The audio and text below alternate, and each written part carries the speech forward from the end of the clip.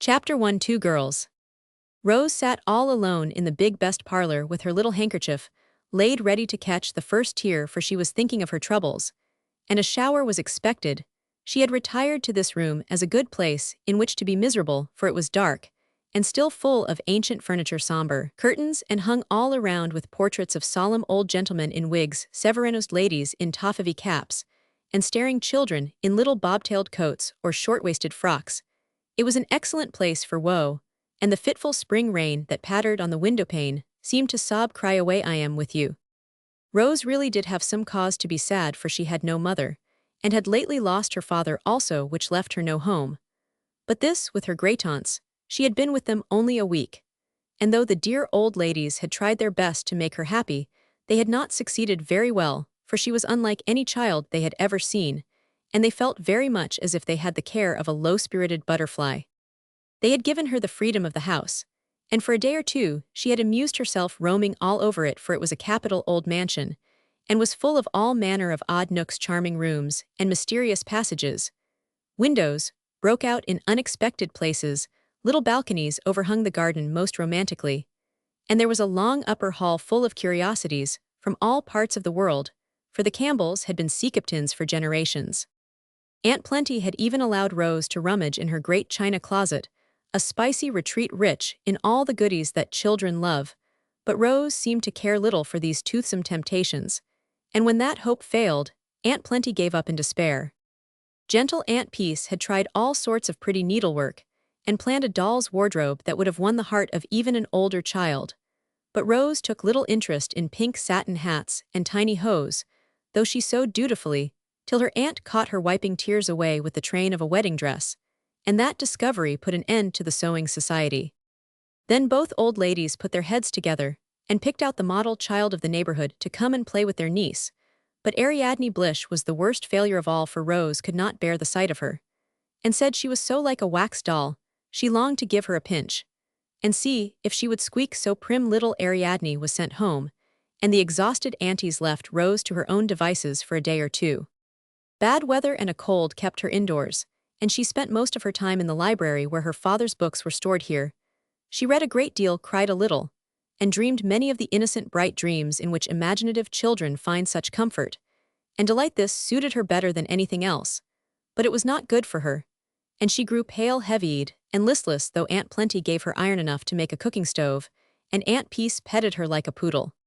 Seeing this, the poor aunties racked their brains for a new amusement, and determined to venture a bold stroke. Though not very hopeful of its success, they said nothing to Rose about their plan for this Saturday afternoon, but let her alone, till the time came for the grand surprise, little dreaming that the odd child would find pleasure for herself in a most unexpected quarter. Before she had time to squeeze out a single tear, a sound broke the stillness, making her prick up her ears. It was only the soft twitter of a bird, but it seemed to be a peculiarly gifted bird, for while she listened the soft twitter changed to a lively whistle, then a trill a chirp, and ended in a musical mixture of all the notes, as if the bird burst out laughing. Rose laughed also, and forgetting her woes jumped up, saying eagerly, "It is a mockingbird, where is it?" Running down the long hall she peeped out at both doors, but saw nothing feathered except a draggle-tailed chicken under a burdock leaf. She listened again, and the sound seemed to be in the house away. She went much excited by the chase, and following the changeful song it led her to the china closet door. "In there, how funny," she said, but when she entered not a bird appeared, except the everlastingly kissing swallows on the Canton china that lined the shelves. All of a sudden Rose's face brightened, and softly opening the slide she peered into the kitchen, but the music had stopped, and all she saw was a girl in a blue apron, scrubbing the hearth. Rose stared about her for a minute, and then asked abruptly, "Did you hear that mockingbird?" "I should call it a febibird," answered the girl, looking up with a twinkle in her black eyes. "Where did it go?" "It is here still." "Where?" "In my throat. Do you want to hear it?" "Oh yes, it'll come in," and Rose crept through the slide to the wide shelf on the other side, being too hurried and puzzled to go round by the door. The girl wiped her hands, crossed her feet on the little island of carpet, where she was stranded in a sea of soapsuds, and then sure enough out of her slender throat came the swallow's twitter, the robin's whistle, the blue jay's call, the thrush's song, the wood dove's coo, and many another familiar note, all ending, as before with the musical ecstasy of a bobolink singing, and swinging among the meadow grass on a bright June day. Rose was so astonished that she nearly fell off her perch, and when the little concert was over, clapped her hands delightedly. "Oh, it was lovely. Who taught you?" The birds answered the girl with a smile, as she fell to work again.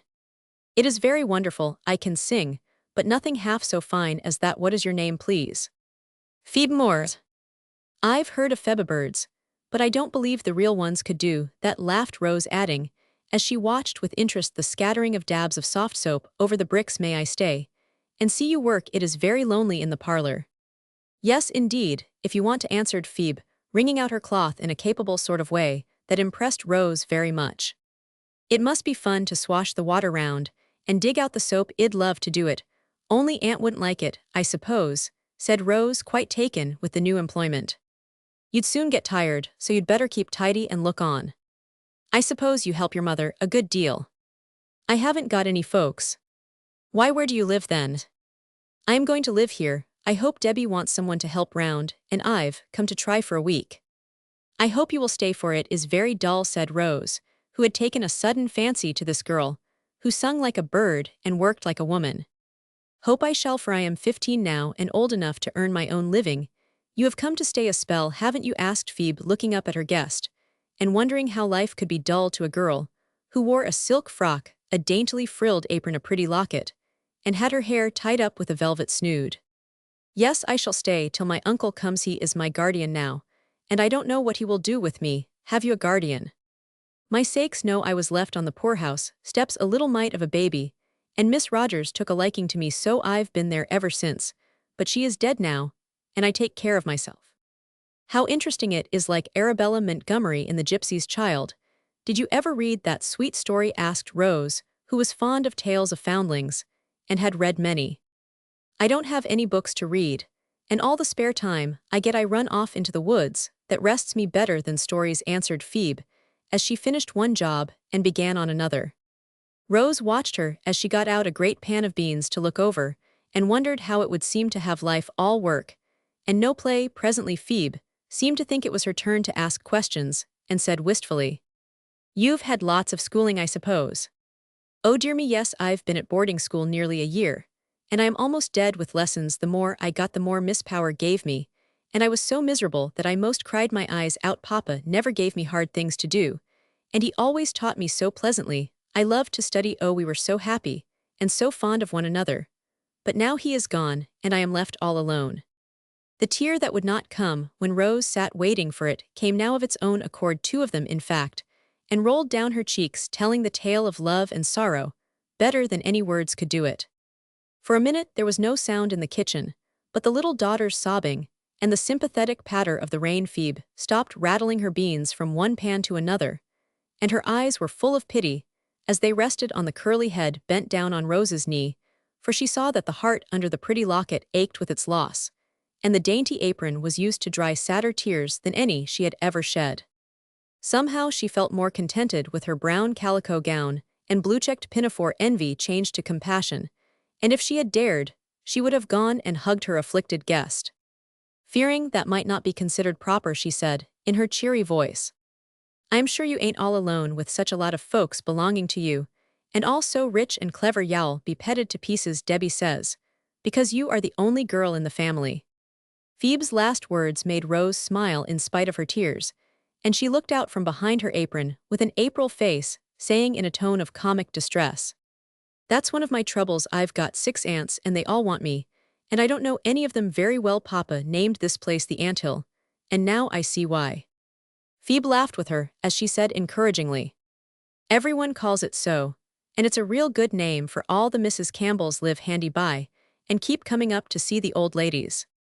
I could stand the aunts, but there are dozens of cousins, dreadful boys all of them, and I detest boys. Some of them came to see me last Wednesday, but I was lying down, and when Auntie came to call me, I went under the quilt and pretended to be asleep. I shall have to see them some time, but I do dread it so." And Rose gave a shudder, for having lived alone with her invalid father, she knew nothing of boys, and considered them a species of wild animal.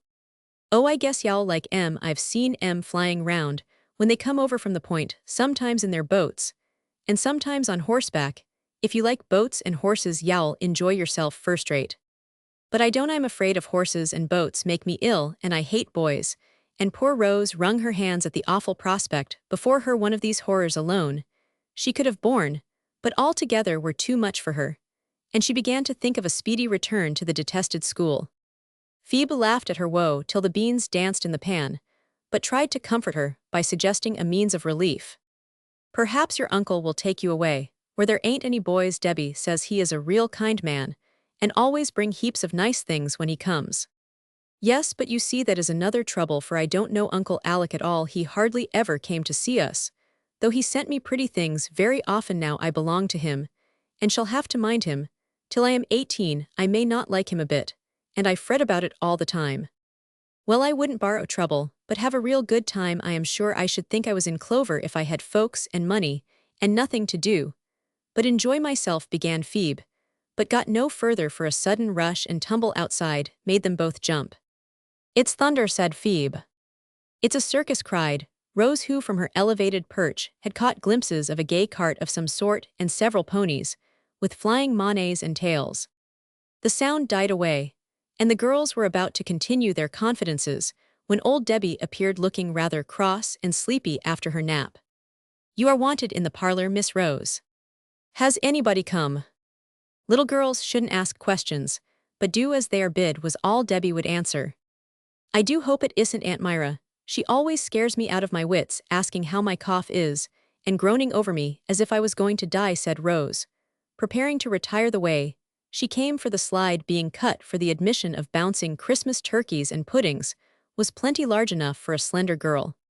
Guess y'all wish it was Aunt Myra. When you see who has come, don't never let me catch you coming into my kitchen that way again, or ill shut you up in the big biler, growled Debbie, who thought it her duty to snub children on all occasions. Chapter 2: The Clan. Rose scrambled into the china closet as rapidly as possible, and there refreshed herself by making faces at Debbie, while she settled her plumage and screwed up her courage. Then she crept softly down the hall and peeped into the parlor. No one appeared, and all was so still she felt sure the company was upstairs. So she skipped boldly through the half-open folding doors to behold on the other side a sight that nearly took her breath away. 7 boys stood in a row, all ages, all sizes, all yellow-haired and blue-eyed, all in full Scotch costume, and all smiling, nodding, and saying as with one voice, "How are you, cousin?" Rose gave a little gasp and looked wildly about her, as if ready to fly for fear magnified the 7, and the room seemed full of boys before she could run. However, the tallest lad stepped out of the line, saying pleasantly, "Don't be frightened, this is the clan come to welcome you, and I am the Chief, Archie, at your service." He held out his hand as he spoke, and Rose timidly put her own into a brown paw which closed over the white morsel, and held it as the chief continued his introductions. "We came in full rig, for we always turn out in style on grand occasions. Hope you like it. Now I'll tell you who these chaps are, and then we shall be all right. This big one is Prince Charlie, Aunt Clara's boy. She has but one, so he is an extra good one. This old fellow is Mac the bookworm, called Worm for short. This sweet creature is Steve the dandy. Look at his gloves and topknot, if you please. They are Aunt Jane's lads, and a precious pair, you'd better believe. These are the brats, my brothers Geordie and Will and Jamie the baby. Now my men, step out and show your manners." At this command, to Rose's great dismay, 6 more hands were offered, and it was evident that she was expected to shake them all. It was a trying moment to the bashful child, but remembering that they were her kinsmen come to welcome her, she tried her best to return the greeting cordially. This impressive ceremony being over, the clan broke ranks, and both rooms instantly appeared to be pervaded with boys. Rose hastily retired to the shelter of a big chair, and sat there watching the invaders and wondering when her aunt would come and rescue her. As if bound to do their duty manfully, yet rather oppressed by it, each lad paused beside her chair in his wanderings, made a brief remark, received a still briefer answer, and then sheered off with a relieved expression. Archie came first, and leaning over the chairback observed in a paternal tone, "I am glad you've come, cousin, and I hope y'all find the anthill pretty jolly." "I think I shall." Mac shook his hair out of his eyes, stumbled over a stool, and asked abruptly, "Did you bring any books with you?" 4 boxes full. They are in the library." Mac vanished from the room, and Steve, striking an attitude which displayed his costume effectively, said, with an affable smile, We were sorry not to see you last Wednesday. I hope your cold is better. Yes, thank you, and a smile began to dimple about Rose's mouth as she remembered her retreat under the bed cover. Feeling that he had been received with distinguished marks of attention, Steve strolled away with his topknot higher than ever, and Prince Charlie pranced across the room saying in a free and easy tone, "Mama sent her love and hopes you will be well enough to come over for a day next week. It must be desperately dull here for a little thing like you." "I am 13 and a half, though I do look small," cried Rose, forgetting her shyness in indignation at this insult to her newly acquired teens. "Beg pardon, Mom, never should have guessed it," and Charlie went off with a laugh, glad to have struck a spark out of his meek cousin. Geordie and Will came together, two sturdy 11 and 12-year-olders, and fixing their round blue eyes on Rose, fired off a question apiece, as if it was a shooting match, and she the target. "Did you bring your monkey?" "No, he is dead." "Are you going to have a boat?" "I hope not." Here the two, with a right-about-face movement, abruptly marched away, and little Jamie demanded with childish frankness, "Did you bring me anything nice?"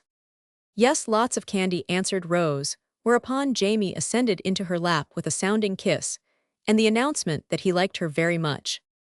This proceeding rather startled Rose, for the other lads looked and laughed, and in her confusion, she said hastily to the young usurper, "Did you see the circus go by?" "When where?" cried all the boys in great excitement at once.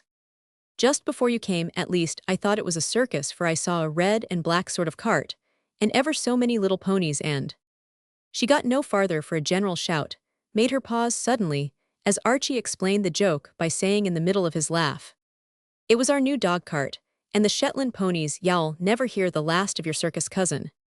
"But there were so many, and they went so fast, and the cart was so very red," began Rose, trying to explain her mistake.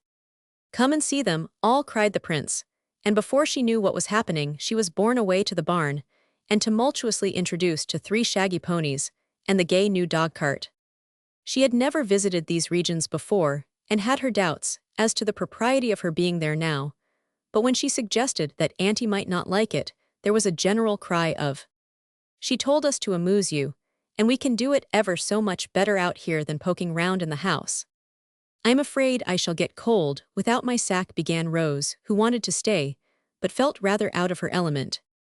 "No, you won't. Well, fix you," cried the lads, as one clapped his cap on her head, another tied a rough jacket round her neck by the sleeves, a third neatly smothered her in a carriage blanket, and a fourth threw open the door of the old barouche that stood there, saying with a flourish, "Step in, Mom, and make yourself comfortable while we show you some fun." So Rose sat in state, enjoying herself very much, for the lads proceeded to dance a Highland fling with a spirit and skill that made her clap her hands and laugh as she had not done for weeks. "How is that, my lassie?" asked the prince, coming up all flushed and breathless when the ballet was over. "It was splendid. I never went to the theater but once, and the dancing was not half so pretty as this." "What clever boys you must be," said Rose, smiling upon her kinsmen like a little queen upon her subjects.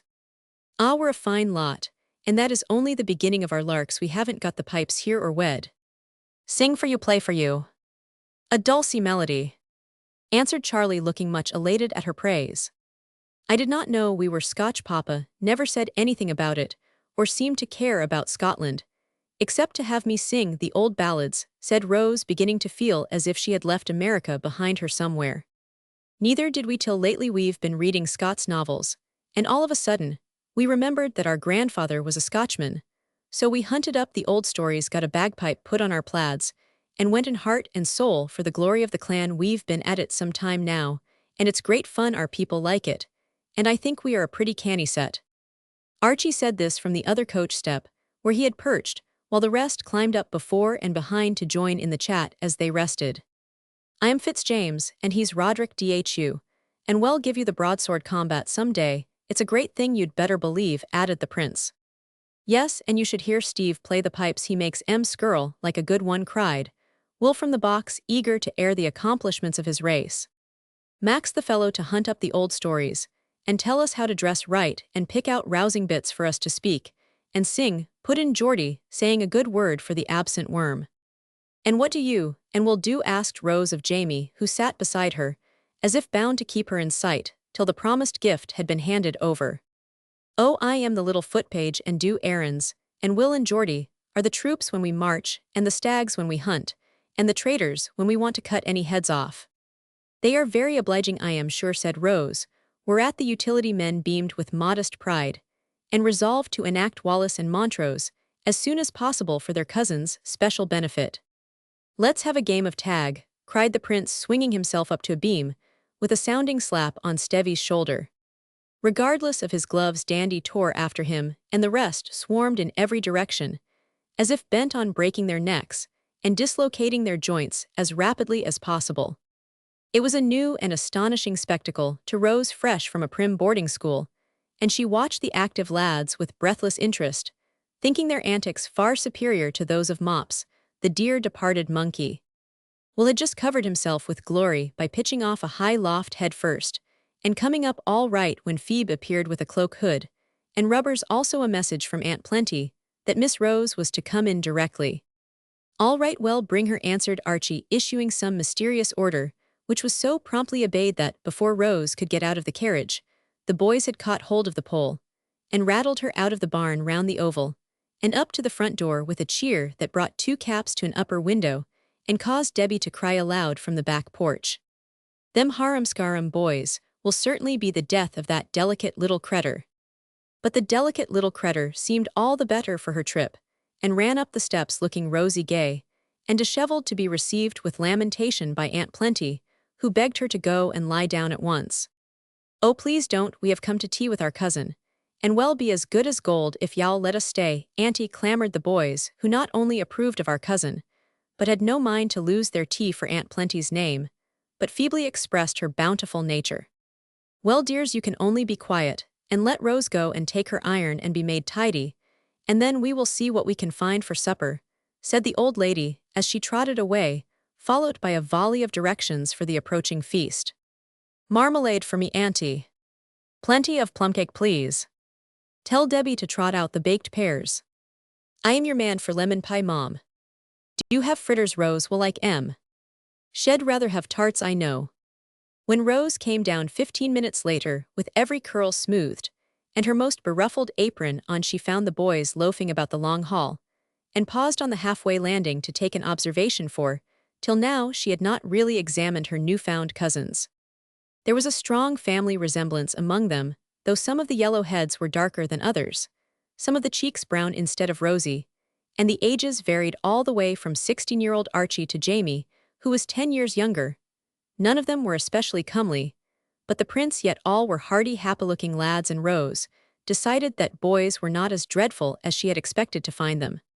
They were all so characteristically employed that she could not help smiling as she looked Archie and Charlie, evidently great cronies, were pacing up and down shoulder to shoulder, whistling. Bonnie Dundee Mac was reading in a corner with his book close to his nearsighted eyes. Dandy was arranging his hair before the oval glass in the hatstand. Geordie and Will investigating the internal economy of the moon-faced clock, and Jamie lay kicking up his heels on the mat at the foot of the stairs, bent on demanding his sweeties. The instant Rose appeared, she guessed his intention and forestalled his demand by dropping a handful of sugar plums down upon him. At his cry of rapture, the other lads looked up and smiled involuntarily, for the little kinswoman standing there above was a winsome sight, with her shy, soft eyes, bright hair, and laughing face. The black frock reminded them of her loss, and filled the boyish hearts with a kindly desire to be good to our cousin, who had no longer any home but this. There she is, as fine as you please, cried Steve, kissing his hand to her. Come on, Missy, tea is ready, added the prince encouragingly. I shall take her in, and Archie offered his arm with great dignity and honor that made Rose turn as red as a cherry, and long to run upstairs again. It was a merry supper, and the two elder boys added much to the fun by tormenting the rest with dark hints of some interesting event, which was about to occur, something uncommonly fine. They declared it was but enveloped in the deepest mystery for the present. Did I ever see it? Asked Jamie. Not to remember it, but Mac and Steve have, and liked it immensely, answered Archie, thereby causing the two mentioned to neglect Debbie's delectable fritters for several minutes, while they cudgeled their brains. Who will have it first? Asked Will, with his mouth full of marmalade. Aunt Plenty, I guess. When will she have it? Demanded Geordie, bouncing in his seat with impatience. Sometime on Monday. Heart alive, what is the boy talking about? Cried the old lady from behind the tall urn, which left little to be seen but the topmost bow of her cap. Doesn't Auntie know? Asked a chorus of voices. No, and that's the best of the joke, for she is desperately fond of it. What color is it? Asked Rose, joining in the fun. Blue and browns. Is it good to eat? Asked Jamie. Some people think so, but I shouldn't like to try it, answered Charlie, laughing, so he split his tea. Who does it belong to? Put in Steve. Archie and the prince stared at one another, rather blankly, for a minute. Then Archie answered, with a twinkle of the eye that made Charlie explode again. To Grandfather Campbell. This was a poser, and they gave up the puzzle, though Jamie confided to Rose that he did not think he could live till Monday without knowing what this remarkable thing was. Soon after tea, the clan departed, singing "All the Blue Bonnets Are Over the Border" at the tops of their voices. Well, dear, how do you like your cousins? Asked Aunt Plenty, as the last pony frisked round the corner, and the din died away. Pretty well, Mom, but I like Phoebe better, in answer, which caused Aunt Plenty to hold up her hands in despair and trot away to tell Sister Peace that she never should understand that child, and it was a mercy. Alec was coming soon to take the responsibility off their hands. Fatigued by the unusual exertions of the afternoon, Rose curled herself up in the sofa corner to rest and think about the great mystery, little guessing that she was to know it first of all. Right in the middle of her meditations, she fell asleep and dreamed she was at home again in her own little bed. She seemed to wake and see her father bending over her, to hear him say "My little Rose," to answer "Yes, Papa," and then to feel him take her in his arms and kiss her tenderly. So sweet, so real was the dream that she started up with a cry of joy to find herself in the arms of a brown-bearded man who held her close and whispered in a voice so like her father's that she clung to him involuntarily. "This is my little girl, and I am Uncle Alec."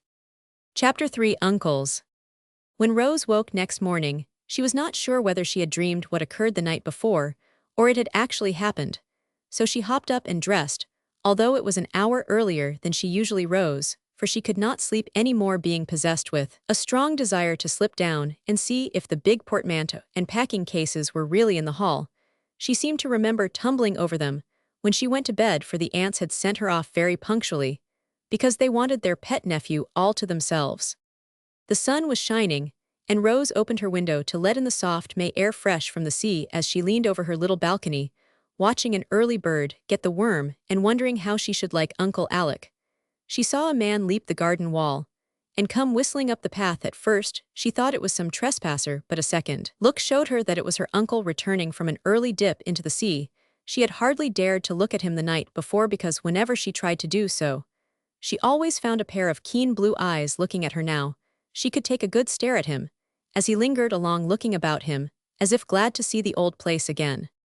A brown, breezy man in a blue jacket, with no hat on the curly head, which he shook now and then like a water dog, broad-shouldered, alert in his motions, and with a general air of strength and stability about him, which pleased Rose, though she could not explain the feeling of comfort it gave her. She had just said to herself, with a sense of relief, "I guess I shall like him, though he looks as if he made people mind," when he lifted his eyes to examine the budding horsechestnut overhead, and saw the eager face peering down at him. He waved his hand to her, nodded, and called out in a bluff, cheery voice, "You are on deck early, little niece. I got up to see if you had really come, Uncle. Did you well come down here and make sure of it? I am not allowed to go out before breakfast, sir." "Oh, indeed," with a shrug, "then ill come aboard and salute," he added, and to Rose's great amazement Uncle Alec went up one of the pillars of the back piazza hand over hand, stepped across the roof, and swung himself into her balcony, saying, as he landed on the wide balustrade, "Have you any doubts about me now, Mom?" Rose was so taken aback, she could only answer with a smile as she went to meet him. "How does my girl do this morning?" he asked, taking the little cold hand she gave him in both his big warm ones. "Pretty well, thank you, sir." "Ah, but it should be very well, why isn't it? I always wake up with a headache and feel tired." "Don't you sleep well?" "I lie awake a long time, and then I dream, and my sleep does not seem to rest me much." "What do you do all day?" "Oh, I read and sew a little and take naps and sit with Auntie. No running about out of doors or housework or riding hay. Aunt Plenty says I am not strong enough for much exercise. I drive out with her sometimes, but I don't care for it. "I am not surprised at that," said Uncle Alec half to himself, adding in his quick way, "Who have you had to play with?" "No one but Ariadne Blish, and she was such a goose I couldn't bear her. The boys came yesterday, and seemed rather nice, but of course I couldn't play with them." "Why not?" "I am too old to play with boys." "Not a bit of it, that's just what you need, for you've been mollycoddled too much. They are good lads, and you'll be mixed up with them more or less for years to come. So, you may as well be friends and playmates at once. I will look you up some girls also, if I can find a sensible one, who is not spoilt by her nonsensical education." "Phoebe is sensible, I am sure, and I like her, though I only saw her yesterday," cried Rose, waking up suddenly. "And who is Phoebe, if you please?" Rose eagerly told all she knew, and Uncle Alec listened with an odd smile lurking about his mouth, though his eyes were quite sober as he watched the face before him. "I am glad to see that you are not aristocratic in your tastes, but I don't quite make out why you like this young lady from the poorhouse. You may laugh at me, but I can't tell why. Only she seems so happy and busy, and sings so beautifully, and is strong enough to scrub and sweep and hasn't any troubles to plague her," said Rose, making a funny jumble of reasons in her efforts to explain. "How do you know that?" "Oh, I was telling her about mine, and asked if she had any, and she said no, only I'd like to go to school, and I mean to some day. So she doesn't call desertion poverty and hard work troubles. She's a brave little girl, and I shall be proud to know her," and Uncle Alec gave an approving nod that made Rose wish she had been the one to earn it. "But what are these troubles of yours, child?" he asked after a minute of silence. "Please don't ask me, Uncle. Can't you tell them to me, as well as to Phoebe?" Something in his tone made Rose feel that it would be better to speak out and be done with it, so she answered with sudden color and averted eyes. "The greatest one was losing dear Papa."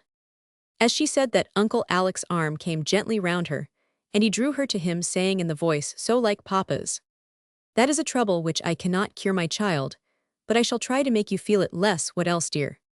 I am so tired and poorly all the time I can't do anything I want to, and it makes me cross-eyed," Rose rubbing the aching head like a fretful child. "That we can cure, and we will," said her uncle with a decided nod that made the curls bob on his head. To that Rose saw the gray ones underneath the brown. "Aunt Myra says I have no constitution, and never shall be strong," observed Rose in a pensive tone, as if it was rather a nice thing to be an invalid. "Aunt Myra is a humane excellent woman, but it is her hobby to believe that everyone is tottering on the brink of the grave, and upon my life I believe she is offended if people don't fall into it. We will show her how to make constitutions, and turn pale-faced little ghosts into rosy hearty girls. That's my business, you know," he added more quietly, for his sudden outburst had rather startled Rose. "I had forgotten you were a doctor. I am glad of it, for I do want to be well, only I hope you won't give me much medicine, for I've taken quarts already, and it does me no good." As she spoke, Rose pointed to a little table just inside the window, on which appeared a regiment of bottles. "Aha, now we'll see what mischief these blessed women have been at," and making a long arm, Dr. Alec set the bottles on the wide railing before him, examined each carefully, smiled over some, frowned over others, and said as he put down the last, "Now, I'll show you the best way to take these messes," and as quick as a flash he sent one after another smashing down into the posibs below. "But Aunt Plenty won't like it, and Aunt Myra will be angry, for she sent most of them," cried Rose, half frightened and half pleased at such energetic measures. "You are my patient now, and I'll take the responsibility. My way of giving physic is evidently the best, for you look better already," he said, laughing so infectiously that Rose followed suit, saying saucily, "If I don't like your medicines any better than those, I shall throw them into the garden, and then what will you do? When I prescribe such rubbish, I'll give you leave to pitch it overboard as soon as you like. Now, what is the next trouble? I hoped you would forget to ask. But how can I help you if I don't know them? Come, let us have no three. It is very wrong, I suppose, but I do sometimes wish I had not quite so many aunts. They are all very good to me, and I want to please them, but they are so different I feel sort of pulled to pieces among them," said Rose, trying to express the emotions of a stray chicken, with 6 hens all clucking over it at once. Uncle Alec threw back his head and laughed like a boy, for he could entirely understand how the good ladies had each put in her oar, and tried to paddle her own way, to the great disturbance of the waters and the entire bewilderment of poor Rose. I intend to try a course of uncles now, and see how that suits your constitution. I am going to have you all to myself, and no one is to give a word of advice. Unless I ask it, there is no other way to keep order aboard, and I am captain of this little craft for a time at least. What comes next? But Rose stuck there, and grew so red her uncle guessed what that trouble was. I don't think I can tell this one, it wouldn't be polite, and I feel pretty sure that it isn't going to be a trouble anymore. As she blushed and stammered over these words, Dr. Alec turned his eyes away to the distant sea, and said so seriously, so tenderly, that she felt every word and long remembered them. My child, I don't expect you to love and trust me all at once, but I do want you to believe that I shall give my whole heart to this new duty. And if I make mistakes, as I probably shall, no one will grieve over them more bitterly than Roman one. It is my fault that I am a stranger to you, when I want to be your best friend. That is one of my mistakes. And I never repented it more deeply than I do now. Your father and I had a trouble once, and I thought I could never forgive him, so I kept away for years. Thank God, we made it all up the last time I saw him, and he told me then that if he was forced to leave her, he should bequeath his little girl to me as a token of his love. I can't fill his place, but I shall try to be a father to her. And if she learns to love me half as well as she did the good one she has lost, I shall be a proud and happy man. Will she believe this and try? Something in Uncle Alec's face touched Rose to the heart, and when he held out his hand with that anxious, troubled look in his eyes, she was moved to put up her innocent lips and seal the contract with a confiding kiss. The strong arm held her close a minute, and she felt the broad chest heave once as if with a great sigh of relief, but not a word was spoken, till a tap at the door made both start. Rose popped her head through the window to say come in, while Dr. Alec hastily rubbed the sleeve of his jacket across his eyes and began to whistle again. Phoebe appeared with a cup of coffee. Debbie told me to bring this and help you get up, she said, opening her black eyes wide, as if she wondered how on earth the sailor man got there. I am all dressed, so I don't need any help, I hope. That is good and strong, added Rose, eyeing the steaming cup with an eager look. But she did not get it, for a brown hand took possession of it, as her uncle said quickly, Hold hard, my lass, and let me overhaul that dose. Before you take it, do you drink all this strong coffee every morning, Rose? Yes, sir, and I like it. Auntie says it tones me up, and I always feel better after it. This accounts for the sleepless nights, the flutter your heart gets into at the least start. And this is why that cheek of yours is pale yellow instead of rosy red. No more coffee for you, my dear, and by y'all see that I am right. Any new milk downstairs, Phoebe? Yes, sir, plenty right in from the barn. That's the drink for my patient. Go bring me a pitcherful, and another cup. I want a draft myself. This won't hurt the honeysuckles, for they have no nerves to speak of. And to Rose's great discomfort, the coffee went after the medicine. Dr. Alec saw the injured look she put on, but took no notice, and presently banished it by saying pleasantly, I've got a capital little cup among my traps, and I'll give it to you to drink your milk in, as it is made of wood that is supposed to improve whatever is put into it, something like a quassia cup. That reminds me, one of the boxes Phoebe wanted to lug upstairs last night is for you, knowing that I was coming home to find a ready-made daughter. I picked up all sorts of odd and pretty trifles along the way, hoping she would be able to find something she liked among them all. Early tomorrow, we'll have a grand rummage. Here's our milk. I propose the health of Miss Rose Campbell, and drink it with all my heart. It was impossible for Rose to pout with the prospect of a delightful box full of gifts dancing before her eyes, so in spite of herself, she smiled as she drank her own health, and found that fresh milk was not a hard dose to take. Now I must be off before I am caught again with my wig in a toss, said Dr. Alec, preparing to descend the way he came. Do you always go in and out like a cat? Uncle asked, Rose much amused at his odd ways. I used to sneak out of my window when I was a boy so I need not disturb the ants, and now I rather like it, for it's the shortest road, and it keeps me limber when I have no rigging to climb. Goodbye, till breakfast, and away. He went down the waterspout over the roof, and vanished among the budding honeysuckles below. Ain't he a funny guardian? Exclaimed Phoebe, as she went off with the cups. He is a very kind one, I think, answered Rose, following to prowl round the big boxes, and try to guess which was hers. When her uncle appeared at sound of the bell, he found her surveying with an anxious face a new dish that smoked upon the table. Got a fresh trouble, Rosie? He asked, stroking her smooth head. Uncle, are you going to make me eat oatmeal? Asked Rose in a tragic tone. Don't you like it? "I detest it," answered Rose with all the emphasis which a turn-it-up knows a shudder, and a groan could give to the three words. "You are not a true Scotchwoman. If you don't like the parritch, it's a pity, for I made it myself, and thought we'd have such a good time with all that cream to float it in. Well, never mind." And he sat down with a disappointed air. Rose had made up her mind to be obstinate about it, because she did heartily detest the dish. But as Uncle Alec did not attempt to make her obey, she suddenly changed her mind and thought she would. "I'll try to eat it to please you, Uncle, but people are always saying how wholesome it is, and that makes me hate it," she said, half ashamed at her silly excuse. "I do want you to like it, because I wish my girl to be as well and strong as Jessie's boys, who are brought up on this in the good old fashion, no hot bread and fried stuff for them. And they are the biggest and bonniest lads of the lot. Bless you, Auntie, and good morning." Dr. Alec turned to greet the old lady, and with a firm resolve to eat or die in the attempt, Rose sat down. In 5 minutes, she forgot what she was eating, so interested was she in the chat that went on. It amused her very much to hear Aunt Plenty call her 40-year-old nephew "my dear boy," and Uncle Alec was so full of lively gossip about all creation in general, and the anthill in particular, that the detested porridge vanished without a murmur. "You will go to church with us, I hope, Alec, if you're not too tired," said the old lady when breakfast was over. "I came all the way from Calcutta for that express purpose, Mom, only I must send the sisters word of my arrival, for they don't expect me till tomorrow, you know, and there will be a row in church if those boys see me without warning. I'll send Ben up the hill, and you can step over to Myra's yourself. It will please her, and you will have plenty of time."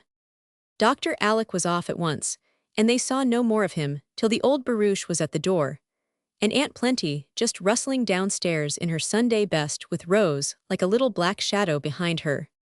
Away they drove in state, and all the way Uncle Alec's hat was more off his head than on, for everyone they met smiled and bowed, and gave him as blithe a greeting as the day permitted. It was evident that the warning had been a wise one, for in spite of time and place, the lads were in such a ferment that their elders sat in momentary dread of an unseemly outbreak somewhere. It was simply impossible to keep those 14 eyes off Uncle Alec, and the dreadful things that were done during sermon time will hardly be believed. Rose dared not look up after a while, for these bad boys vented their emotions upon her, till she was ready to laugh and cry with mingled amusement and vexation. Charlie winked rapturously at her behind his mother's fan. Mac openly pointed to the tall figure beside her. Jamie stared fixedly over the back of his pew, till Rose thought his round eyes would drop out of his head. George fell over a stool and dropped 3 books in his excitement, while drew sailors and Chinamen on his clean cuffs, and displayed them to Rose's great tribulation. Steve nearly upset the whole party by burning his nose with salts, as he pretended to be overcome by his joy. Even dignified Archie disgraced himself by writing in his hymn book, "Isn't he blue and brown?" and passing it politely to Rose. Her only salvation was trying to fix her attention upon Uncle Mac, a portly, placid gentleman, who seemed entirely unconscious of the iniquities of the clan, and dozed peacefully in his pew corner. This was the only Uncle Rose had met for years, for Uncle Jem and Uncle Steve, the husbands of Aunt Jessie and Aunt Clara, were at sea, and Aunt Myra was a widow. Uncle Mac was a merchant, very rich and busy, and as quiet as a mouse at home, for he was in such a minority among the women folk. He dared not open his lips and let his wife rule undisturbed. Rose liked the big, kindly, silent man who came to her when Papa died, was always sending her splendid boxes of goodies at school, and often invited her into his great warehouse full of teas and spices, wines, and all sorts of foreign fruits there to eat and carry away whatever she liked. She had secretly regretted that he was not to be her guardian, but since she had seen Uncle Alec, she felt better about it, for she did not particularly admire Aunt Jane.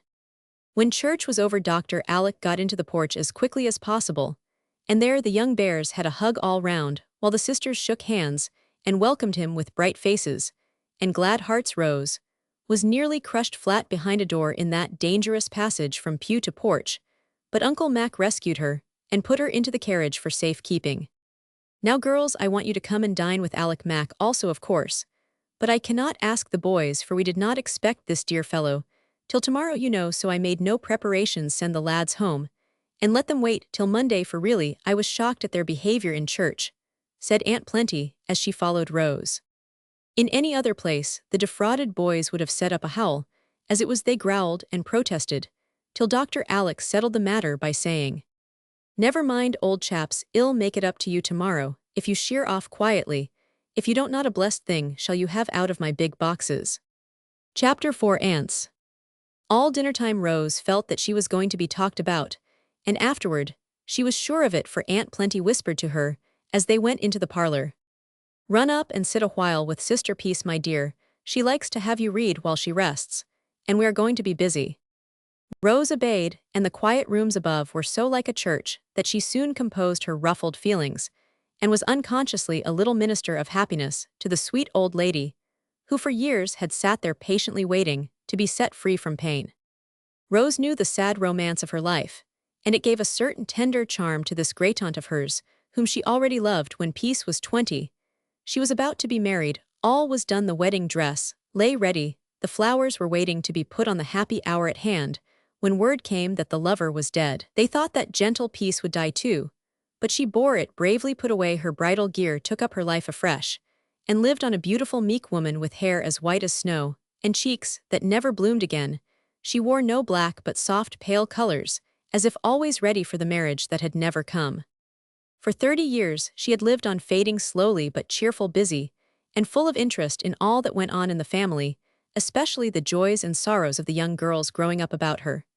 And to them, she was adviser, confidant, and friend in all their tender trials, and delights, a truly beautiful old maiden with her silvery hair, tranquil face, and an atmosphere of repose about her that soothed whoever came to her. Aunt Plenty was utterly dissimilar, being a stout, brisk old lady with a sharp eye, a lively tongue, and a face like a winter apple, always trotting, chatting, and bustling. She was a regular Martha, cumbered with the cares of this world, and quite happy in them. Rose was right, and while she softly read psalms to Aunt Peace, the other ladies were talking about her little self in the frankest manner. "Well, Alec, how do you like your ward?" began Aunt Jane, as they all settled down and Uncle Mac deposited himself in a corner to finish his doze.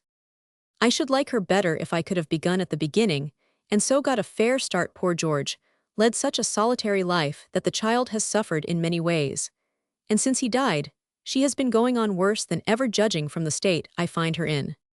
My dear boy, we did what we thought best while waiting for you to wind up your affairs and get home. I always told George he was wrong to bring her up as he did, but he never took my advice, and now here we are with this poor dear child upon our hands. I, for one, freely confess that I don't know what to do with her any more than if she was one of those strange outlandish birds you used to bring home from foreign parts." And Aunt Plenty gave a perplexed shake of the head, which caused great commotion among the stiff loops of purple ribbon that bristled all over the cap like crocus buds. "If my advice had been taken, she would have remained at the excellent school where I placed her, but our aunt thought best to remove her, because she complained, and she has been dawdling about ever since she came. A most ruinous state of things for a morbid, spoilt girl like Rose," said Mrs. Jane severely. She had never forgiven the old ladies for yielding to Rose's pathetic petition that she might wait her guardian's arrival before beginning another term at the school, which was a regular Blimber hotbed, and turned out many a feminine toots. "I never thought it the proper school for a child in good circumstances, and heiress. In fact, as Rose is, it is all very well for girls who are to get their own living by teaching, and that sort of thing, but all she needs is a year or two at a fashionable finishing school, so that at 18 she can come out with éclat," put in Aunt Clara, who had been a beauty and a belle, and was still a handsome woman.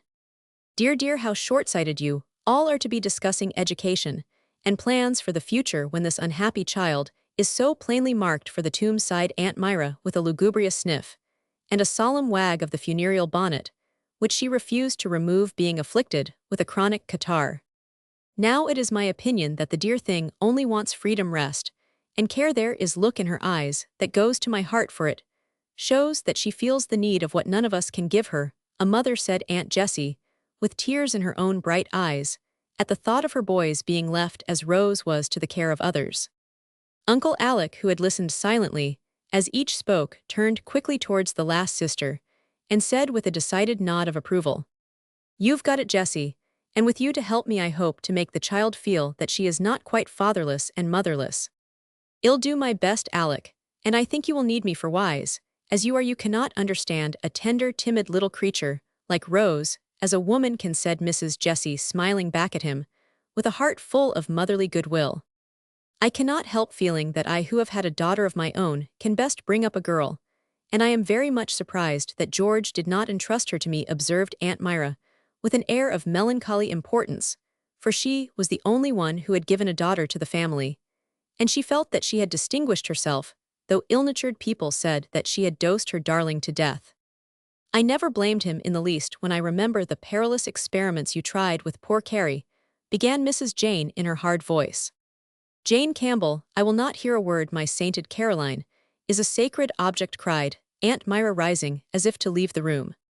Dr. Alec detained her, feeling that he must define his position at once, and maintain it manfully, if he hoped to have any success in his new undertaking. Now, my dear souls, don't let us quarrel and make Rose a bone of contention, though upon my word, she is almost a bone, poor little lass. You have had her among you for a year, and done what you liked. I cannot say that your success is great, but that is owing to too many fingers in the pie. Now, I intend to try my way for a year, and if at the end of it she is not in better trim, then now I'll give up the case, and hand her over to someone else. That's fair, I think. She will not be here a year hence, poor darling, so no one need dread future responsibility, said Aunt Myra, folding her black gloves, as if all ready for the funeral. By Jupiter, Myra, you are enough to damp the ardor of a saint, cried Dr. Alec, with a sudden spark in his eyes. Your croaking will worry that child out of her wits, for she is an imaginative puss, and will fret and fancy untold horrors. You have put it into her head that she has no constitution, and she rather likes the idea. If she had not had a pretty good one, she would have been marked for the tomb by this time, at the rate you have been going on with her. I will not have any interference, please understand that, so just wash your hands of her, and let me manage, till I want help, then I'll ask for it. Hear, hear, came from the corner, where Uncle Mac was apparently wrapped in slumber. You were appointed guardian, so we can do nothing, but I predict that the girl will be spoilt, utterly spoilt, answered Mrs. Jane grimly. Thank you, sister. I have an idea that if a woman can bring up two boys as perfectly as you do yours, a man, if he devotes his whole mind to it, may at least attempt as much with one girl, replied Dr. Alec, with a humorous look that tickled the others immensely, for it was a well-known fact in the family that Jane's boys were more indulged than all the other lads put together. I am quite easy, for I really do think that Alec will improve the child's health, and by the time his year is out, it will be quite soon enough for her to go to Madame Roquebella's, and be finished off, said Aunt Clara, settling her rings, and thinking with languid satisfaction of the time when she could bring out a pretty and accomplished niece. I suppose you will stay here in the old place, unless you think of marrying, and it's high time you did, put in Mrs. Jane, much nettled at her brother's last hit. No thank you, come and have a cigar, Mac, said Dr. Alec abruptly. Don't marry women enough in the family, already muttered Uncle Mac, and then the gentleman hastily Aunt Peace would like to see you all, she says, was the message Rose brought before the ladies could begin again. Hectic, hectic, dear me, murmured Aunt Myra, as the shadow of her gloomy bonnet fell upon Rose, and the stiff tips of a black glove touched the cheek, where the color deepened under so many eyes. I am glad these pretty curls are natural. They will be invaluable by and by, said Aunt Clara, taking an observation with her head on one side. Now that your uncle has come, I no longer expect you to review the studies of the past year. I trust your time will not be entirely wasted in frivolous sports, however, added Aunt Jane, sailing out of the room with the air of a martyr. Aunt Jessie said not a word, but kissed her little niece with a look of tender sympathy that made Rose cling to her a minute, and follow her with grateful eyes as the door closed behind her. After everybody had gone home, Dr. Alec paced up and down the lower hall in the twilight for an hour, thinking so intently that sometimes he frowned, sometimes he smiled, and more than once he stood still in a brown study. All of a sudden he said half aloud, as if he had made up his mind, I might as well begin at once, and give the child something new to think about, for Myra's dismals and Jane's lectures have made her as blue as a little indigo bag. Diving into one of the trunks that stood in a corner, he brought up, after a brisk rummage, a silken cushion prettily embroidered, and a quaint cup of dark carved wood. This will do for a start, he said, as he plumped up the cushion and dusted the cup. It won't do to begin too energetically, or Rose will be frightened. I must beguile her gently and pleasantly along, till I've won her confidence, and then she will be ready for anything. Just then Phoebe came out of the dining room, with a plate of brown bread for Rose, had been allowed no hot biscuit for tea. "I'll relieve you of some of that," said Dr. Alec, and helping himself to a generous slice, he retired to the study, leaving Phoebe to wonder at his appetite. She would have wondered still more if she had seen him making that brown bread into neat little pills, which he packed into an attractive ivory box, out of which he emptied his own bits of lovage. "There, if they insist on medicine, I'll order these, and no harm will be done. I will have my own way. But I'll keep the peace if possible, and confess the joke when my experiment has succeeded," he said to himself, looking very much like a mischievous boy, as he went on with his innocent prescriptions. Rose was playing softly on the small organ that stood in the upper hall so that Aunt Peace could enjoy it, and all the while he talked with the old lady's Uncle Alec, was listening to the fitful music of the child, and thinking of another Rose who used to play for him. As the clock struck 8, he called out, "Time for my girl to be abed, else she won't be up early, and I am full of jolly plans for tomorrow. Come and see what I've found for you to begin upon." Rose ran in and listened with bright, attentive face, while Dr. Alec said impressively, "In my wanderings over the face of the earth, I have picked up some excellent remedies, and as they are rather agreeable ones, I think you and I will try them. This is a herb pillow given to me by a wise old woman when I was ill in India. It is filled with saffron poppies and other soothing plants, so lay your little head on it tonight, sleep sweetly without a dream, and wake tomorrow without a pain."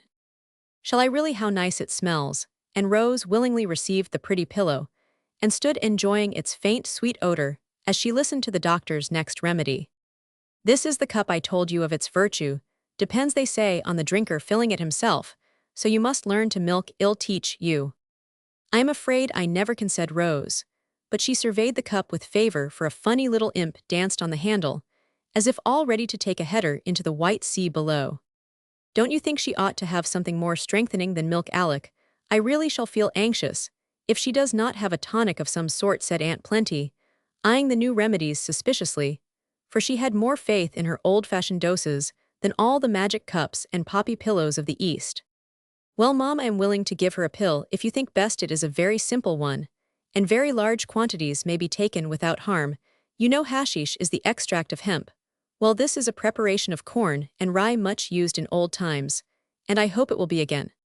"Dear me, how singular," said Aunt Plenty, bringing her spectacles to bear upon the pills, with a face so full of respectful interest that it was almost too much for Dr. Alec's gravity.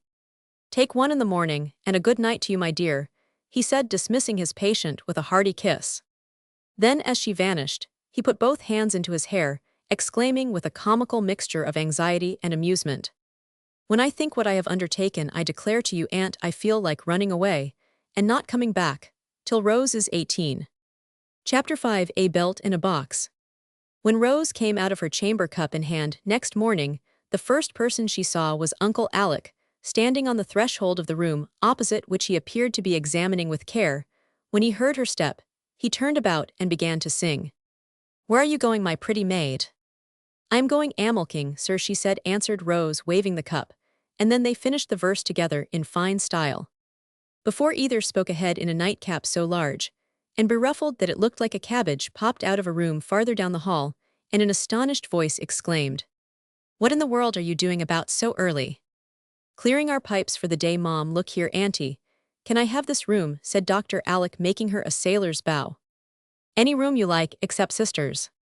"Thanks, and may I go rummaging round in the garrets and glory holes to furnish it as I like?" "My dear boy, you may turn the house upside down, if you will only stay in it." "That's a handsome offer, I am sure. I'll stay, Mom. Here's my little anchor, so you will get more than you want of me this time." "That's impossible. Put on your jacket, Rose. Don't tire her out with antics, Alec." "Yes, sister, I am coming," and the cabbage vanished suddenly. The first milking lesson was a droll one, but after several scares and many vain attempts, Rose at last managed to fill her cup, while Ben held Clover's tail so that it could not flap, and Dr. Alec kept her from turning to stare at the new milkmaid, who objected to both these proceedings very much. "You look chilly in spite of all this laughing. Take a smart run round the garden, and get up a glow," said the doctor, as they left the barn. "I am too old for running." Uncle Miss Power said it was not ladylike for girls in their teens, answered Rose primly.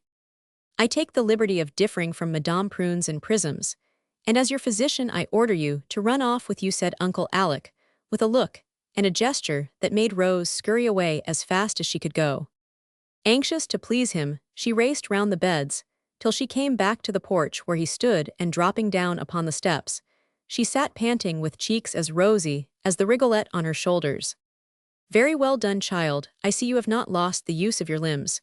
Though you are in your teens, that belt is too tight, unfasten it, then you can take a long breath without panting so. It isn't tight, sir, I can breathe perfectly well, began Rose, trying to compose herself.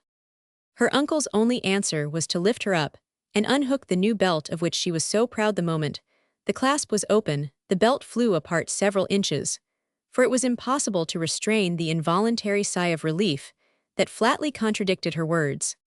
Why, I didn't know it was tight, it didn't feel so a bit. Of course it would open if I puff like this. But I never do, because I hardly ever run, explained Rose, rather discomfited by this discovery. I see you don't half fill your lungs, and so you can wear this absurd thing without feeling it, the idea of cramping a tender little waist in a stiff band of leather and steel, just when it ought to be growing, said Dr. Alec, surveying the belt with great disfavor, as he put the clasp forward several holes, to Rose's secret dismay, for she was proud of her slender figure, and daily rejoiced that she wasn't as stout as Luly Miller, a former schoolmate, who vainly tried to repress her plumpness. It will fall off if it is so loose, she said anxiously, as she stood watching him pull her precious belt about. Not if you keep taking long breaths to hold it on, that is what I want you to do, and when you have filled this out, we will go on enlarging it, till your waist is more like that of Hebe, goddess of health, and less like that of a fashion plate, the ugliest thing imaginable. How it does look! And Rose gave a glance of scorn at the loose belt hanging round her trim little waist. It will be lost, and then I shall feel badly, for it cost ever so much, and is real steel, and Russia leather, just smell how nice. If it is lost, I'll give you a better one. A soft silken sash is much fitter for a pretty child like you than a plaited harness like this, and I've got no end of Italian scarfs and Turkish sashes among my traps. Ah, that makes you feel better, doesn't it? And he pinched the cheek that had suddenly dimpled with a smile. It is very silly of me, but I can't help liking to know that. Here she stopped and blushed and held down her head. Ashamed to add, you think I am pretty? Dr. Alec's eye twinkled, but he said very soberly, Rose, are you vain? I'm afraid I am, answered a very meek voice from behind the veil of hair that hid the red face. That is a sad fault, and he sighed as if grieved at the confession. I know it is, and I try not to be, but people praise me, and I can't help liking it, for I really don't think I am repulsive. The last word, and the funny tone in which it was uttered, were too much for Dr. Alec, and he laughed in spite of himself, to Rose's great relief. I quite agree with you, and in order that you may be still less repulsive, I want you to grow as fine a girl as Phoebe. Phoebe and Rose looked so amazed that her uncle nearly went off again. Yes, Phoebe, for she has what you need, health. If you dear little girls would only learn what real beauty is, and not pinch and starve and bleach yourselves out, so you'd save an immense deal of time and money and pain. A happy soul in a healthy body makes the best sort of beauty for man or woman. Do you understand that, mate? Yes, sir, answered Rose, much taken down by this comparison with the girl from the poorhouse. It nettled her sadly, and she showed that it did by saying quickly, I suppose you would like to have me sweep and scrub, and wear an old brown dress, and go round with my sleeves rolled up as Phoebe does. I should very much if you could work as well as she does, and show as strong a pair of arms as she can. I haven't seen a prettier picture for some time than she made of herself, this morning, up to the elbows in suds, singing like a blackbird, whilst she scrubbed on the back stoop. Well, I do think you are the queerest man that ever lived, was all Rose could find to say after this display of bad taste. I haven't begun to show you my oddities yet, so you must make up your mind to worse shocks than this, he said with such a whimsical look that she was glad the sound of a bell prevented her showing more plainly what a blow her little vanities had already received. You will find your box all open up in Auntie's parlor, and there you can amuse her and yourself by rummaging to your heart's content. I've got to be cruising round all the morning, getting my room to rights, said Dr. Alec, as they rose from breakfast. Can I help you, Uncle asked, Rose quite burning to be useful. No thank you, I am going to borrow Phoebe for a while, if Aunt Plenty can spare her. Anybody, anything, Alec, you will want me, I know, so ill. Give orders about dinner, and be all ready to lend a hand. and the old lady bustled away full of interest and goodwill. Uncle will find that I can do some things that Phoebe can't, so now, thought Rose with a toss of the head, as she flew to Aunt Peace and the long-desired box. Every little girl can easily imagine what an extra good time she had diving into a sea of treasures, and fishing up one pretty thing after another, till the air was full of the mingled odors of musk, and sandalwood, the room gay with bright colors, and Rose, in a rapture of delight, she began to forgive Dr. Alec for the oatmeal diet. When she saw a lovely ivory workbox, became resigned to the state of her belt, when she found a pile of rainbow-colored sashes, and when she came to some distractingly pretty bottles of attar of rose, she felt that they almost atoned for the great sin of thinking Phoebe the finer girl of the two. Dr. Alec, meanwhile, had apparently taken Aunt Plenty at her word, and was turning the house upside down. A general revolution was evidently going on in the green room, for the dark damask curtains were seen bundling away in Phoebe's arms, the airtight stove retiring to the cellar on Ben's shoulder, and the great bedstead going up garret in a fragmentary state, escorted by 3 bearers. Aunt Plenty was constantly on the trot among her storerooms, camphor chests, and lining closets, looking as if the new order of things both amazed and amused her. Half the peculiar performances of Dr. Alec cannot be revealed, but as Rose glanced up from her box now, and then she caught glimpses of him striding by, bearing a bamboo chair, a pair of ancient andirons, a queer Japanese screen, a rug or two, and finally a large bathing pan upon his head. "What a curious room it will be," she said, as she sat resting and refreshing herself with lumps of delight all the way from Cairo. "I fancy you will like it, dearie," answered Aunt Peace, looking up with a smile from some pretty trifle she was making with blue silk and white muslin. Rose did not see the smile, for just at that moment her uncle paused at the door, and she sprang up to dance before him, saying with a face full of childish happiness, look at me, I am splendid. I don't know myself, I haven't put these things on right, I dare say, but I do like them so much. You look as gay as a parrot in your fez and kabaja, and it does my heart good to see the little black shadow turned into a rainbow," said Uncle Alec, surveying the bright figure before him with great approbation. He did not say it, but he thought she made a much prettier picture than Phoebe at the washtub, for she had stuck a purple fez on her blonde head, tied several brilliant scarfs about her waist, and put on a truly gorgeous scarlet jacket, with a golden sun embroidered on the back, a silver moon on the front, and stars of all sizes on the sleeves.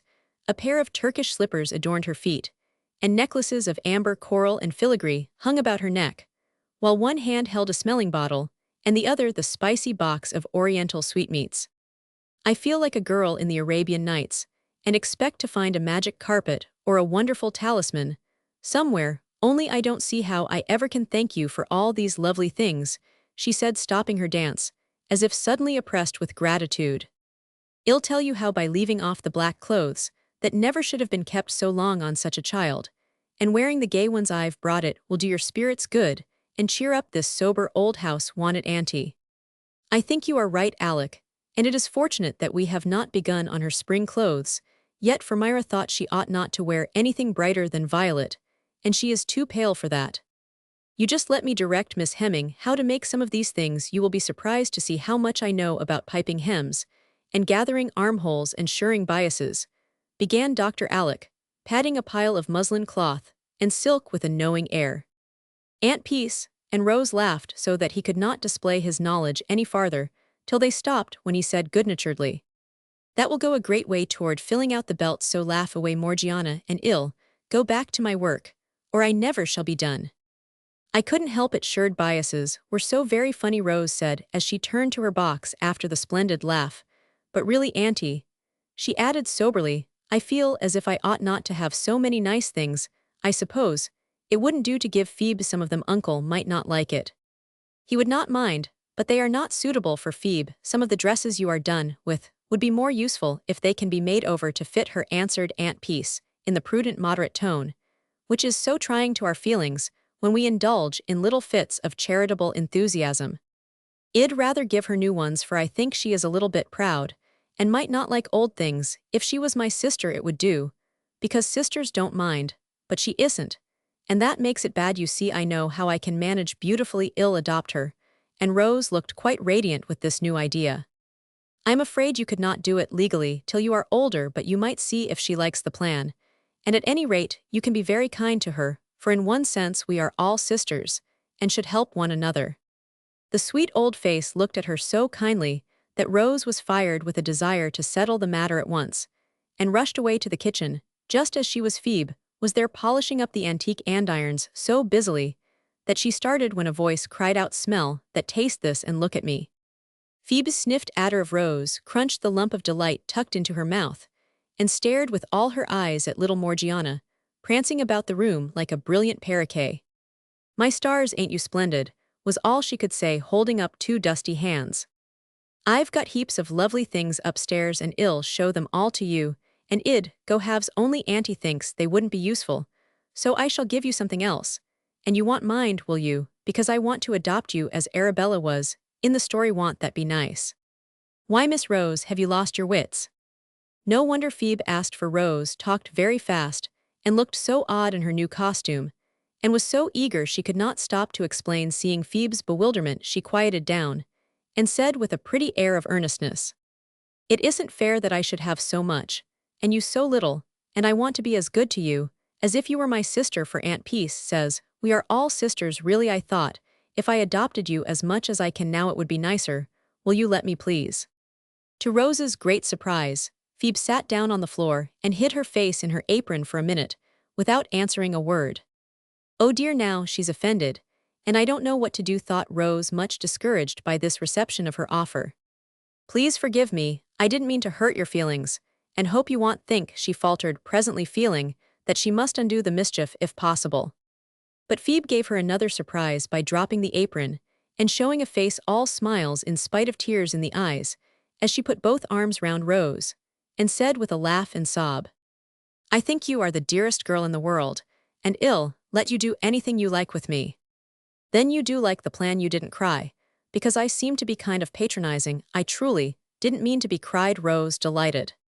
"I guess I do like it, and cried because no one was ever so good to me before, and I couldn't help it. As for patronizing, you may walk on me if you want to." "And I want mine," said Phoebe, in a burst of gratitude, for the words "we are sisters" went straight to her lonely heart, and nestled there.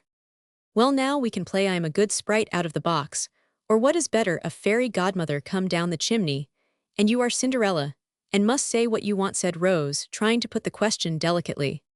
Phoebe understood that, for she had a good deal of natural refinement, though she did come from the poorhouse. "I don't feel as if I wanted anything now, Miss Rose, but to find some way of thanking you for all you've done," she said, rubbing off a tear that went rolling down the bridge of her nose in the most unromantic way. "Why, I haven't done anything but given you a bit of candy. Here, have some more and eat 'em while you work, and think what I can do. I must go and clear up, so goodbye, and don't forget I've adopted you. You've given me sweeter things than candy, and I am not likely to forget it." And carefully wiping off the brickdust, Phoebe pressed the little hand Rose offered warmly in both her hard ones, while the black eyes followed the departing visitor with a grateful look that made them very soft and bright. Chapter 6. Uncle Alec's Room. Soon after dinner, and before she had got acquainted with half her new possessions, Dr. Alec proposed a drive to carry round the first installment of gifts to the aunts and cousins. Rose was quite ready to go, being anxious to try a certain soft burnous from the box, which not only possessed a most engaging little hood, but had funny tassels bobbing in all directions. The big carriage was full of parcels, and even Ben's seat was loaded with Indian war clubs, a Chinese kite of immense size, and a pair of polished oxhorns from Africa. Uncle Alec, very blue as to his clothes, and very brown as to his face, sat bolt upright, surveying well-known places with interest, while Rose, feeling unusually elegant and comfortable, leaned back, folded in her soft mantle, and played she was an Eastern princess making a royal progress among her subjects.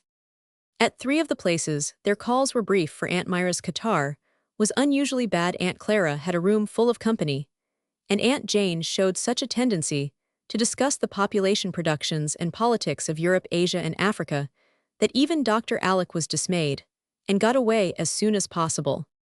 "Now we will have a good time. I do hope the boys will be at home," said Rose with a sigh of relief, as they wound yet higher up the hill to Aunt Jessie's. "I left this for the last call, so that we might find the lads just in from school. Yes, there is Jamie on the gate watching for us. Now y'all see, the clan gather, they are always swarming about together. The instant Jamie saw the approaching guests, he gave a shrill whistle, which was answered by echoes from meadow house and barn. As the cousins came running from all directions shouting hooray for Uncle Alec, they went at the carriage like highwaymen robbed it, of every parcel took the occupants prisoners, and marched them into the house with great exultation.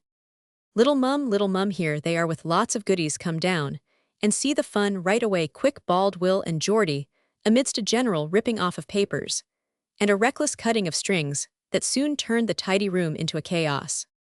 Down came Aunt Jessie with her pretty cap half on, but such a beaming face below it, that one rather thought the flyaway headgear an improvement than otherwise. She had hardly time to greet Rose, and the doctor before the boys were about her, each clamoring for her to see his gift and rejoice over it. With him, for little mum went halves in everything. The great horns skirmished about her, as if to toss her to the ceiling. The war clubs hurtled over her head, as if to annihilate her. An amazing medley from the 4 quarters of the globe filled her lap, and 7 excited boys all talked to her at once.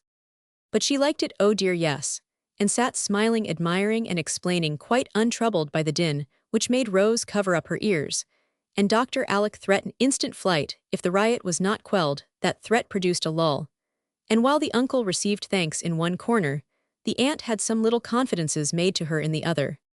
"Well, dear, and how are things going with you now? Better, I hope, than they were a week ago."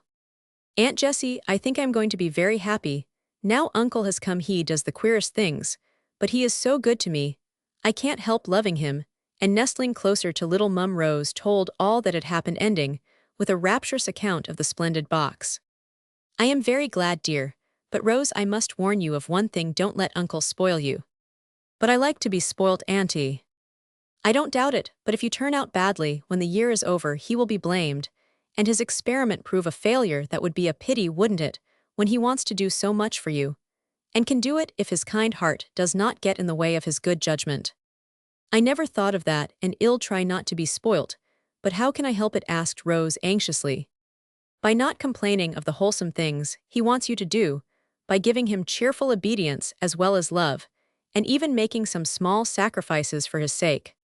I truly will, and when I get in a worry about things, may I come to you? Uncle told me to, and I feel as if I shouldn't be afraid."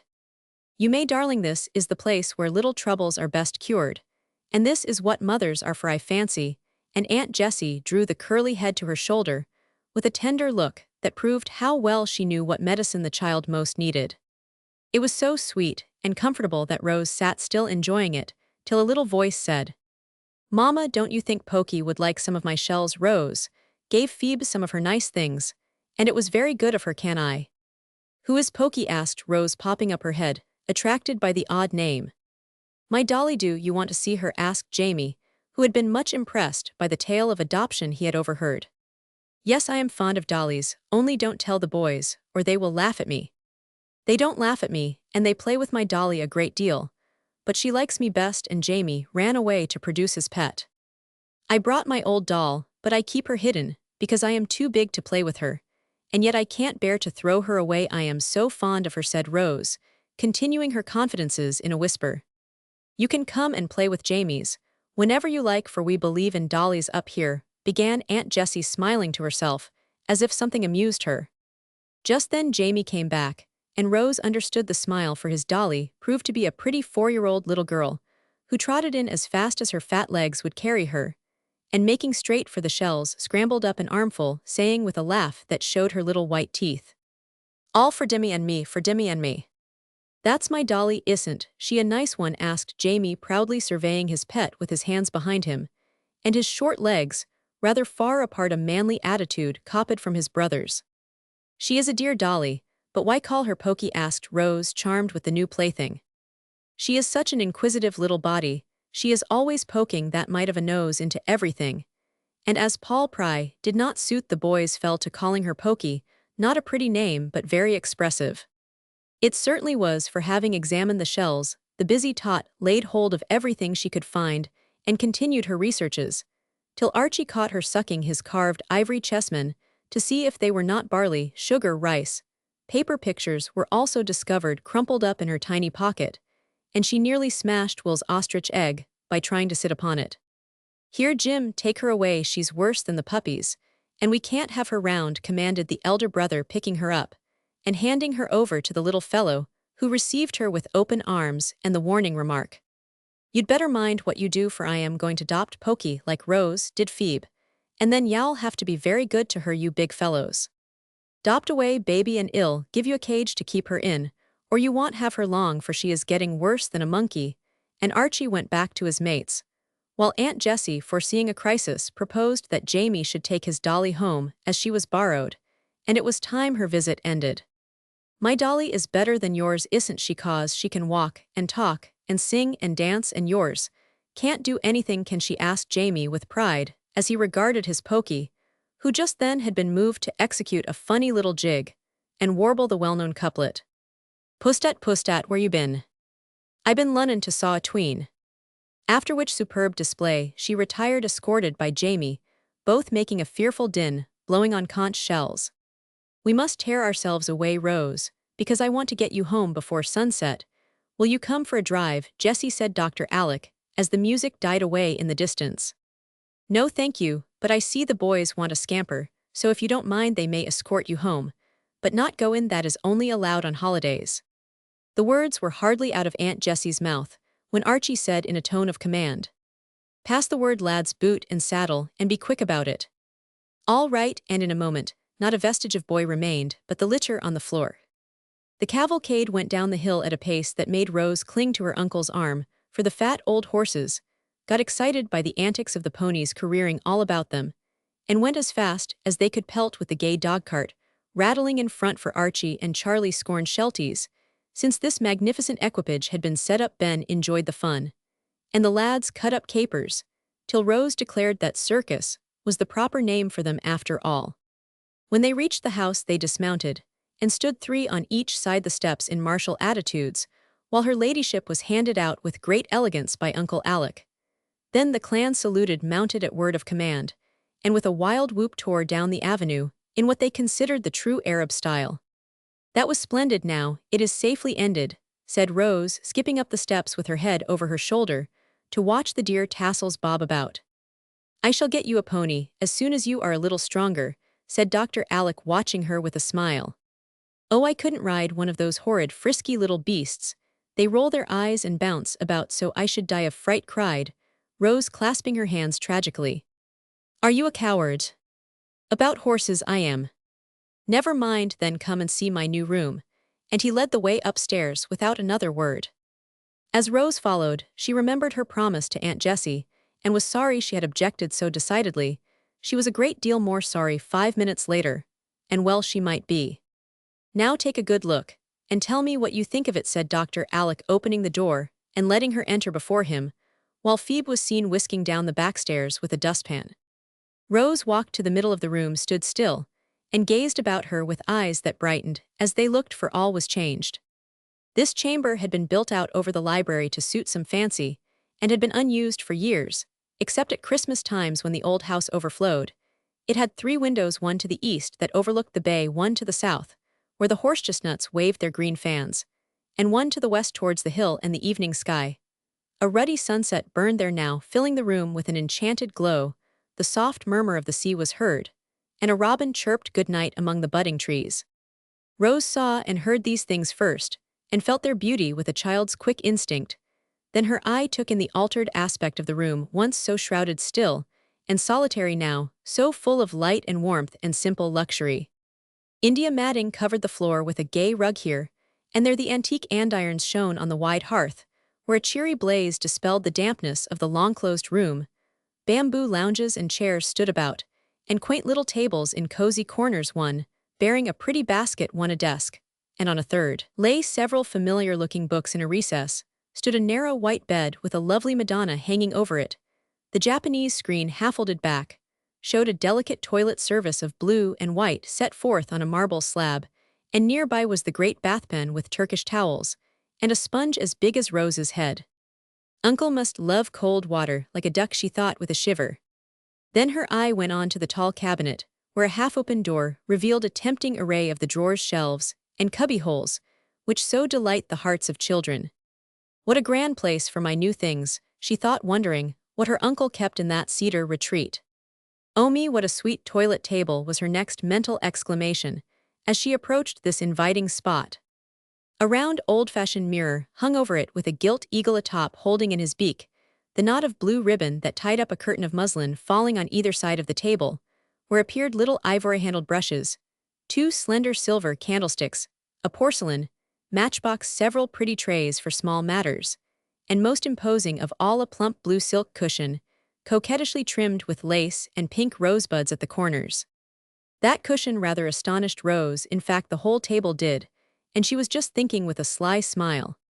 "Uncle is a dandy, but I never should have guessed it," when he opened the door of a large closet, saying with a careless wave of the hand, "Men like plenty of room for their rattletraps. Don't you think that ought to satisfy me?" Rose peeped in and gave a start, though all she saw was what one usually finds in closets: clothes and boots, boxes and bags. Ah, but you see, these clothes were small black and white frocks. The row of little boots that stood below had never been on Dr. Alec's feet. The green bandbox had a gray veil straying out of it. And yes, the bag hanging on the door was certainly her own piece-a bag with a hole in one corner. She gave a quick look round the room, and understood now why it had seemed too dainty for a man, why her Testament and prayer book were on the table by the bed, and what those rosebuds meant on the blue cushion. It came upon her in one delicious burst that this little paradise was all for her, and not knowing how else to express her gratitude, she caught Dr. Alec round the neck, saying impetuously, "Oh, uncle, you are too good to me. I'll do anything you ask me: ride wild horses, and take freezing baths, and eat bad-tasting messes, and let my clothes hang on me, to show how much I thank you for this dear, sweet, lovely room." "You like it then? But why do you think it is yours, my lass?" asked Dr. Alec, as he sat down looking well pleased, and drew his excited little niece to his knee. "I don't think I know it is for me. I see it in your face, and I feel as if I didn't half deserve it. Aunt Jessie said you would spoil me, and I must not let you. I am afraid this looks like it. And perhaps, oh me, perhaps, I ought not to have this beautiful room after all," and Rose tried to look as if she could be heroic enough to give it up if it was best.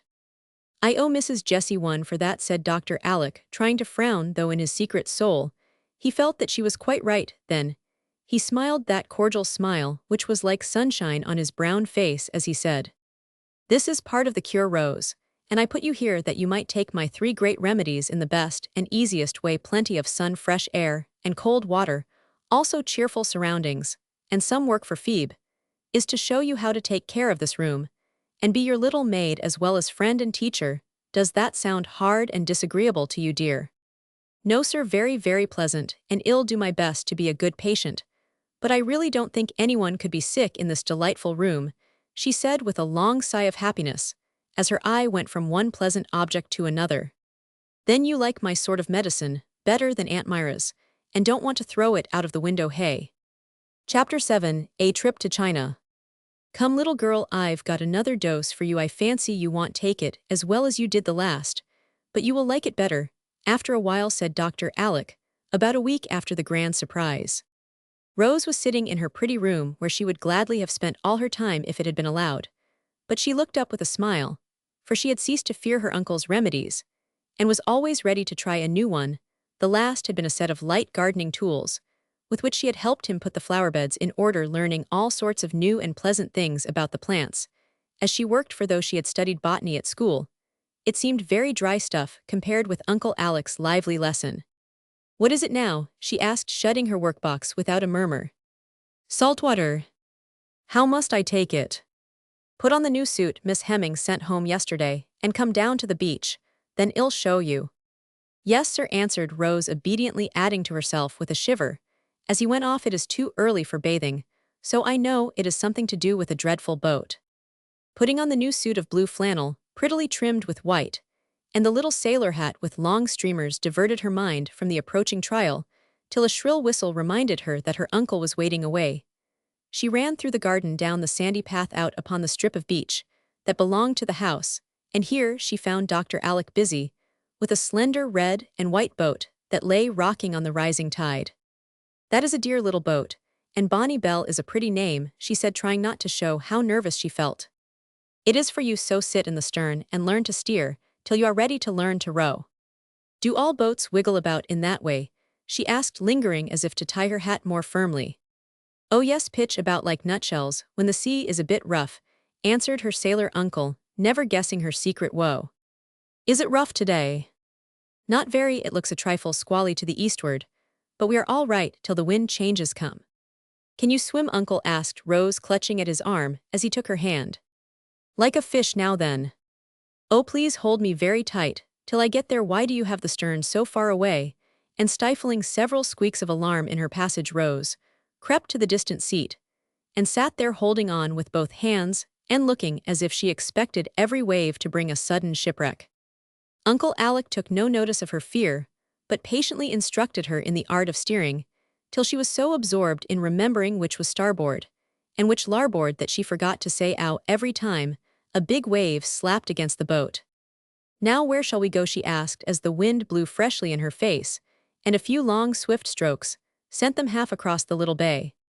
"Suppose we go to China." "Isn't that rather a long voyage?" "Not as I go steer round the point into the harbor, and give you a glimpse of China in 20 minutes or so." "I should like that," and Rose sat wondering what he meant, while she enjoyed the new sights all about her. Behind them, the green anthill sloped gently upward to the grove at the top, and all along the seaward side stood familiar houses, stately, cozy, or picturesque. As they rounded the point, the great bay opened before them full of shipping, and the city lay beyond its spires, rising above the tall masts with their gay streamers. "Are we going there?" she asked, for she had never seen this aspect of the rich and busy old city before. "Yes, Uncle Mac has a ship just in from Hong Kong, and I thought you would like to go and see it." "Oh, I love dearly to go poking about in the warehouses with Uncle Mac. Everything is so curious and new to me, and I am specially interested in China, because you have been there. I'll show you two genuine Chinamen who have just arrived. You will like to welcome Wang Lo and Fun See, I am sure." "Don't ask me to speak to them, uncle. I shall be sure to laugh at the odd names, and the pigtails, and the slanting eyes. Please, let me just trot round after you. I like that best." "Very well, now steer toward the wharf where the big ship with the queer flag is. That's the Raja, and we will go aboard if we can." In among the ships they went by the wharves where the water was green and still, and queer barnacles grew on the slippery piles. Odd smells saluted her nose and odd sights met her eyes, but Rose liked it all, and played she was really landing in Hong Kong when they glided up to the steps in the shadow of the tall Raja. Boxes and bales were rising out of the hold and being carried into the warehouse by stout porters, who tugged and bawled and clattered about with small trucks or worked cranes with iron claws that came down and clutched heavy weights, whisking them aloft to where wide doors like mouths swallowed them up. Dr. Alec took her aboard the ship, and she had the satisfaction of poking her inquisitive little nose into every available corner, at the risk of being crushed, lost, or drowned. "Well, child, how would you like to take a voyage round the world with me, in a jolly old craft like this?" asked her uncle, as they rested a minute in the captain's cabin. "I should like to see the world, but not in such a small, untidy, smelly place as this. We would go in a yacht, all clean and comfortable. Charlie says that is the proper way," answered Rose, surveying the close quarters with little favor. "You are not a true Campbell if you don't like the smell of tar and saltwater, nor Charlie either with his luxurious yacht. Now, come ashore, and chin-chin with the Celestials." After a delightful progress through the great warehouse, peeping and picking, as they went they found Uncle Mac and the yellow gentleman in his private room, where samples, gifts, curiosities, and newly arrived treasures of all sorts were piled up in pleasing profusion and confusion. As soon as possible Rose retired to a corner with a porcelain god on one side, a green dragon on the other, and what was still more embarrassing, Fun See sat on a tea chest in front, and stared at her with his beady black eyes, till she did not know where to look. Mr. Wang Lo was an elderly gentleman in American costume with his pigtail neatly wound round his head. He spoke English, and was talking busily with Uncle Mac in the most commonplace way, so Rose considered him a failure, but Fun See was delightfully Chinese from his junk-like shoes to the button on his pagoda hat, for he had got himself up in style, and was a mass of silk jackets and slouchy trousers. He was short and fat, and waddled comically. His eyes were very slanting. As Rose said, his queue was long, so were his nails. His yellow face was plump and shiny, and he was altogether a highly satisfactory Chinaman. Uncle Alec told her that Fun See had come out to be educated, and could only speak a little pidgin English, so she must be kind to the poor fellow, for he was only a lad, though he looked nearly as old as Mr. Wang Lo. Rose said she would be kind, but had not the least idea how to entertain the queer guest, who looked as if he had walked out of one of the rice paper landscapes on the wall, and sat nodding at her so like a toy mandarin that she could hardly keep sober. In the midst of her polite perplexity, Uncle Mac saw the two young people gazing wistfully at one another, and seemed to enjoy the joke of this making acquaintance. Under difficulties taking a box from his table, he gave it to Fun Si with an order that seemed to please him very much. Descending from his perch, he fell to unpacking it with great neatness and dispatch, while Rose watched him wondering what was going to happen. Presently out from the wrappings came a teapot, which caused her to clasp her hands with delight, for it was made in the likeness of a plump little Chinaman. His hat was the cover, his cue the handle, and his pipe the nose. It stood upon feet in shoes turned up at the toes, and the smile on the fat sleepy face was so like that on Fun's when he displayed the teapot that Rose couldn't help laughing, which pleased him much. 2 pretty cups with covers and a fine scarlet tray completed the set, and made one long to have a dish of tea, even in Chinese style, without cream or sugar. When he had arranged them on a little table before her, Fun signified in pantomime that they were hers from her uncle. She returned her thanks in the same way, whereupon he returned to his tea chest, and having no other means of communication, they sat smiling and nodding at one another in an absurd sort of way, till a new idea seemed to strike Fun. Tumbling off his seat, he waddled away as fast as his petticoats permitted, leaving Rose, hoping that he had not gone to get a roasted rat, a stewed puppy, or any other foreign mess, which civility would oblige her to eat. While she waited for her funny new friend, she improved her mind in a way that would have charmed Aunt Jane. The gentlemen were talking over all sorts of things, and she listened attentively, storing up much of what she heard, for she had an excellent memory, and longed to distinguish herself by being able to produce some useful information when reproached with her ignorance. She was just trying to impress upon her mind that Amoy was 280 miles from Hong Kong, when Fun came scuffling back, bearing what she thought was a small sword, till he unfurled an immense fan, and presented it with a string of Chinese compliments, the meaning of which would have amused her even more than the sound, if she could have understood it. She had never seen such an astonishing fan, and at once became absorbed in examining it. Of course, there was no perspective whatever, which only gave it a peculiar charm to Rose, for in one place, a lovely lady, with blue knitting needles in her hair, sat directly upon the spire of a stately pagoda. In another charming view, a brook appeared to flow in at the front door of a stout gentleman's house, and out at his chimney. In a third, a zigzag wall went up into the sky like a flash of lightning, and a bird with 2 tails was apparently brooding over a fisherman whose boat was just going aground upon the moon.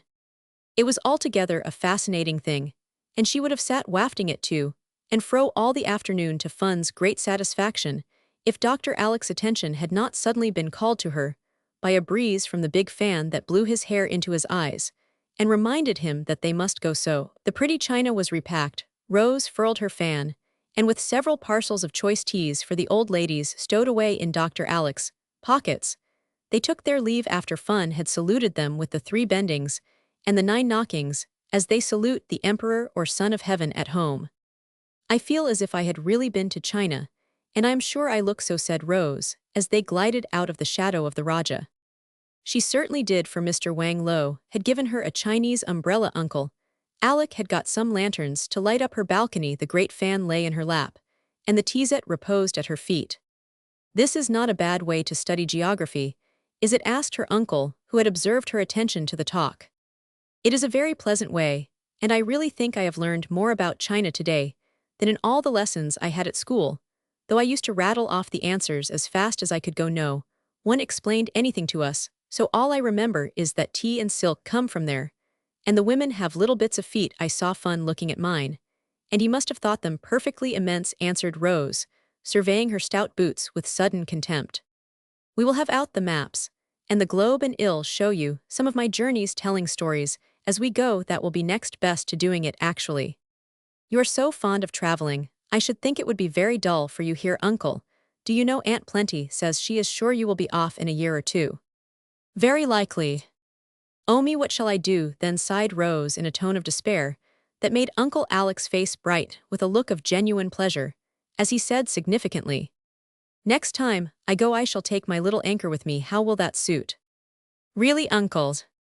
Really nice. Rose gave a little bounce of rapture, which caused the boat to wiggle in a way that speedily quieted her down.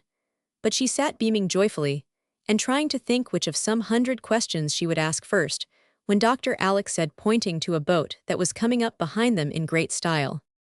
How well those fellows row, look at them, and take notes for your own use by and by. The stormy petrel was manned by half a dozen jaunty-looking sailors, who made a fine display of blue shirts and shiny hats, with stars and anchors in every direction. How beautifully they go, and they are only boys. Why, I do believe they are our boys. Yes, I see Charlie laughing over his shoulder. Row, Uncle, row, oh please do, and not let them catch up with us, cried Rose in such a state of excitement that the new umbrella nearly went overboard. All right, here we go, and away they did go with a long steady sweep of the oars that carried the Bonnie Belle through the water with a rush. The lads pulled their prettiest, but Dr. Alec would have reached the point first if Rose in her flurry had not retarded him by jerking the rudder ropes in a most unseamanlike way. And just as she got right again, her hat blew off. That put an end to the race, and while they were still fishing for the hat, the other boat came alongside with all the oars in the air, and the jolly young tars ready for a frolic. Did you catch a crab, Uncle? No, a bluefish, he answered, as the dripping hat was landed on a seat to dry. What have you been doing? Seeing fun. Good for you, Rose. I know what you mean. We are going to have him up to show us how to fly the big kite, for we can't get the hang of it. Isn't he great fun, though? No little fun. Come, stop joking and show us what you've got. You'd better hoist that fan for a sail. Lend Dandy your umbrella. He hates to burn his pretty nose. I say, Uncle, are you going to have a feast of lanterns? No, I am going to have a feast of bread and butter, for it's tea time. If that black cloud doesn't lie, we shall have a gust before long. So you had better get home as soon as you can, or your mother will be anxious. Archie. Aye, skipper. Good night, Rose. Come out often, and well teach you all there is to know about rowing, was Charlie's modest invitation. Then the boats parted company, and across the water from the Petrel's crew came a verse from one of the nonsense songs in which the boys delighted. Oh Timbaloo, how happy we are! We live in a sieve and a crockery jar, and all night long in the starlight pale we sail away with a peregrine sail, and whistle and warble a moony song to the echoing sound of a coppery gong. Far and few are the lands where the Jumblies live. Their heads are green and their hands are blue, and they went to sea in a sieve. Chapter 8. And what came of it? Uncle, could you lend me a ninepence? I'll return it as soon as I get my pocket money, said Rose, coming into the library in a great hurry that evening. I think I could, and I won't charge any interest for it, so you need not be in any hurry to repay me. Come back here and help me settle these books if you have nothing pleasanter to do, answered Dr. Alec, handing out the money with that readiness which is so delightful when we ask small loans. I'll come in a minute. I've been longing to fix my books, but didn't dare to touch them, because you always shake your head when I read. I shall shake my head when you write, if you don't do it better than you did in making out this catalogue. I know it's bad, but I was in a hurry when I did it, and I am in one now, and away went Rose, glad to escape a lecture. But she got it when she came back, for Uncle Alec was still knitting his brows over the list of books, and sternly demanded, pointing to a tipsy-looking title staggering down the page. Is that meant for pulverized bones, Mom? No, sir, it's Paradise Lost. Well, I'm glad to know it, for I began to think you were planning to study surgery or farming. And what is this, if you please? Baby's aprons is all I can make of it. Rose looked hard at the scrawl, and presently announced with an air of superior wisdom, Oh, that's Bacon's Essays. Miss Power did not teach anything so old-fashioned as writing. I see now. Look at this memorandum Aunt Plenty gave me, and see what a handsome plain hand that is. She went to a dame school and learned a few useful things. Well, that is better than a smattering of half a dozen so-called higher branches, I take the liberty of thinking. Well, I am sure I was considered a bright girl at school, and learned everything I was taught. Lully and me were the first in all our classes, and specially praised for our French and music, and those sort of things, said Rose, rather offended at Uncle Alec's criticism. I dare say, but if your French grammar was no better than your English, I think the praise was not deserved, my dear. Why, Uncle, we did study English grammar, and I could parse beautifully. Miss Power used to have us up to show off when people came. I don't see, but I talk as right as most girls. I dare say you do, but we are all too careless about our English now. Think a minute. And tell me if these expressions are correct. Luli and me, those sort of things, and as right as most girls. Rose pulled her pet curl and put up her lip, but had to own that she was wrong, and said meekly after a pause which threatened to be sulky, I suppose I should have said Luli, and I in that case, and that sort of things, and rightly though correctly would have been a better word, I guess. Thank you, and if you will kindly drop I guess, I shall like my little Yankee all the better now. See here, Rosie, I don't pretend to set myself up for a model in anything, and you may come down on my grammar, manners, or morals as often as you think I'm wrong and ill. Thank you, I've been knocking about the world for years, and have got careless, but I want my girl to be what I call well-educated, even if she studies nothing, but the 3 Rs for a year to come. Let us be thorough, no matter how slowly we go. He spoke so earnestly, and looked so sorry to have ruffled her, that Rose went and sat on the arm of his chair, saying with a pretty air of penitence, I am sorry I was cross, uncle, when I ought to thank you for taking so much interest in me. I guess no. I think you are right about being thorough, for I used to understand a great deal better when Papa taught me a few lessons than when Miss Power hurried me through so many. I declare my head used to be such a jumble of French and German history and arithmetic, grammar, and music. I used to feel sometimes as if it would split. I am sure I don't wonder it ached, and she held on to it, as if the mere memory of the jumble made it. Yet that is considered an excellent school, I find, and I dare say it would be if the benighted lady did not think it necessary to cram her pupils like Thanksgiving turkeys, instead of feeding them in a natural and wholesome way. It is the fault with most American schools, and the poor little heads will go on aching till we learn better. This was one of Dr. Alec's hobbies, and Rose was afraid he was off for a gallop, but he reined himself in and gave her thoughts a new turn by saying suddenly, as he pulled out a fat pocketbook, Uncle Mac has put all your affairs into my hands now, and here is your month's pocket money. You keep your own little accounts, I suppose. Thank you. Yes, Uncle Mac gave me an account book when I went to school, and I used to put down my expenses, but I couldn't make them go very well, for figures are the one thing I am not at all clever about, said Rose, rummaging in her desk for a dilapidated little book, which she was ashamed to show when she found it. Well, as figures are rather important things to most of us, and you may have a good many accounts to keep some day, wouldn't it be wise to begin at once and learn to manage your pennies before the pounds come to perplex you? I thought you would do all that fussy part and take care of the pounds, as you call them. Need I worry about it? I do hate some so. I shall take care of things till you are of age, but I mean that you shall know how your property is managed, and do as much of it as you can buy, and by then you won't be dependent on the honesty of other people. Gracious me, as if I wouldn't trust you with millions of billions, if I had them, cried Rose, scandalized at the mere suggestion. Ah, but I might be tempted. Guardians are sometimes so. You'd better keep your eye on me, and in order to do that you must learn all about these affairs, answered Dr. Alec, as he made an entry in his own very neat account book. Rose peeped over his shoulder at it, and then turned to the arithmetical puzzle in her hand, with a sigh of despair. Uncle, when you add up your expenses, do you ever find you have got more money than you had in the beginning? No, I usually find that I have a good deal less than I had in the beginning. Are you troubled in the peculiar way you mention? Yes, it is very curious, but I never can make things come out square. Perhaps I can help you, began Uncle Alec, in the most respectful tone. I think you had better, for if I have got to keep accounts, I may as well begin in the right way. But please don't laugh. I know I am very stupid, and my book is a disgrace, but I never could get it straight, and with great trepidation, Rose gave up her funny little accounts. It really was good in Dr. Alec not to laugh, and Rose felt deeply grateful when he said in a mildly suggestive tone, The dollars and cents seem to be rather mixed. Perhaps, if I just straighten them out a bit, we should find things all right. Please do, and then show me on a fresh leaf how to make mine look nice and shipshape as yours do. As Rose stood by him, watching the ease with which he quickly brought order out of chaos, she privately resolved to hunt up her old arithmetic and perfect herself in the 4 first rules with a good tug at fractions before she read any more fairy tales. Am I a rich girl, Uncle? She asked suddenly, as he was copying a column of figures. Rather a poor one, I should say, since you had to borrow a 9pence. That was your fault, because you forgot my pocket money, but really shall I be rich by and by?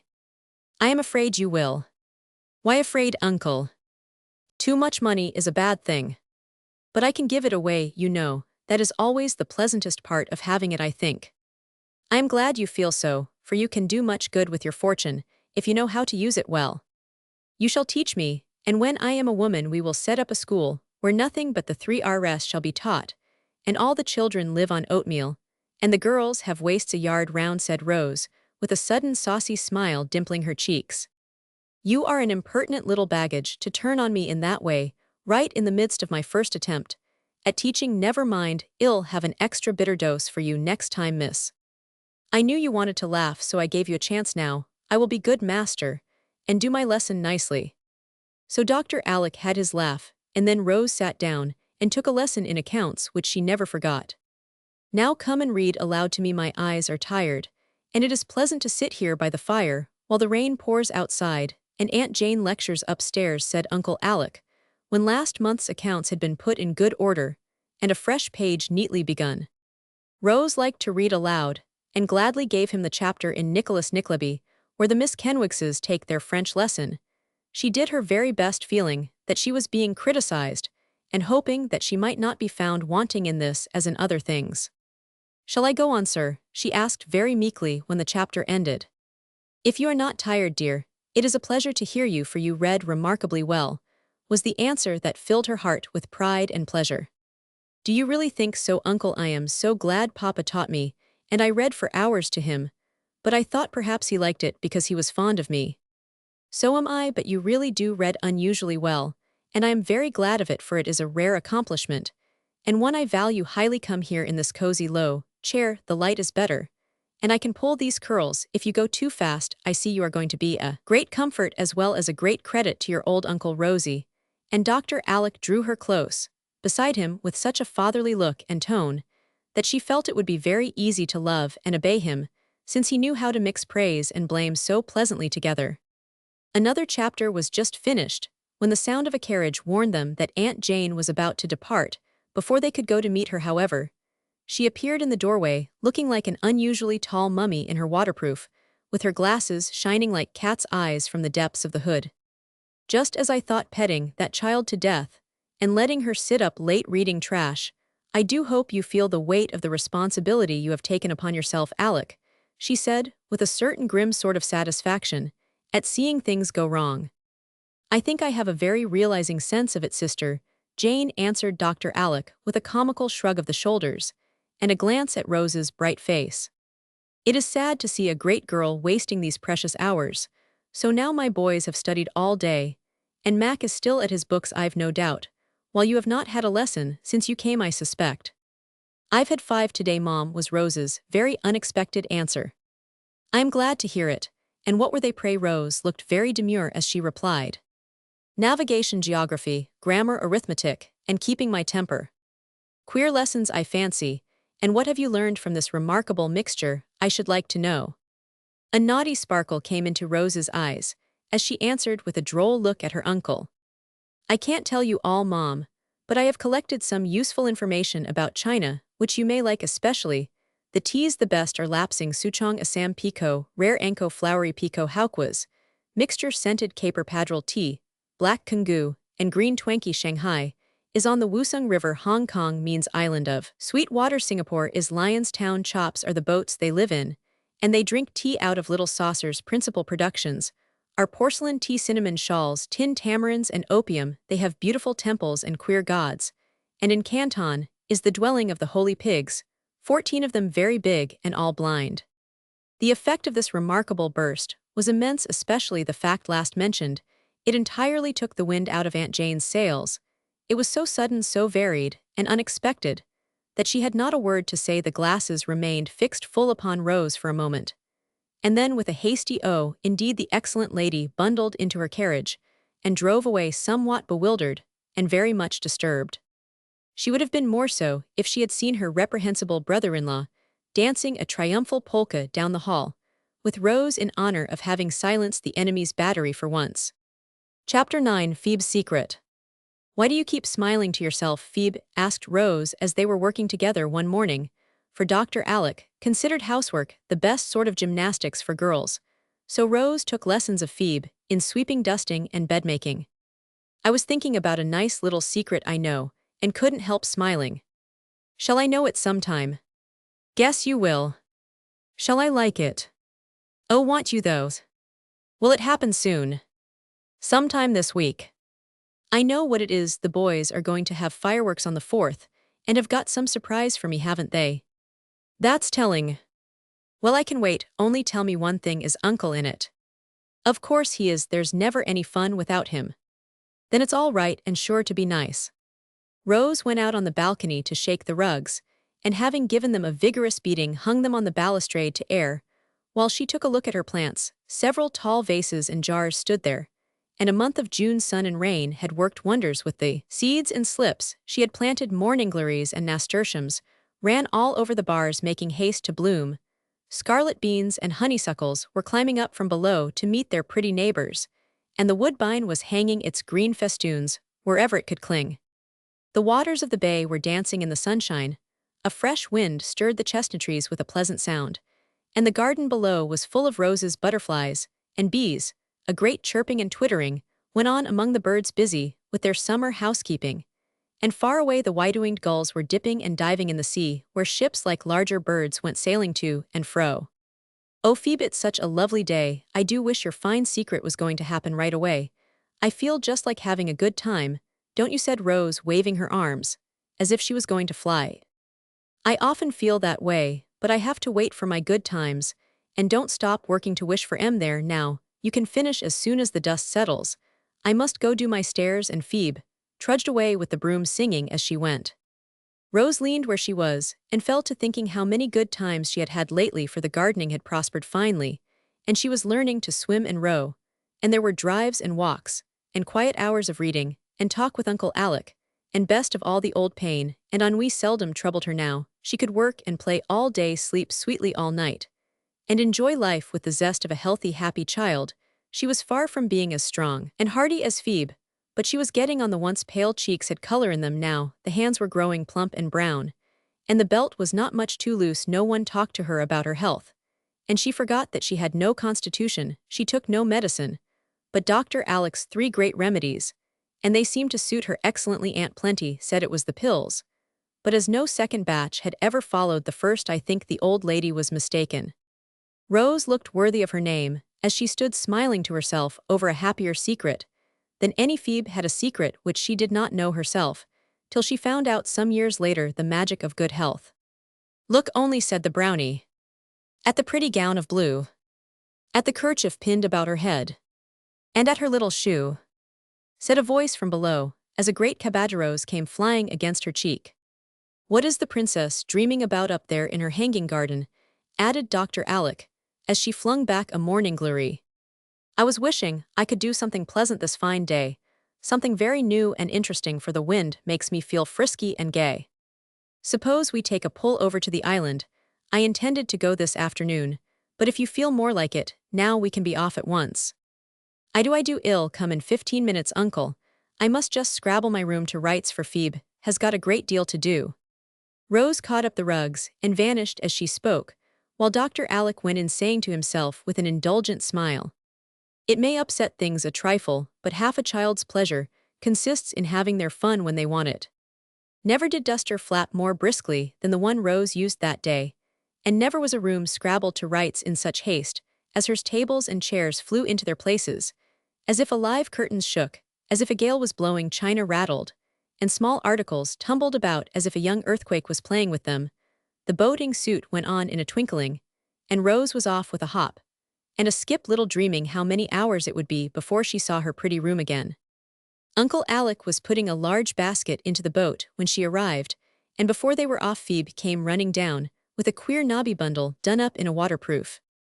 We can't eat half that luncheon, and I know we shall not need so many wraps. I wouldn't lumber the boat up so, said Rose, who still had secret scares when on the water. Couldn't you make a smaller parcel, Phoebe? Asked Dr. Alec, eyeing the bundle suspiciously. No, sir, not in such a hurry, and Phoebe laughed, as she gave a particularly large knob a good poke. Well, it will do for ballast. Don't forget the note to Mrs. Jessie, I beg of you. No, sir, I'll send it right off. And Phoebe ran up the bank as if she had wings to her feet. Well, take a look at the lighthouse first, for you have not been there yet, and it is worth seeing by the time we have done that it will be pretty warm, and we will have lunch under the trees on the island. Rose was ready for anything, and enjoyed her visit to the lighthouse on the point very much, especially climbing up the narrow stairs, and going inside the great lantern. They made a long stay, for Dr. Alec seemed in no hurry to go, and kept looking through his spyglass, as if he expected to discover something remarkable on sea or land. It was past 12 before they reached the island, and Rose was ready for her lunch long before she got it. "Now this is lovely. I do wish the boys were here. Won't it be nice to have them with us all their vacation? Why, it begins today. Doesn't it? Oh, I wish I'd remembered it sooner. And perhaps they would have come with us," she said, as they lay luxuriously eating sandwiches under the old apple tree. "So we might next time. We won't be in such a hurry. I expect the lads will take our heads off when they find us out," answered Dr. Alec, placidly drinking cold tea. "Uncle, I smell a frying sort of a smell," Rose said, pausing suddenly, as she was putting away the remains of the lunch half an hour later. "So do I. It is fish, I think." For a moment, they both sat with their noses in the air sniffing like hounds. Then Dr. Alec sprang up, saying with great decision, "Now this won't do. No one is permitted on this island without asking leave. I must see who dares to fry fish on my private property." Taking the basket on one arm and the bundle on the other, he strode away towards the traitorous smell, looking as fierce as a lion, while Rose marched behind under her umbrella. "We are Robinson Crusoe and his man Friday going to see if the savages have come," she said presently, for her fancy was full of the dear old stories that all children love so well.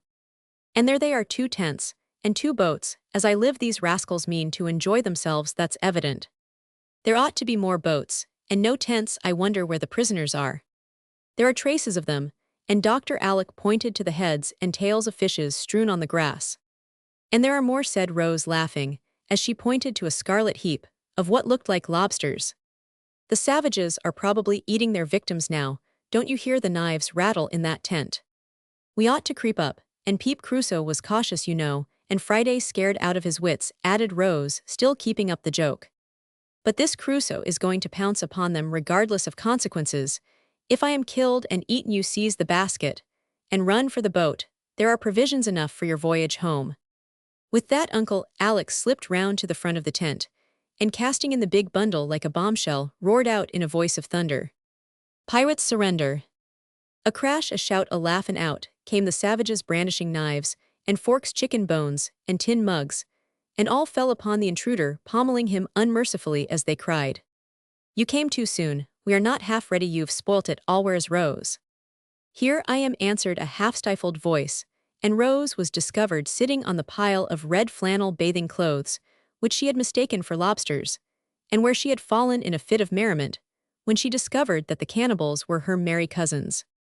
"You good-for-nothing boys, you are always bursting out upon me in some ridiculous way, and I always get taken in, because I am not used to such pranks. Uncle is as bad as the rest, and it's great fun," she said, as the lads came round her, half scolding, half welcoming, and wholly enjoying the double surprise. "You were not to come till afternoon, and Mama was to be here to receive you. Everything is in a mess now, except your tent. We got that in order the first thing, and you can sit there and see us work," said Archie, doing the honors as usual. Rose felt it in her bones, as Dolly says, that something was in the wind, and wanted to be off at once, "So I let her come, and should have kept her away an hour longer if your fish had not betrayed you," explained Uncle Alec, subsiding from a ferocious Crusoe into his good-natured self again. "As this seat is rather damp, I think I'll rise," said Rose, as the excitement lessened a little. Several fishy hands helped her up, and Charlie said, as he scattered the scarlet garments over the grass with an oar, "We had a jolly good swim before dinner, and I told the brats to spread these to dry. Hope you brought your things, Rose, for you belong to the lobsters, you know, and we can have no end of fun teaching you to dive and float and tread water." "I didn't bring anything," began Rose, but was interrupted by the brats, otherwise Will and Geordie, who appeared bearing the big bundle, so much demoralized by its fall that a red flannel tunic trailed out at one end, and a little blue dressing gown at the other, while the knobs proved to be a toilet case, rubbers, and a silver mug. "Oh, that sly Phoebe, this was the secret, and she bundled up those things after I went down to the boat," cried Rose with sparkling eyes. "Guess something is smashed inside, for a bit of glass fell out," observed Well, as they deposited the bundle at her feet. Catch a girl going anywhere without a looking-glass, we haven't got one among the whole lot of us, added Mac, with masculine scorn. Dandy has I caught him touching up his wig behind the trees, after our swim cut in Geordie, wagging a derisive finger at Steve, who promptly silenced him by a smart rap on the head with the drumstick he had just polished off. Come, come, you lazy lubbers, fall to work, or we shall not be ready for Mama. Take Rose's things to her tent, and tell her all about it, Prince Mac, and Steve, you cut away, and bring up the rest of the straw. And you small chaps, clear off the table if you have stuffed all you can, please. Uncle Id like your advice about the boundary lines, and the best place for the kitchen. Everyone obeyed the chief, and Rose was escorted to her tent by Charlie, who devoted himself to her service. She was charmed with her quarters, and still more so with the program which he unfolded before her as they worked. We always camp out somewhere in vacation, and this year we thought we'd try the island. It is handy, and our fireworks will show off well from here. Shall we stay over the 4th 3 whole days? Oh me, what a frolic it will be. Bless your heart, we often camp for a week, we big fellows. But this year the small chaps wanted to come, so we let them. We have great larks, as y'all see, for we have a cave and play Captain Kidd, and have shipwrecks and races, and all sorts of games. Arch and I are rather past that kind of thing now, but we do it to please the children, added Charlie with a sudden recollection of his 16 years. I had no idea boys had such good times. Their plays never seemed a bit interesting before, but I suppose that was because I never knew any boys very well, or perhaps you are unusually nice ones, observed Rose, with an artless air of appreciation that was very flattering. We are a pretty clever set, I fancy, but we have a good many advantages. You see, there are a tribe of us to begin with. Then our family has been here for ages, and we have plenty of spondulics, so we can rather lord it over the other fellows, and do as we like. There, Mom, you can hang your smashed glass on that nail, and do up your back hair as fine as you please. You can have a blue blanket or a red one, and a straw pillow or an air cushion for your head, whichever you like. You can trim up to any extent, and be as free and easy as squaws in a wigwam, for this corner is set apart for you ladies, and we never cross the line Uncle is drawing until we ask leave. Anything more I can do for you, cousin? No thank you, I think I'll leave the rest till Auntie comes, and go and help you somewhere else if I may. Yes indeed, come on and see to the kitchen. Can you cook? Asked Charlie, as he led the way to the rocky nook where Archie was putting up a sailcloth awning. I can make tea and toast bread. Well, show you how to fry fish and make chowder now. You just set these pots and pans round tastefully, and sort of tidy up a bit, for Aunt Jessie insists on doing some of the work, and I want it to be decent here. By 4 o'clock, the camp was in order, and the weary workers settled down on Lookout Rock to watch for Mrs. Jessie and Jamie, who was never far from Mama's apron string. They looked like a flock of bluebirds, all being in sailor rig, with blue ribbon enough flying from the 7 hats to have set up a milliner. Very tuneful bluebirds, they were too, for all the lads sang, and the echo of their happy voices reached Mrs. Jessie long before she saw them. The moment the boat hove in sight, up went the island flag, and the bluejackets cheered lustily, as they did on every possible occasion like true young Americans. This welcome was answered by the flapping of a handkerchief, and the shrill rah-rah-rah of the one small tar who stood in the stern waving his hat manfully, while a maternal hand clutched him firmly in the rear. Cleopatra, landing from her golden galley, never received a heartier greeting than little Mum, as she was borne to her tent by the young folk, for love of whom she smilingly resigned herself to 3 days of discomfort, while Jamie immediately attached himself to Rose, assuring her of his protection from the manifold perils which might assail them. Taught by long experience that boys are always hungry, Aunt Jessie soon proposed supper, and proceeded to get it enveloped in an immense apron with an old hat of Archie's stuck atop of her cap. Rose helped and tried to be as handy as Phoebe, though the peculiar style of table she had to set made it no easy task. It was accomplished at last, and a very happy party lay about under the trees, eating and drinking out of anyone's plate and cup, and quite untroubled by the frequent appearance of ants and spiders in places which these interesting insects are not expected to adorn. I never thought I should like to wash dishes, but I do, said Rose, as she sat in a boat after supper, lazily rinsing plates in the sea and rocking luxuriously as she wiped them. Mum is mighty particular. We just give him a scrub with sand and dust him off with a bit of paper. It's much the best way, I think, replied Geordie, who reposed in another boat alongside. How Phoebe would like this, I wonder. Uncle did not have her come. I believe he tried to, but Dolly was as cross as two sticks, and said she couldn't spare her. I am sorry, for we all like the Phoebe bird, and she'd chirp like a good one out here, wouldn't she?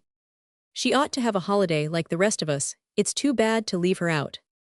This thought came back to Rose several times that evening, for Phoebe would have added much to the little concert they had in the moonlight, would have enjoyed the stories told, been quick at guessing the conundrums, and laughed with all her heart at the fun.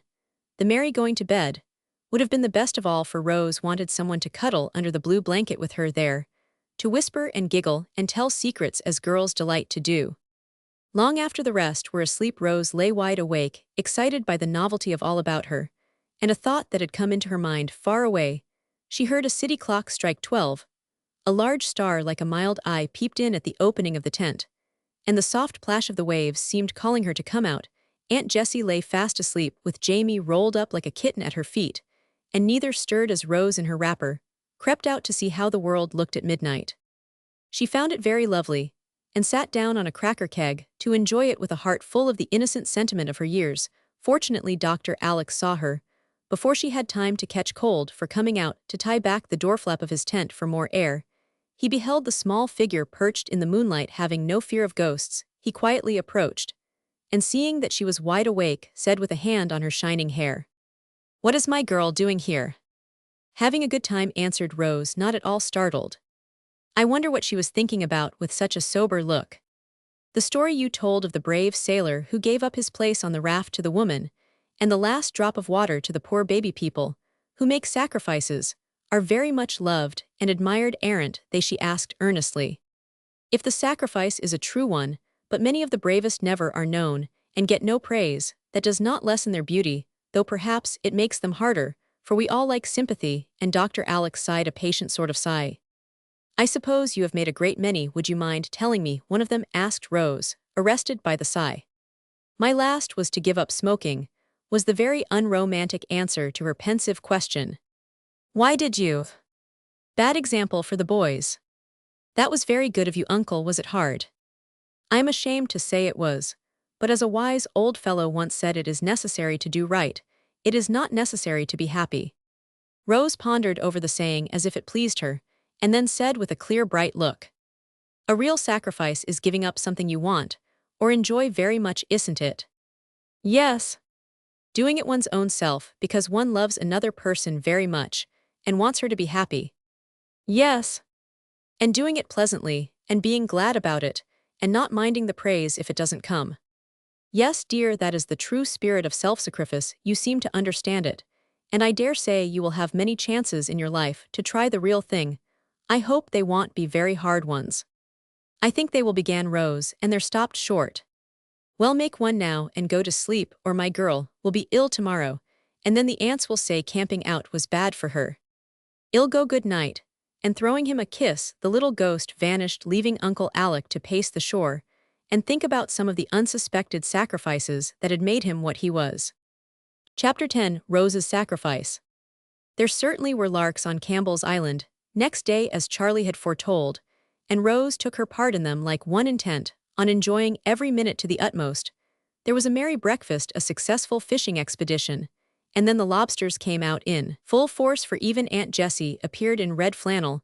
There was nothing Uncle Alec could not do in the water, and the boys tried their best to equal him in strength and skill, so there was a great diving and ducking, for every one was bent on distinguishing himself. Rose swam out far beyond her depth with Uncle to float her back. Aunt Jessie splashed placidly in the shallow pools, with Jamie paddling near by like a little whale beside its mother, while the lads careered about looking like a flock of distracted flamingos, and acting like the famous dancing party in Alice's Adventures in Wonderland. Nothing but chowder would have lured them from their gambols in the briny deep. That time-honored dish demanded the concentrated action of several mighty minds, so the water babies came ashore and fell to cooking. It is unnecessary to say that when done it was the most remarkable chowder ever cooked, and the quantity eaten would have amazed the world if the secret had been divulged after this exertion.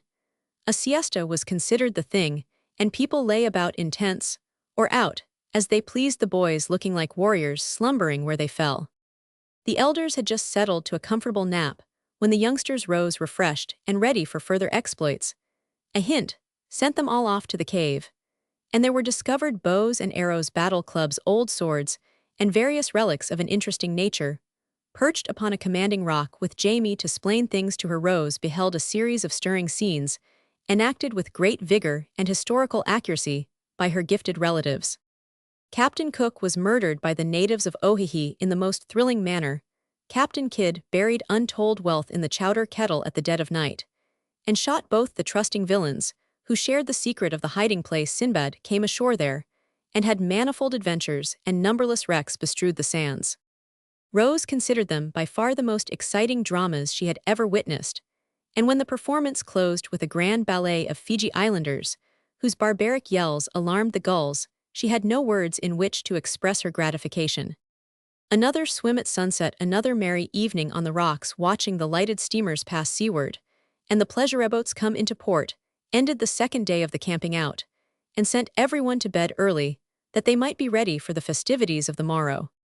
Archie, didn't I hear Uncle ask you to row home in the morning, for fresh milk and things? Yes, why? Please may I go too? I have something of great importance to arrange, you know. I was carried off in a hurry, Rose said in a confidential whisper, as she was bidding her cousins good night. I am willing, and I guess Charlie won't mind. Thank you. Be sure you stand by me when I ask leave in the morning, and don't say anything till then, except to Charlie. Promise, urged Rose so eagerly that Archie struck an attitude and cried dramatically. By yonder moon, I swear. Hush, it's all right, go along, and Rose departed as if satisfied. She's a queer little thing, isn't she, Prince? Rather a nice little thing, I think I'm quite fond of her. Rose's quick ears caught both remarks, and she retired to her tent, saying to herself with sleepy dignity, Little thing, indeed those boys talk, as if I was a baby. They will treat me with more respect after tomorrow, I guess. Archie did stand by her in the morning, and her request was readily granted. As the lads were coming directly back, off they went, and Rose waved her hand to the islanders with a somewhat pensive air, for an heroic purpose glowed within her, and the spirit of self-sacrifice was about to be illustrated in a new and touching manner. While the boys got the milk, Rose ran to Phoebe, ordered her to leave her dishes to put on her hat, and take a note back to Uncle Alec, which would explain this somewhat mysterious performance. Phoebe obeyed, and when she went to the boat, Rose accompanied her, telling the boys she was not ready to go yet, but they could some of them come for her, when she hung a white signal on her balcony. But why not come now? What are you about, Miss? Uncle won't like it, protested Charlie in great amazement. Just do as I tell you, little boy. Uncle will understand and explain. Obey, as Phoebe does, and ask no questions. I can have secrets as well as other people. And Rose walked off with an air of lofty independence that impressed her friends immensely. It's some plot between Uncle and herself, so we want meddle. All right, Phoebe, pull away, Prince. And off they went, to be received with much surprise by the islanders. This was the note Phoebe bore. Dear Uncle, I am going to take Phoebe's place today, and let her have all the fun she can, please. Don't mind what she says, but keep her, and tell the boys to be very good to her for my sake. Don't think it is easy to do this. It is very hard to give up the best day of all. But I feel so selfish to have all the pleasure and Phoebe none, that I wish to make this sacrifice. Do let me, and don't laugh at it.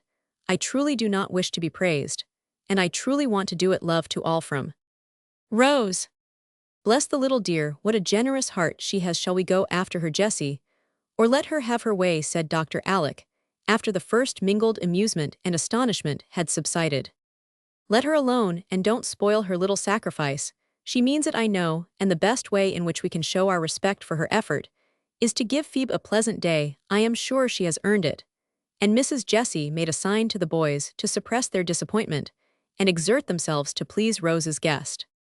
Phoebe was with difficulty kept from going straight home, and declared that she should not enjoy herself one bit without Miss Rose. She won't hold out all day, and we shall see her paddling back before noon. I'll wager anything, said Charlie, and the rest so strongly inclined to his opinion that they resigned themselves to the loss of the little queen of the revels, sure that it would be only a temporary one. But hour after hour passed, and no signal appeared on the balcony. Though Phoebe watched it hopefully, no passing boat brought the truant back, though more than one pair of eyes looked out for the bright hair under the round hat, and sunset came bringing no rose, but the lovely color in the western sky. I really did not think the child had it in her. I fancied it was a bit of sentiment. But I see she was in earnest, and means that her sacrifice shall be a true one dear little soul. Ill, make it up to her 1,000 times over, and beg her pardon for thinking it might be done for effect, Dr. Alex said remorsefully, as he strained his eyes through the dusk, fancying he saw a small figure sitting in the garden, as it had sat on the keg the night before, laying the generous little plot that had cost more than he could guess. Well, she can't help seeing the fireworks anyway, unless she is goose enough to think she must hide in a dark closet, and not look, said Archie, who was rather disgusted at Rose's seeming ingratitude. She will see ours capitally, but miss the big ones on the hill, unless Papa has forgotten all about them, added Steve, cutting short the harangue Mac had begun upon the festivals of the ancients. I am sure the sight of her will be better than the finest fireworks that ever went off, said Phoebe, meditating an elopement with one of the boats, if she could get a chance. Let things work. If she resists a brilliant invitation we give her, she will be a heroine, added Uncle Alec, secretly hoping that she would not. Meanwhile, Rose had spent a quiet, busy day helping Dolly, waiting on Aunt Peace, and steadily resisting Aunt Plenty's attempts to send her back to the happy island. It had been hard in the morning to come in from the bright world outside, with flags flying, cannon booming, crackers popping, and everyone making ready for a holiday, and go to washing cups, while Dolly grumbled, and the aunts lamented. It was very hard to see the day go by, knowing how gay each hour must have been across the water, and how a word from her would take her where she longed to be with all her heart. But it was hardest of all when evening came, and Aunt Peace was asleep, Aunt Plenty seeing a gossip in the parlor, Dolly established in the porch to enjoy the show, and nothing left for the little maid to do but sit alone in her balcony and watch the gay rockets whiz up from island, hill, and city, while bands played and boats laden with happy people went to and fro in the fitful light. Then it must be confessed that a tear or two dimmed the blue eyes, and once when a very brilliant display illuminated the island for a moment, and she fancied she saw the tents, the curly head went down on the railing, and a wide-awake nasturtium heard a little whisper, "I hope someone wishes I was there." The tears were all gone, however, and she was watching the hill and island answer each other with what Jamie called whizzers, whirligigs, and busters, and smiling, as she thought how hard the boys must be working to keep up such a steady fire, when Uncle Mac came walking in upon her, saying hurriedly, "Come, child, put on your tippet police, or whatever you call it, and run off with me. I came to get Phoebe, but Aunt says she is gone, so I want you. I've got fun down in the boat, and I want you to go with us, and see my fireworks. Got them up for you, and you must miss them, or I shall be disappointed." But Uncle, began Rose, feeling as if she ought to refuse even a glimpse of bliss, perhaps. "I know, my dear, I know Aunt told me, but no one needs you now so much as I do, and I insist on your coming," said Uncle Mac, who seemed in a great hurry to be off yet was unusually kind. So Rose went, and found the little Chinaman with a funny lantern waiting to help her in, and convulse her with laughter, trying to express his emotions in pidgin English. The city clocks were striking 9, as they got out into the bay, and the island fireworks seemed to be over, for no rocket answered the last Roman candle that shone on the anthill. "Ours are done, I see, but they are going up all round the city, and how pretty they are," said Rose, folding her mantle about her, and surveying the scene with pensive interest. "Hope my fellows have not got into trouble up there," muttered Uncle Mac, adding with a satisfied chuckle, as a spark shone out, "No, there it goes. Look, Rosie, and see how you like this one. It was ordered especially in honor of your coming." Rose looked with all her eyes, and saw the spark grow into the likeness of a golden vase. Then green leaves came out, and then a crimson flower glowing on the darkness with a splendid luster. "Is it a rose, Uncle?" she asked, clasping her hands with delight, as she recognized the handsome flower. "Of course it is. Look again, and guess what those are," answered Uncle Mac, chuckling, and enjoying it all like a boy. A wreath of what looked at first like purple brooms appeared below the vase, but Rose guessed what they were meant for, and stood straight up, holding by his shoulder, and crying excitedly, "Thistles, Uncle, Scotch thistles. There are 7 of them, one for each boy. Oh, what a joke!" And she laughed so that she plumped into the bottom of the boat, and stayed there till the brilliant spectacle was quite gone. "That was rather a neat thing, I flatter myself," said Uncle Mac in high glee at the success of his illumination. "Now, shall I leave you on the island, or take you home again, my good little girl?" he added, lifting her up with such a tone of approbation in his voice that Rose kissed him on the spot. "Home, please, Uncle, And I thank you very, very much for the beautiful firework you got up for me. I am so glad I saw it. And I know I shall dream about it, answered Rose steadily, though a wistful glance went toward the island, now so near that she could smell powder and see shadowy figures flitting about. Home they went, and Rose fell asleep, saying to herself, "It was harder than I thought, but I am glad I did it, and I truly don't want any reward but Phoebe's pleasure." Chapter 11. Poor Mac. Rose's sacrifice was a failure in one respect, for though the elders loved her the better for it, and showed that they did, the boys were not inspired with the sudden respect which she had hoped for. In fact, her feelings were much hurt by overhearing Archie say that he couldn't see any sense in it, and the prince added another blow by pronouncing her the queerest chicken ever seen. It is apt to be so, and it is hard to bear, for though we do not want trumpets blown, we do like to have our little virtues appreciated, and cannot help feeling disappointed if they are not. A time soon came, however, when Rose quite unconsciously won not only the respect of her cousins, but their gratitude and affection likewise. Soon after the island episode, Mac had a sunstroke and was very ill for some time. It was so sudden that everyone was startled, and for some days the boy's life was in danger. He pulled through, however, and then just as the family were rejoicing, a new trouble appeared which cast a gloom over them all. Poor Mac's eyes gave out, and well they might, for he had abused them, and never being very strong they suffered doubly now. No one dared to tell him the dark predictions of the great oculist who came to look at them, and the boy tried to be patient, thinking that a few weeks of rest would repair the overwork of several years. He was forbidden to look at a book, and as that was the one thing he most delighted in, it was a terrible affliction to the worm. Everyone was very ready to read to him, and at first the lads contended for this honor, but as week after week went by, and Mac was still condemned to idleness and a darkened room, their zeal abated, and one after the other fell off. It was hard for the active fellows right in the midst of their vacation, and nobody blamed them when they contented themselves with brief calls, running of errands, and warm expressions of sympathy. The elders did their best, but Uncle Mac was a busy man. Aunt Jane's reading was of a funereal sort, impossible to listen to long, and the other aunties were all absorbed in their own cares, though they supplied the boy with every delicacy they could invent. Uncle Alec was a host in himself, but he could not give all his time to the invalid, and if it had not been for Rose, the afflicted worm would have fared Roman 99. Her pleasant voice suited him, her patience was unfailing, her time of no apparent value, and her eager goodwill was very comforting. The womanly power of self-devotion was strong in the child, and she remained faithfully at her post. When all the rest dropped away hour after hour, she sat in the dusky room with one ray of light on her book, reading to the boy who lay with shaded eyes, silently enjoying the only pleasure that lightened the weary days.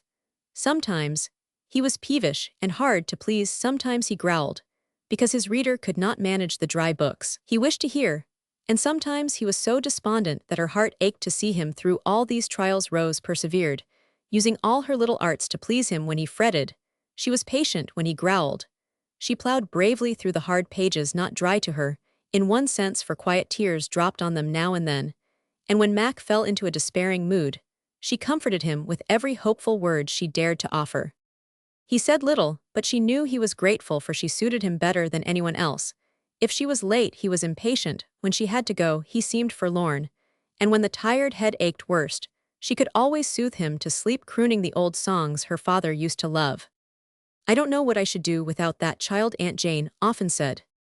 "She's worth all those racketing fellows put together," Mac would add, fumbling about to discover if the little chair was ready for her coming. That was the sort of reward Rose liked, the thanks that cheered her, and whenever she grew very tired, one look at the green shade, the curly head so restless on the pillow, and the poor groping hands touched her tender heart and put new spirit into the weary voice. She did not know how much she was learning both from the books she read and the daily sacrifices she made. Stories and poetry were her delight, but Mac did not care for them, and since his favorite Greeks and Romans were forbidden, he satisfied himself with travels, biographies, and the history of great inventions or discoveries. Rose despised this taste at first, but soon got interested in Livingstone's adventures, Hobson's stirring life in India, and the brave trials and triumphs of Watt and Arkwright, Fulton and Palissy. The Potter, the true strong books helped the dreamy girl. Her faithful service and sweet patience touched and won the boy, and long afterward, both learned to see how useful those seemingly hard and weary hours had been to them. One bright morning, as Rose sat down to begin a fat volume entitled History of the French Revolution, expecting to come to great grief over the long names, Mac, who was lumbering about the room like a blind bear, stopped her by asking abruptly, "What day of the month is it?" "The 7th of August, I believe." "More than half my vacation gone, and I've only had a week of it. I call that hard," and he groaned dismally. "So it is, but there is more to come, and you may be able to enjoy that." "May be able, I will be able. Does that old noodle think I'm going to stay stived up here much longer?" "I guess he does, unless your eyes get on faster than they have yet." "Has he said anything more lately?" "I haven't seen him, you know. Shall I begin? This looks rather nice." "Read away, it's all one to me," and Mac cast himself down upon the old lounge, where his heavy head felt easiest. Rose began with great spirit, and kept on gallantly for a couple of chapters, getting over the unpronounceable names with unexpected success. She thought for her listener, did not correct her once, and lay so still. She fancied he was deeply interested. All of a sudden, she was arrested in the middle of a fine paragraph by Mac, who sat bolt upright, brought both feet down with a thump, and said in a rough, excited tone, "Stop, I don't hear a word, and you may as well save your breath to answer my question." "What is it?" asked Rose, looking uneasy, for she had something on her mind, and feared that he suspected what it was. His next words proved that she was right. "Now look here, I want to know something, and you've got to tell me." "Please don't," began Rose beseechingly. "You must, or ill pull off this shade, and stare at the sun as hard as ever I can stare. Come now," and he half rose, as if ready to execute the threat. I will tell if I know, but don't be reckless, and do anything so crazy as that," cried Rose in great distress. "Very well then, listen, and don't dodge as everyone else does." "Didn't the doctor think my eyes worse the last time he came?" "Mother won't say, but you shall." "I believe he did," faltered Rose. "I thought so." "Did he say I should be able to go to school when it begins?" "No." Mac very low. That was all, but Rose saw her cousin set his lips together and take a long breath, as if she had hit him hard. He bore the disappointment bravely, however, and asked quite steadily in a minute, "How soon does he think I can study again?" It was so hard to answer, that yet Rose knew she must, for Aunt Jane had declared she could not do it, and Uncle Mac had begged her to break the truth to the poor lad.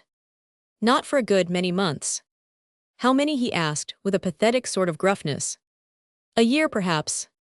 "A whole year? Why, I expected to be ready for college by that time." And pushing up the shade, Mac stared at her, with startled eyes that soon blinked and fell before the one ray of light. "Plenty of time for that. You must be patient now, and get them thoroughly well, or they will trouble you again, when it will be harder to spare them," she said with tears in her own eyes. "I won't do it. I will study and get through somehow. It's all humbug about taking care so long. These doctors like to keep hold of a fellow if they can. But I won't stand it, I vow I won't." And he banged his fist down on the unoffending pillow, as if he were pommeling the hard-hearted doctor. "Now, Mac, listen to me," Rose said very earnestly, though her voice shook a little, and her heart ached. "You know you have hurt your eyes reading by firelight, and in the dusk, and sitting up late, and now y'all have to pay for it. The doctor said so. You must be careful and do as he tells you, or you will be blind." "No." "Yes, it is true, and he wanted us to tell you that nothing but entire rest would cure you. I know it's dreadfully hard. But well, I'll help you. I'll read all day long, and lead you, and wait upon you, and try to make it easier." She stopped there, for it was evident that he did not hear a sound. The word blind seemed to have knocked him down, for he had buried his face in the pillow, and lay so still that Rose was frightened. She sat motionless for many minutes, longing to comfort him, but not knowing how, and wishing Uncle Alec would come, for he had promised to tell Mac. Presently a sort of choking sound came out of the pillow, and went straight to her heart, the most pathetic sob she ever heard, for though it was the most natural means of relief, the poor fellow must not indulge in it. Because of the afflicted eyes, the French Revolution tumbled out of her lap, and running to the sofa, she knelt down by it, saying with the motherly sort of tenderness girls feel for any sorrowing creature, "Oh, my dear, you must cry. It is so bad for your poor eyes. Take your head out of that hot pillow, and let me cool it. I don't wonder you feel so. But please don't cry. I'll cry for you. It won't hurt me." As she spoke, she pulled away the cushion with gentle force, and saw the green shade all crushed and stained with the few hot tears that told how bitter the disappointment had been. Mac felt her sympathy. But being a boy did not thank her, for it only sat up with a jerk saying, as he tried to rub away the telltale drops with the sleeve of his jacket, "Don't bother, weak eyes, always water, I'm all right." But Rose cried out and caught his arm. "Don't touch them with that rough woolen stuff, lie down, and let me bathe them, there's a dear boy, then there will be no harm done. They do smart confoundedly. I say, don't you tell the other fellows that I made a baby of myself, will you?" he added, yielding with a sigh to the orders of his nurse, who had flown for the eyewash and linen cambric handkerchief. "Of course I want, but anyone would be upset at the idea of being well troubled in this way. I am sure you bear it splendidly.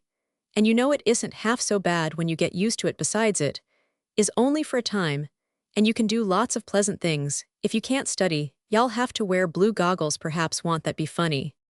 And while she was pouring out all the comfortable words she could think of, Rose was softly bathing the eyes and dabbing the hot forehead with lavender water as her patient lay quiet with a look on his face that grieved her sadly. Homer was blind, and so was Milton, and they did something to be remembered by in spite of it, he said, as if to himself in a solemn tone, for even the blue goggles did not bring a smile. Papa had a picture of Milton and his daughters writing for him. It was a very sweet picture, I thought, observed Rose in a serious voice, trying to meet the sufferer on his own ground. "Perhaps I could study if someone read. And did the eye part, do you suppose I could by and by?" he asked with a sudden ray of hope.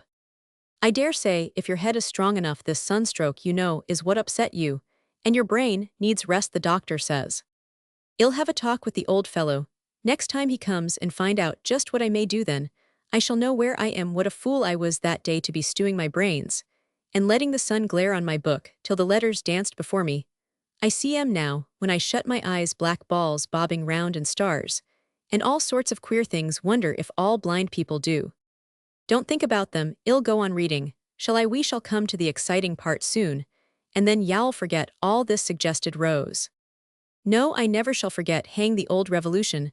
I don't want to hear another word of it. My head aches, and I am hot. Oh, wouldn't I like to go for a pull in the stormy petrel?" And poor Mac tossed about, as if he did not know what to do with himself. "Let me sing, and perhaps y'all drop off, then the day will seem shorter," said Rose, taking up a fan and sitting down beside him. "Perhaps I shall. I didn't sleep much last night, and when I did I dreamed like fun. See here, you tell the people that I know and it's all right, and I don't want them to talk about it or howl over me. That's all now. Drone away and I'll try to sleep. Wish I could for a year, and wake up cured." "Oh, I wish you could." Rose said it so fervently that Mac was moved to grope for her apron and hold on to a corner of it as if it was comfortable to feel her near him, but all he said was, "You are a good little soul, Rosie. Give us the Berks. That is a drowsy one that always sends me off."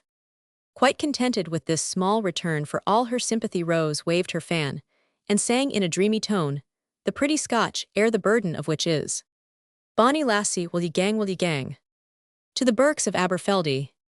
Whether the lassie went or not I cannot say, but the laddie was off to the land of Nod in about 10 minutes, quite worn out with hearing the bad tidings and the effort to bear them manfully. Chapter 12. The Other Fellows. Rose did tell the people what had passed, and no one howled over Mac or said a word to trouble him. He had his talk with the doctor, and got very little comfort out of it, for he found that just what he might do was nothing at all, though the prospect of some study by and by, if all went well, gave him courage to bear the woes of the present. Having made up his mind to this, he behaved so well that everyone was astonished, never having suspected so much manliness in the quiet worm. The boys were much impressed both by the greatness of the affliction which hung over him, and by his way of bearing it. They were very good to him, but not always particularly wise in their attempts to cheer and amuse, and Rose often found him much downcast. After a visit of condolence from the clan, she still kept her place as head nurse and chief reader, though the boys did their best in an irregular sort of way. They were rather taken aback sometimes at finding Rose's services preferred to theirs, and privately confided to one another that old Mac was getting fond of being mollycoddled. But they could not help seeing how useful she was, and owning that she alone had remained faithful, a fact which caused some of them much secret compunction now and then. Rose felt that she ruled in that room, if nowhere else, for Aunt Jane left a great deal to her, finding that her experience with her invalid father fitted her for a nurse. And in a case like this, her youth was an advantage, rather than a drawback. Mac soon came to think that no one could take care of him so well as Rose, and Rose soon grew fond of her patient. Though at first she had considered this cousin the least attractive of the seven, he was not polite and sensible like Archie, nor gay and handsome like Prince Charlie, nor neat and obliging like Steve, nor amusing like the brats, nor confiding and affectionate like little Jamie. He was rough, absent-minded, careless, and awkward, rather priggish, and not at all agreeable to a dainty, beauty-loving girl like Rose. But when his trouble came upon him, she discovered many good things in this cousin of hers, and learned not only to pity, but to respect and love the poor worm who tried to be patient, brave, and cheerful, and found it a harder task than anyone guessed, except the little nurse who saw him in his gloomiest moods. She soon came to think that his friends did not appreciate him, and upon one occasion was moved to free her mind in a way that made a deep impression on the boys. Vacation was almost over, and the time drawing near when Mac would be left outside the happy school world, which he so much enjoyed. This made him rather low in his mind, and his cousins exerted themselves to cheer him up, especially one afternoon, when a spasm of devotion seemed to seize them all. Jamie trudged down the hill with a basket of blackberries, which he had picked all his own self, as his scratched fingers and stained lips plainly testified. Will and Geordie brought their puppies to beguile the weary hours, and the three elder lads called to discuss baseball, cricket, and kindred subjects, eminently fitted to remind the invalid of his privations. Rose had gone to drive with Uncle Alec, who declared she was getting as pale as a potato sprout, living so much in a dark room, but her thoughts were with her boy all the while, and she ran up to him the moment she returned to find things in a fine state of confusion.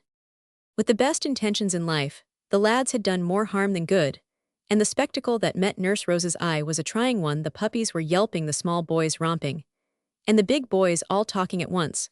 The curtains were up, the room close, berries scattered freely about. Mac's shade half off his cheeks flushed, his temper ruffled, and his voice loudest of all as he disputed hotly with Steve about lending certain treasured books which he could no longer use.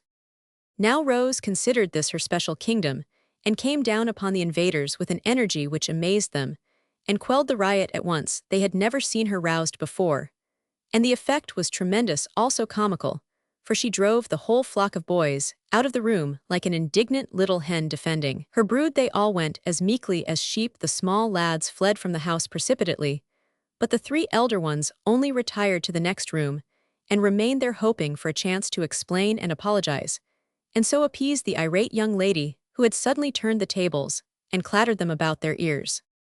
As they waited, they observed her proceedings through the half-open door, and commented upon them briefly, but expressively, feeling quite bowed down with remorse at the harm they had innocently done. "She's put the room to rights in a jiffy. What jacks we were to let those dogs in and kick up such a row," observed Steve, after a prolonged peep. "The poor old worm turns as if she was treading on him instead of cuddling him like a pussy cat. Isn't he cross, though," added Charlie, as Mac was heard growling about his confounded head. "She will manage him, but it's mean in us to rumple him up, and then leave her to smooth him down. I'd go and help, but I don't know how," said Archie, looking much depressed, for he was a conscientious fellow, and blamed himself for his want of thought. "No more do Roman. One odd, isn't it, what a knack women have for taking care of sick folks?" And Charlie fell amusing over this undeniable fact. "She has been ever so good to Mac," began Steve in a self-reproachful tone. "Better than his own brother," Hay cut in Archie, finding relief for his own regret in the delinquencies of another. "Well, you needn't preach, you didn't any of you do any more, and you might have, for Mac likes you better than he does me. I always fret him, he says, and it isn't my fault if I am acquittal," protested Steve in self-defense. "We have all been selfish and neglected him, so we won't fight about it. But try and do better," said Archie generously, taking more than his share of blame, for he had been less inattentive than either of the others. "Rose has stood by him like a good one, and it's no wonder he likes to have her round. Best I should myself, if I was down on my luck," as he is put in, Charlie feeling that he really had not done the little thing justice. "I'll tell you what it is, boys, we haven't been half good enough to Rose, and we've got to make it up to her somehow," said Archie, who had a very manly sense of honor about paying his debts even to a girl. "I am awfully sorry I made fun of her doll when Jamie lugged it out, and I called her Baby Bunting when she cried over the dead kitten. Girls are such geese sometimes. I can't help it," said Steve, confessing his transgressions handsomely, and feeling quite ready to atone for them if he only knew how. "I'll go down on my knees and beg her pardon for treating her as if she was a child. Don't it make her mad, though, come to think of it? She's only 2 years or so younger than I am. But she is so small and pretty, she always seems like a dolly to me." And the prince looked down from his lofty height of 5 feet 5, as if Rose was indeed a pygmy beside him. "That dolly has got a real good little heart, and a bright mind of her own, you'd better believe. Max says she understands some things quicker than he can. And mother thinks she is an uncommonly nice girl, though she don't know all creation. You needn't put on airs, Charlie, though you are a tall one, for Rose likes Archie better than you. She said she did, because he treated her respectfully. Steve looks as fierce as a gamecock. But don't you get excited, my son, for it won't do a bit of good, of course. Everybody likes the chief best, they ought to, and I'll punch their heads if they don't. So calm yourself, dandy, and mend your own manners before you come down on other people's." Thus the prince with great dignity and perfect good nature, while Archie looked modestly gratified with the flattering opinions of his kinsfolk, and Steve subsided, feeling he had done his duty as a cousin. And a brother. A pause ensued, during which Aunt Jane appeared in the other room, accompanied by a tea tray sumptuously spread, and prepared to feed her big nestling, as that was a task she allowed no one to share with her. "If you have a minute to spare before you go, child, I wish you'd just make Mac a fresh shade. This has got a berry stain on it, and he must be tidy, for he is to go out tomorrow, if it is a cloudy day," said Mrs. Jane, spreading toast in a stately manner, while Mac slopped his tea about without receiving a word of reproof.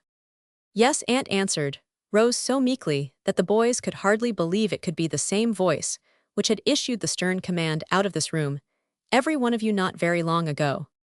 They had not time to retire without unseemly haste before she walked into the parlor and sat down at the worktable without a word. It was funny to see the look the three tall lads cast at the little person, sedately threading a needle with green silk. They all wanted to say something expressive of repentance, but no one knew how to begin. And it was evident from the prim expression of Rose's face that she intended to stand upon her dignity till they had properly abased themselves.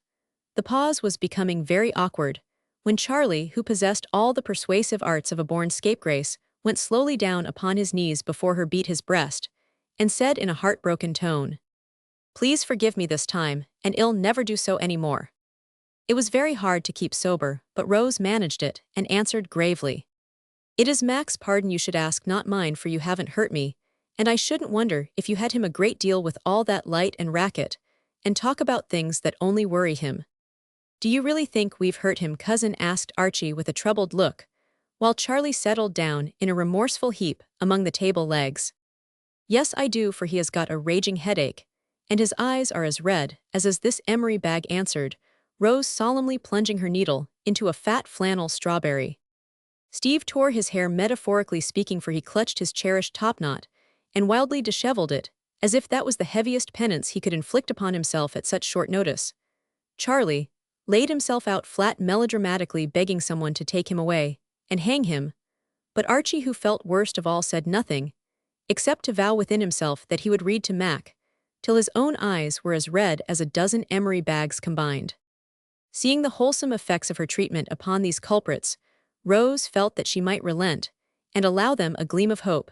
She found it impossible to help trampling upon the prostrate prince, a little in words at least, for he had hurt her feelings oftener than he knew, so she gave him a thimble pie on the top of his head, and said with an air of an infinitely superior being, "Don't be silly, but get up, and I'll tell you something much better to do than sprawling on the floor and getting all over lint." Charlie obediently sat himself upon a hassock at her feet. The other sinners drew near to catch the words of wisdom about to fall from her lips, and Rose, softened by this gratifying humility, addressed them in her most maternal tone. "Now, boys, if you really want to be good to Mac, you can do it in this way. Don't keep talking about things he can't do or go, and tell what fun you have had batting your ridiculous balls about. Get some nice book and read quietly, cheer him up about school, and offer to help him study. By and by you can do that better than I, because I am only a girl and don't learn Greek and Latin and all sorts of headachy stuff." "Yes, but you can do heaps of things better than we can, you've proved that," said Archie with an approving look that delighted Rose, though she could not resist giving Charlie one more rebuke by saying, with a little bridling of the head and a curl of the lip that wanted to smile instead, "I am glad you think so, though I am a queer chicken." This scathing remark caused the prince to hide his face for shame, and Steve to erect his head in the proud consciousness that this shot was not meant for him. Archie laughed, and Rose, seeing a merry blue eye winking at her from behind two brown hands, gave Charlie's ear a friendly tweak and extended the olive branch of peace. "Now we'll all be good and plan nice things for poor Mac," she said, smiling so graciously that the boys felt as if the sun had suddenly burst out from behind a heavy cloud and was shining with great brilliancy. The storm had cleared the air, and quite a heavenly calm succeeded, during which plans of a most varied and surprising sort were laid for everyone burned to make noble sacrifices upon the shrine of poor Mac, and Rose was the guiding star to whom the others looked with most gratifying submission. Of course, this elevated state of things could not endure long, but it was very nice while it lasted, and left an excellent effect upon the minds of all when the first ardor had subsided. "There, that's ready for tomorrow, and I do hope it will be cloudy," said Rose, as she finished off the new shade, the progress of which the boys had watched with interest. "I'd bespoken an extra sunny day, but I'll tell the clerk of the weather to change it. He's an obliging fellow and he'll attend to it, so make yourself easy," said Charlie, who had become quite perky again. "It is very easy for you to joke, but how would you like to wear a blinder like that for weeks and weeks, sir?" And Rose quenched his rising spirits by slipping the shade over his eyes as he still sat on the cushion at her feet. "It's horrid, take it off, take it off. I don't wonder the poor old boy has the blues with a thing like that on." And Charlie sat looking at what seemed to him an instrument of torture, with such a sober face that Rose took it gently away and went in to bid Mac good night. "I shall go home with her, for it is getting darkish, and she is rather timid," said Archie, forgetting that he had often laughed at this very timidity. "I think I might, for she's taking care of my brother," put in Steve, asserting his rights. "Let's all go, that will please her," proposed Charlie, with a burst of gallantry, which electrified his mates. "We will," they said with one voice, and they did, to Rose's great surprise and secret contentment, though Archie had all the care of her, for the other two were leaping fences, running races, and having wrestling matches all the way down.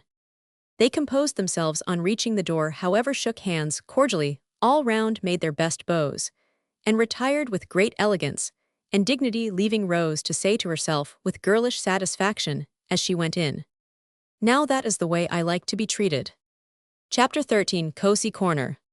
Vacation was over, the boys went back to school, and poor Mac was left lamenting he was out of the darkened room now, and promoted to blue goggles, through which he took a gloomy view of life, as might have been expected, for there was nothing he could do but wander about and try to amuse himself without using his eyes. Anyone who has ever been condemned to that sort of idleness knows how irksome it is, and can understand the state of mind which caused Mac to say to Rose in a desperate tone one day, "Look here, if you don't invent some new employment or amusement for me, I shall knock myself on the head as sure as you live." Rose flew to Uncle Alec for advice, and he ordered both patient and nurse to the mountains for a month, with Aunt Jessie and Jamie as escort. Pokey and her mother joined the party, and one bright September morning 6 very happy-looking people were aboard the express train for Portland, two smiling mammas laden with luncheon baskets and wraps, a pretty young girl with a bag of books on her arm, a tall thin lad with his hat over his eyes, and two small children who sat with their short legs straight out before them, and their chubby faces beaming with the first speechless delight of truly traveling.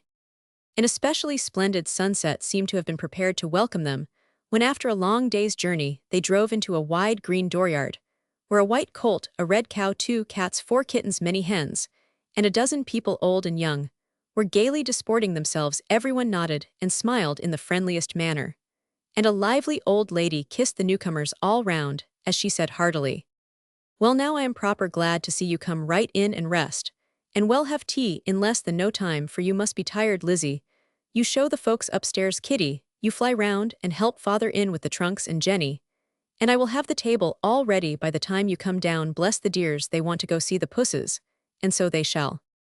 The 3 pretty daughters did fly round, and everyone felt at home at once. All were so hospitable and kind. Aunt Jessie had raptures over the home-made carpets, quilts, and quaint furniture. Rose could not keep away from the windows, for each framed a lovely picture, and the little folks made friends at once with the other children, who filled their arms with chickens and kittens, and did the honors handsomely.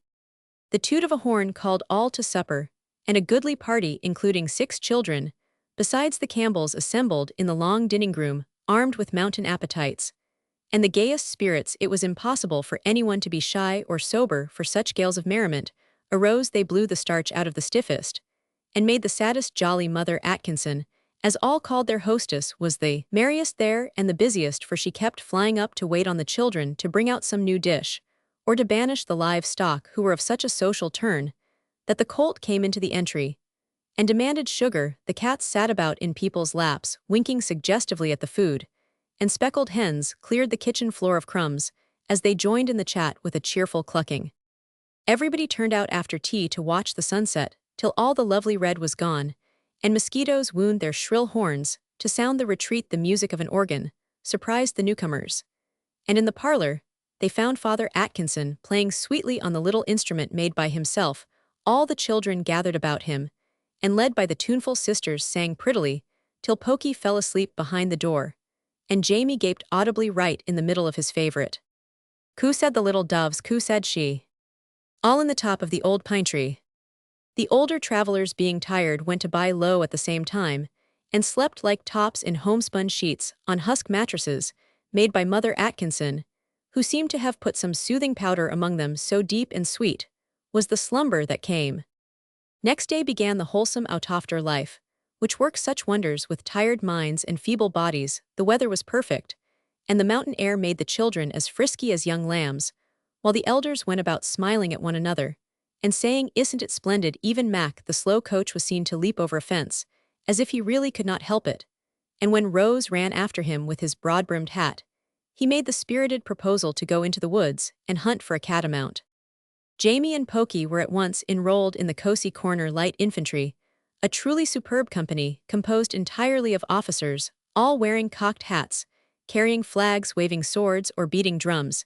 It was a spectacle to stir the dullest soul when this gallant band marched out of the yard in full regimentals, with Captain Dove, a solemn, big-headed boy of 11, issuing his orders with the gravity of a general, and his Falstaffian regiment obeying them with more docility than skill. The little Snow children did very well, and Lieutenant Jack Dove was fine to see. So was drummer Frank, the errand boy of the house, as he rub-a-dub-dubbed with all his heart and drumsticks. Jamie had trained before, and was made a colonel at once. But Pokey was the best of all, and called forth a spontaneous burst of applause from the spectators as she brought up the rear, her cocked hat all over one eye, her flag trailing over her shoulder, and her wooden sword straight up in the air, her face beaming, and every curl bobbing with delight, as her fat legs tottered in the vain attempt to keep step manfully. Mac and Rose were picking blackberries in the bushes beside the road when the soldiers passed without seeing them, and they witnessed a sight that was both pretty and comical. A little farther on was one of the family burial spots so common in those parts, and just this side of it, Captain Fred Dove ordered his company to halt, explaining his reason for so doing in the following words: "That's a graveyard, and it's proper to muffle the drums and lower the flags as we go by, and we'd better take off our hats too. It's more respectable, I think." "Isn't that cunning of the dears?" whispered Rose, as the little troop marched slowly by to the muffled roll of the drums, every flag and sword held low, all the little heads uncovered, and the childish faces very sober as the leafy shadows flickered over them. "Let's follow and see what they are after," proposed Mac, who found sitting on the wall and being fed with blackberries luxurious but tiresome. So they followed and heard the music grow lively, saw the banners wave in the breeze again when the graveyard was passed, and watched the company file into the dilapidated old church that stood at the corner of 3 woodland roads. Presently the sound of singing made the outsiders quicken their steps, and stealing up they peeped in at one of the broken windows. Captain Dove was up in the old wooden pulpit, gazing solemnly down upon his company, who, having stacked their arms in the porch, now sat in the bare pews, singing a Sunday school hymn with great vigor and relish. "Let us pray," said Captain Dove with as much reverence as an army chaplain, and folding his hands, he repeated a prayer which he thought all would know, an excellent little prayer, but not exactly appropriate to the morning, for it was, "Now I lay me down to sleep." Everyone joined in saying it, and it was a pretty sight to see the little creatures bowing their curly heads and lisping out the words they knew so well. Tears came into Rose's eyes as she looked. Mac took his hat off involuntarily, and then clapped it on again, as if ashamed of showing any feeling.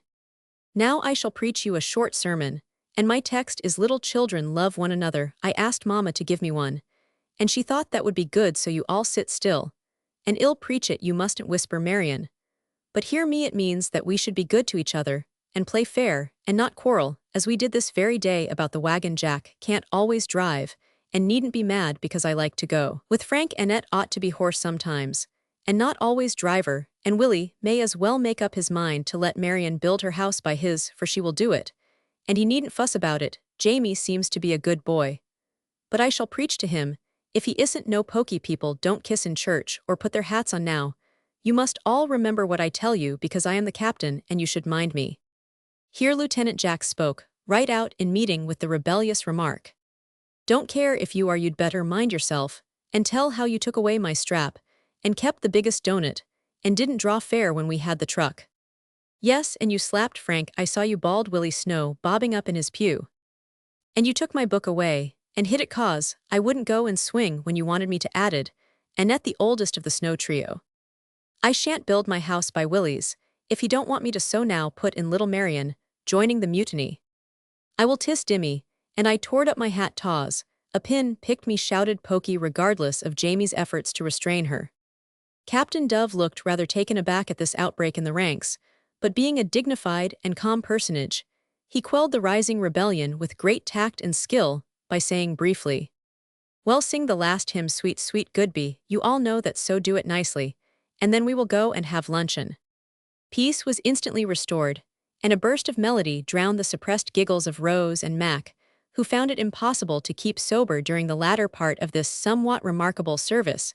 15 minutes of repose rendered it a physical impossibility for the company to march out as quietly as they had marched, and I grieve to state that the entire troop raced home as hard as they could pelt, and were soon skirmishing briskly over their lunch, utterly oblivious of what Jamie, who had been much impressed by the sermon, called the captain's beautiful tech. It was astonishing how much they all found to do at Cosey Corner, and Mac, instead of lying in a hammock and being read to as he had expected, was busiest of all. He was invited to survey and lay out Skeeterville, a town which the children were getting up in a huckleberry pasture, and he found much amusement in planning little roads, staking off house-lots, attending to the waterworks, and consulting with the selectmen about the best sites for public buildings. For Mac was a boy still, in spite of his 15 years and his love of books. Then he went fishing with a certain jovial gentleman from the West, and though they seldom caught anything but colds, they had great fun and exercise chasing the phantom trout.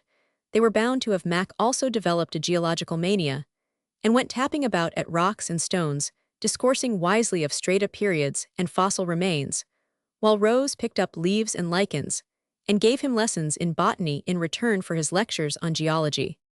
They led a very merry life, for the Atkinson girls kept up a sort of perpetual picnic, and did it so capitally that one was never tired of it, so their visitors throve finely, and long before the month was out, it was evident that Dr. Alec had prescribed the right medicine for his patients. Chapter 14, A Happy Birthday. The 12th of October was Rose's birthday, but no one seemed to remember that interesting fact, and she felt delicate about mentioning it, so fell asleep the night before, wondering if she would have any presents. That question was settled early the next morning, for she was awakened by a soft tap on her face, and opening her eyes she beheld a little black and white figure sitting on her pillow, staring at her, with a pair of round eyes very like blueberries, while one downy paw patted her nose to attract her notice. It was Kitty Comet, the prettiest of all the pusses, and Comet evidently had a mission to perform, for a pink bow adorned her neck, and a bit of paper was pinned to it, bearing the words, "For Miss Rose, from Frank." That pleased her extremely, and that was only the beginning of the fun, for surprises and presents kept popping out in the most delightful manner all through the day, the Atkinson girls being famous jokers, and Rose a favorite. But the best gift of all came on the way to Mount Windytop, where it was decided to picnic in honor of the great occasion. 3 jolly loads set off soon after breakfast, for everybody went, and everybody seemed bound to have an extra good time, especially Mother Atkinson, who wore a hat as broad-brimmed as an umbrella, and took the dinner horn to keep her flock from straying away. "I am going to drive Auntie and a lot of the babies, so you must ride the pony, and please stay behind us a good bit when we go to the station, for a parcel is coming, and you are not to see it till dinner time. You won't mind, will you?" said Mac in a confidential aside during the wild flurry of the start. "Not a bit," answered Rose. "It hurts my feelings very much to be told to keep out of the way at any other time. But birthdays and Christmas, it is part of the fun to be blind and stupid, and poked into corners. I'll be ready as soon as you are, Jiglamps. Stop under the big maple, till I call. Then you can't possibly see anything," added Mac, as he mounted her on the pony his father had sent up for his use. Barky's was so gentle and so willing, however, that Rose was ashamed to be afraid to ride him, so she had learned that she might surprise Dr. Alec. When she got home meantime, she had many a fine canter over the hills, and far away with Mac, who preferred Mr. Atkinson's old sorrel. Away they went, and coming to the red maple, Rose obediently paused, but could not help stealing a glance in the forbidden direction, before the call came. Yes, there was a hamper going under the seat. And then she caught sight of a tall man whom Mac seemed to be hustling into the carriage in a great hurry. One look was enough, and with a cry of delight Rose was off down the road, as fast as Barky's could go. "Now I'll astonish Uncle," she thought. "I'll dash up in grand style, and show him that I am not a coward after all." Fired by this ambition, she startled Barky's by a sharp cut, and still more bewildered him by leaving him to his own guidance down the steep stony road. The approach would have been a fine success, if just as Rose was about to pull up and salute 2 or 3 distracted hens had not scuttled across the road with a great squawking which caused Barky's to shy and stop so suddenly that his careless rider landed in an ignominious heap, just under old Sorrel's astonished nose. Rose was up again before Dr. Alec was out of the carryall, and threw 2 dusty arms about his neck, crying with a breathless voice, "Oh, Uncle, I am so glad to see you. It is better than a cartload of goodies, and so dear of you to come. But aren't you hurt, child? That was a rough tumble, and I am afraid you must be damaged somewhere," answered the doctor, full of fond anxiety, as he surveyed his girl with pride. "My feelings are hurt, but my bones are all safe. It's too bad. I was going to do it so nicely, and those stupid hens spoilt it all," said Rose, quite crestfallen as well as much shaken.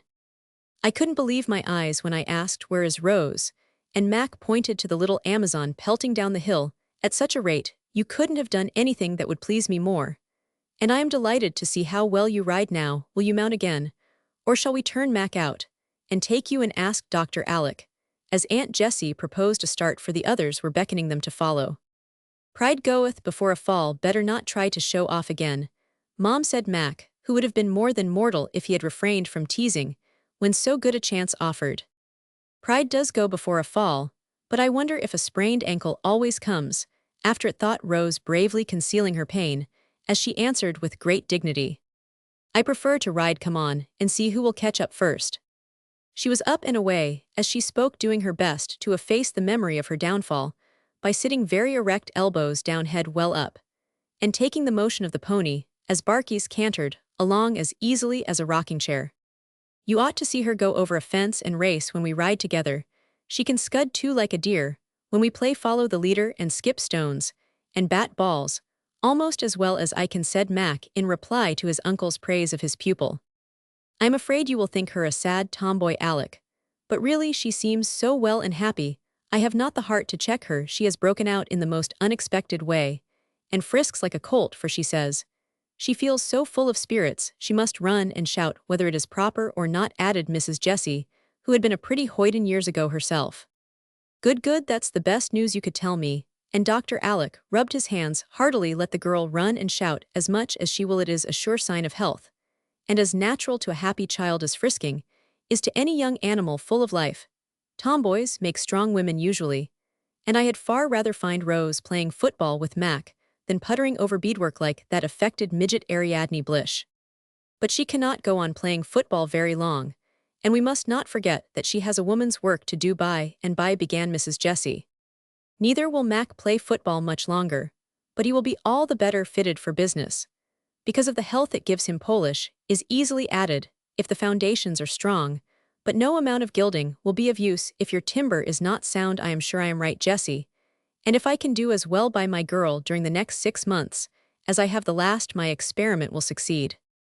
It certainly will, for when I contrast that bright blooming face with the pale listless one that made my heart ache a while ago, I can believe in almost any miracle," said Mrs. Jessie, As Rose looked round to point out a lovely view with cheeks like the ruddy apples in the orchard, nearby eyes clear as the autumn sky overhead, and vigor in every line of her girlish figure.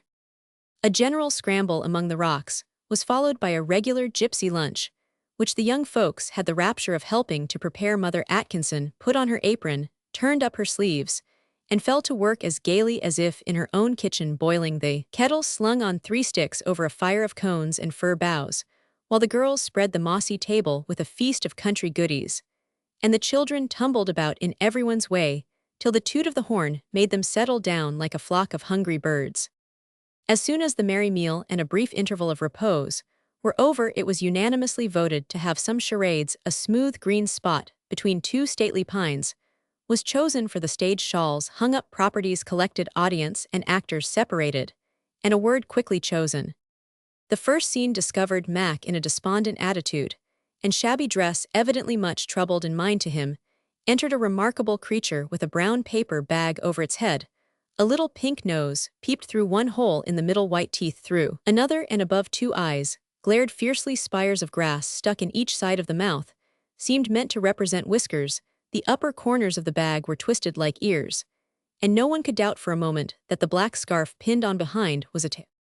This singular animal seemed in pantomime to be comforting his master and offering advice, which was finally acted upon, for Mac pulled off his boots, helped the little beast into them, and gave him a bag. Then, kissing his paw with a hopeful gesture, the creature retired, purring so successfully that there was a general cry of "Cat, Puss, Boots." "Cat is the word," replied a voice, and the curtain fell. The next scene was a puzzler, for in came another animal, on all fours this time, with a new sort of tail and long ears. A gray shawl concealed its face, but an inquisitive sunbeam betrayed the glitter as of goggles under the fringe. On its back rode a small gentleman in Eastern costume, who appeared to find some difficulty in keeping his seat as his steed jogged along. Suddenly, a spirit appeared, all in white, with long newspaper wings upon its back and golden locks about its face. Singularly enough, the beast beheld this apparition and backed instantly, but the rider evidently saw nothing and whipped up unmercifully, also unsuccessfully, for the spirit stood directly in the path, and the amiable beast would not budge a foot. A lively skirmish followed, which ended in the Eastern gentleman being upset into a sweetfern bush, while the better-bred animal abased itself before the shining one.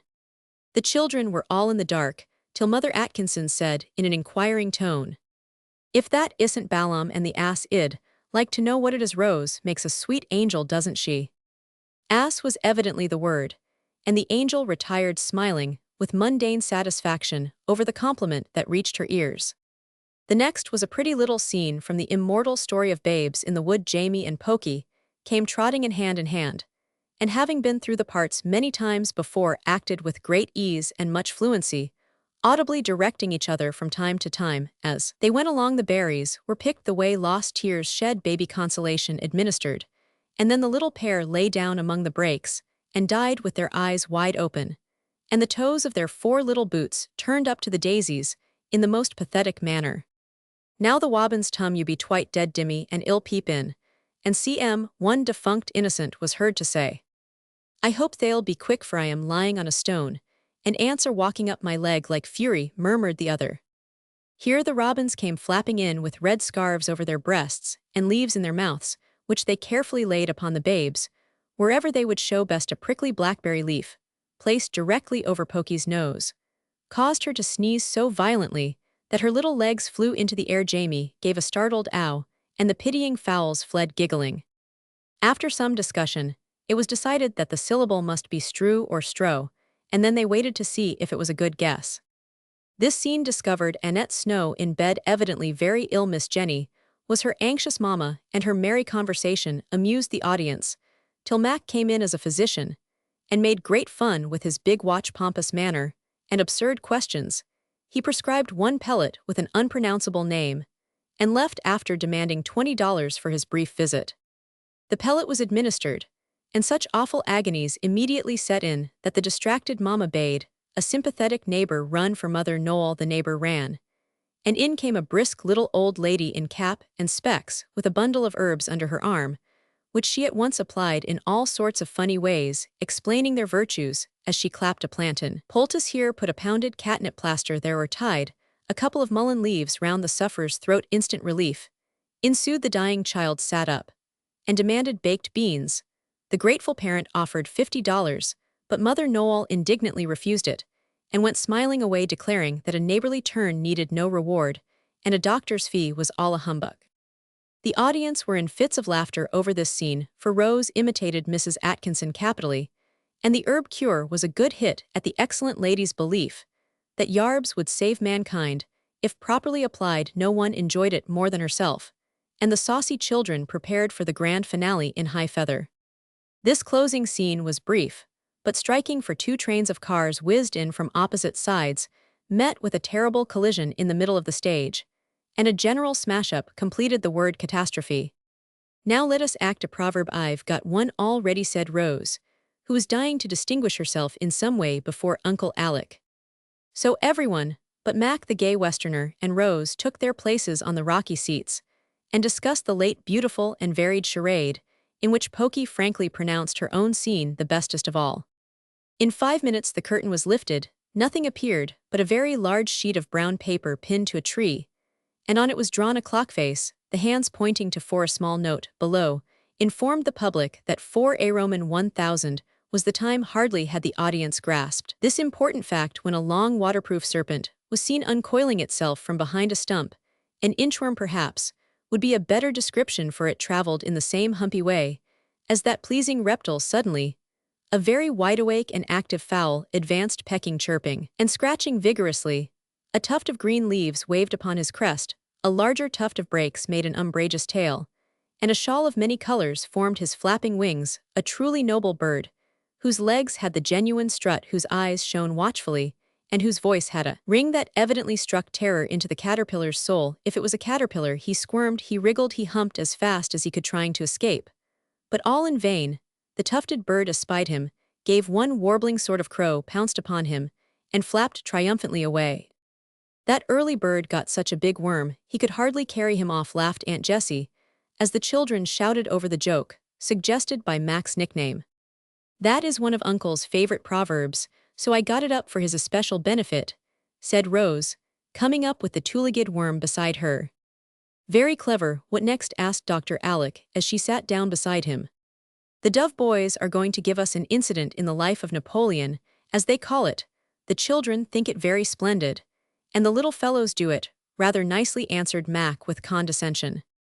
A tent appeared, and pacing to and fro before it was a little sentinel, who, in a brief soliloquy, informed the observers that the elements were in a great state of confusion, that he had marched some 100 miles or so that day, and that he was dying for want of sleep.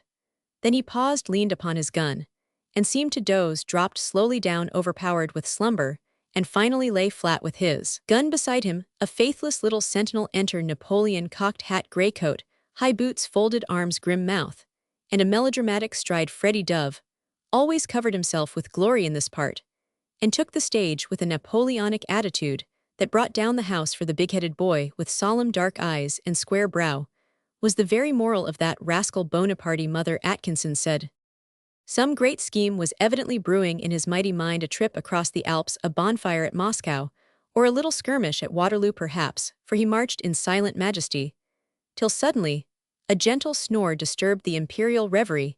He saw the sleeping soldier, and glared upon him, saying in an awful tone, "Ha! Asleep at his post, death is the penalty, he must die." Picking up the musket, he is about to execute summary justice, as emperors are in the habit of doing, when something in the face of the weary sentinel appears to touch him. And well it might, for a most engaging little warrior was Jack, as he lay with his shako half off his childish face, trying to keep sober, and a great black mustache over his rosy mouth. It would have softened the heart of any Napoleon, and the little corporal proved himself a man by relenting, and saying with a lofty gesture of forgiveness, "Brave fellow, he is worn out, I will let him sleep, and mount guard in his place." Then, shouldering the gun, this noble being strode to and fro with a dignity which thrilled the younger spectators. The sentinel awakes, sees what has happened, and gives himself up for lost. But the emperor restores his weapon, and with that smile which won all hearts says, pointing to a high rock whereon a crow happens to be sitting, "Be brave, be vigilant, and remember that from yonder pyramid generations are beholding you." And with these memorable words, he vanishes, leaving the grateful soldier bolt upright with his hand at his temple and deathless devotion, stamped upon his youthful countenance. The applause which followed this superb piece had hardly subsided when a sudden splash and a shrill cry caused a general rush toward the waterfall that went gamboling down the rocks, singing sweetly. As it ran, Pokey had tried to gambol also, and had tumbled into a shallow pool, whither Jamie had gallantly followed in a vain attempt to fish her out, and both were paddling about half frightened, half pleased with the unexpected bath. This mishap made it necessary to get the dripping infants home as soon as possible, so the wagons were loaded up, and away they went as merry as if the mountain air had really been oxygenated sweets, not bitters, as Dr. Alec suggested when Mac said he felt as jolly as if he had been drinking champagne, instead of the currant wine, that came with a great frosted cake, wreathed with sugar roses in Aunt Plenty's hamper of goodies. Rose took part in all the fun, and never betrayed by look or word the twinges of pain she suffered in her ankle. She excused herself from the games in the evening, however, and sat talking to Uncle Alec in a lively way that both amazed and delighted him, for she confided to him that she played horse with the children, drilled with the light infantry, climbed trees, and did other dreadful things that would have caused the ants to cry aloud if they knew of them. "I don't care a pin what they say, if you don't mind, Uncle," she answered, when he pictured the dismay of the good ladies. "Ah, it's all very well to defy them, but you are getting so rampant I'm afraid you will defy me next, and then where are we?"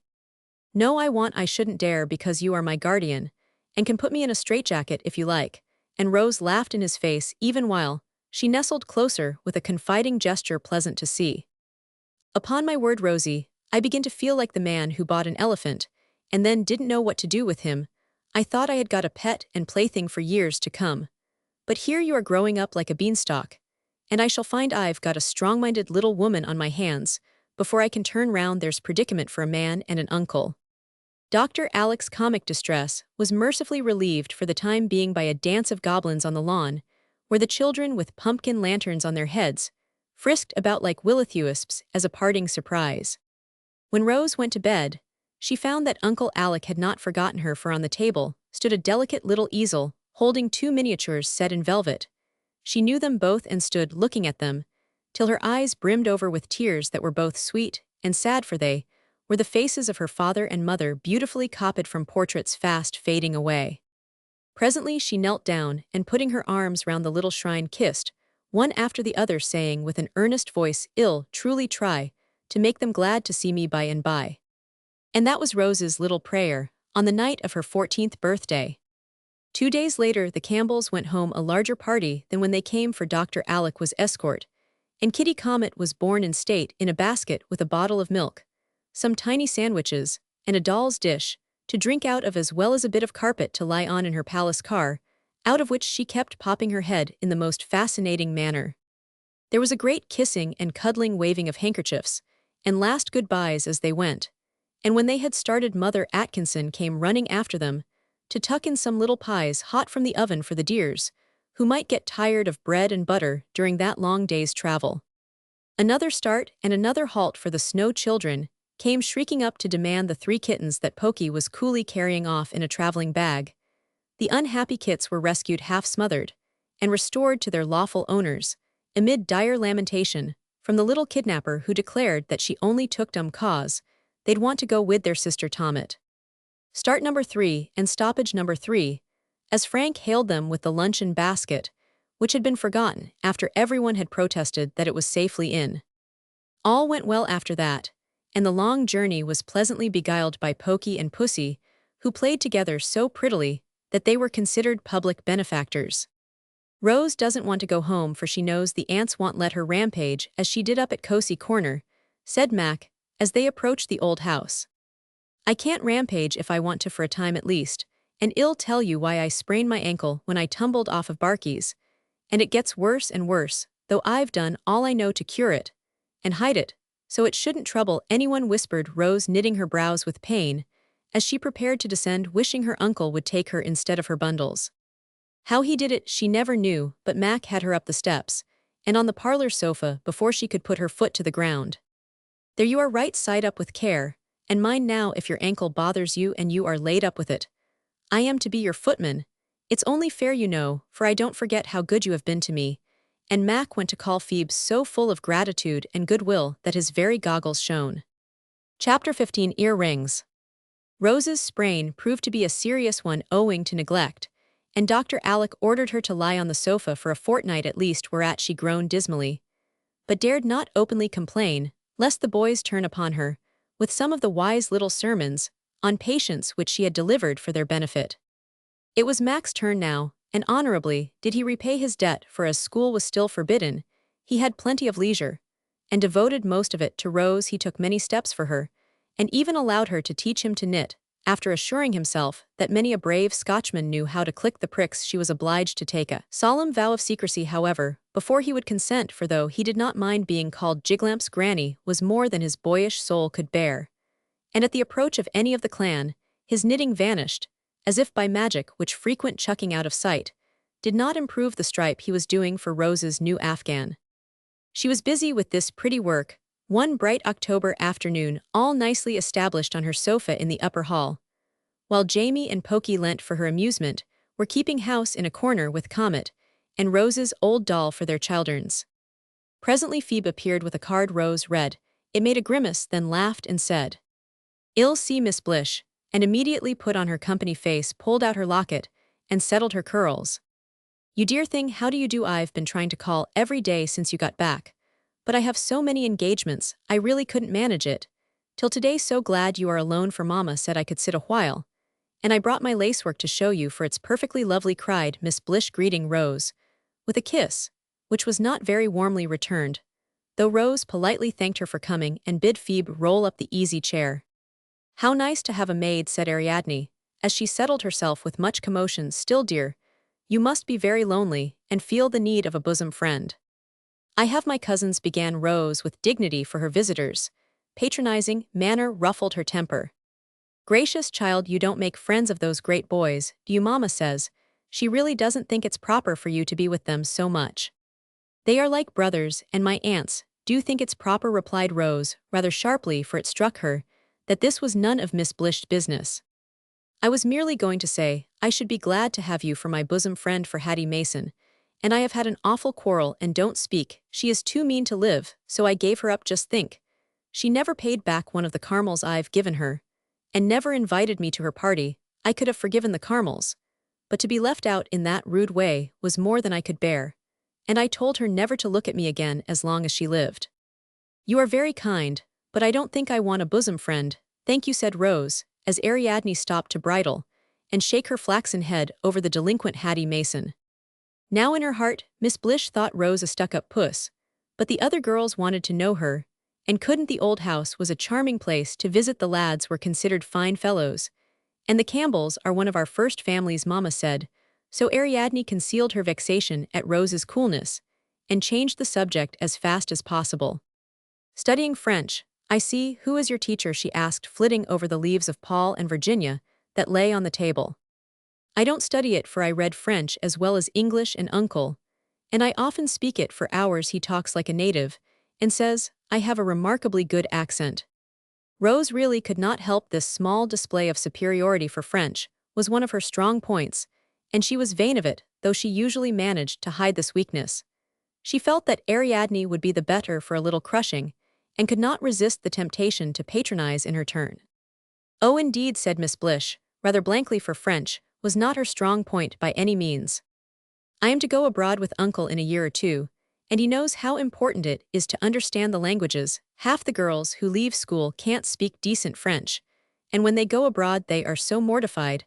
I shall be very glad to help you, if you like, for of course you have no one to talk with at home." Now Ariadne, though she looked like a wax doll, had feelings within her instead of sawdust, and these feelings were hurt by Rose's lofty tone.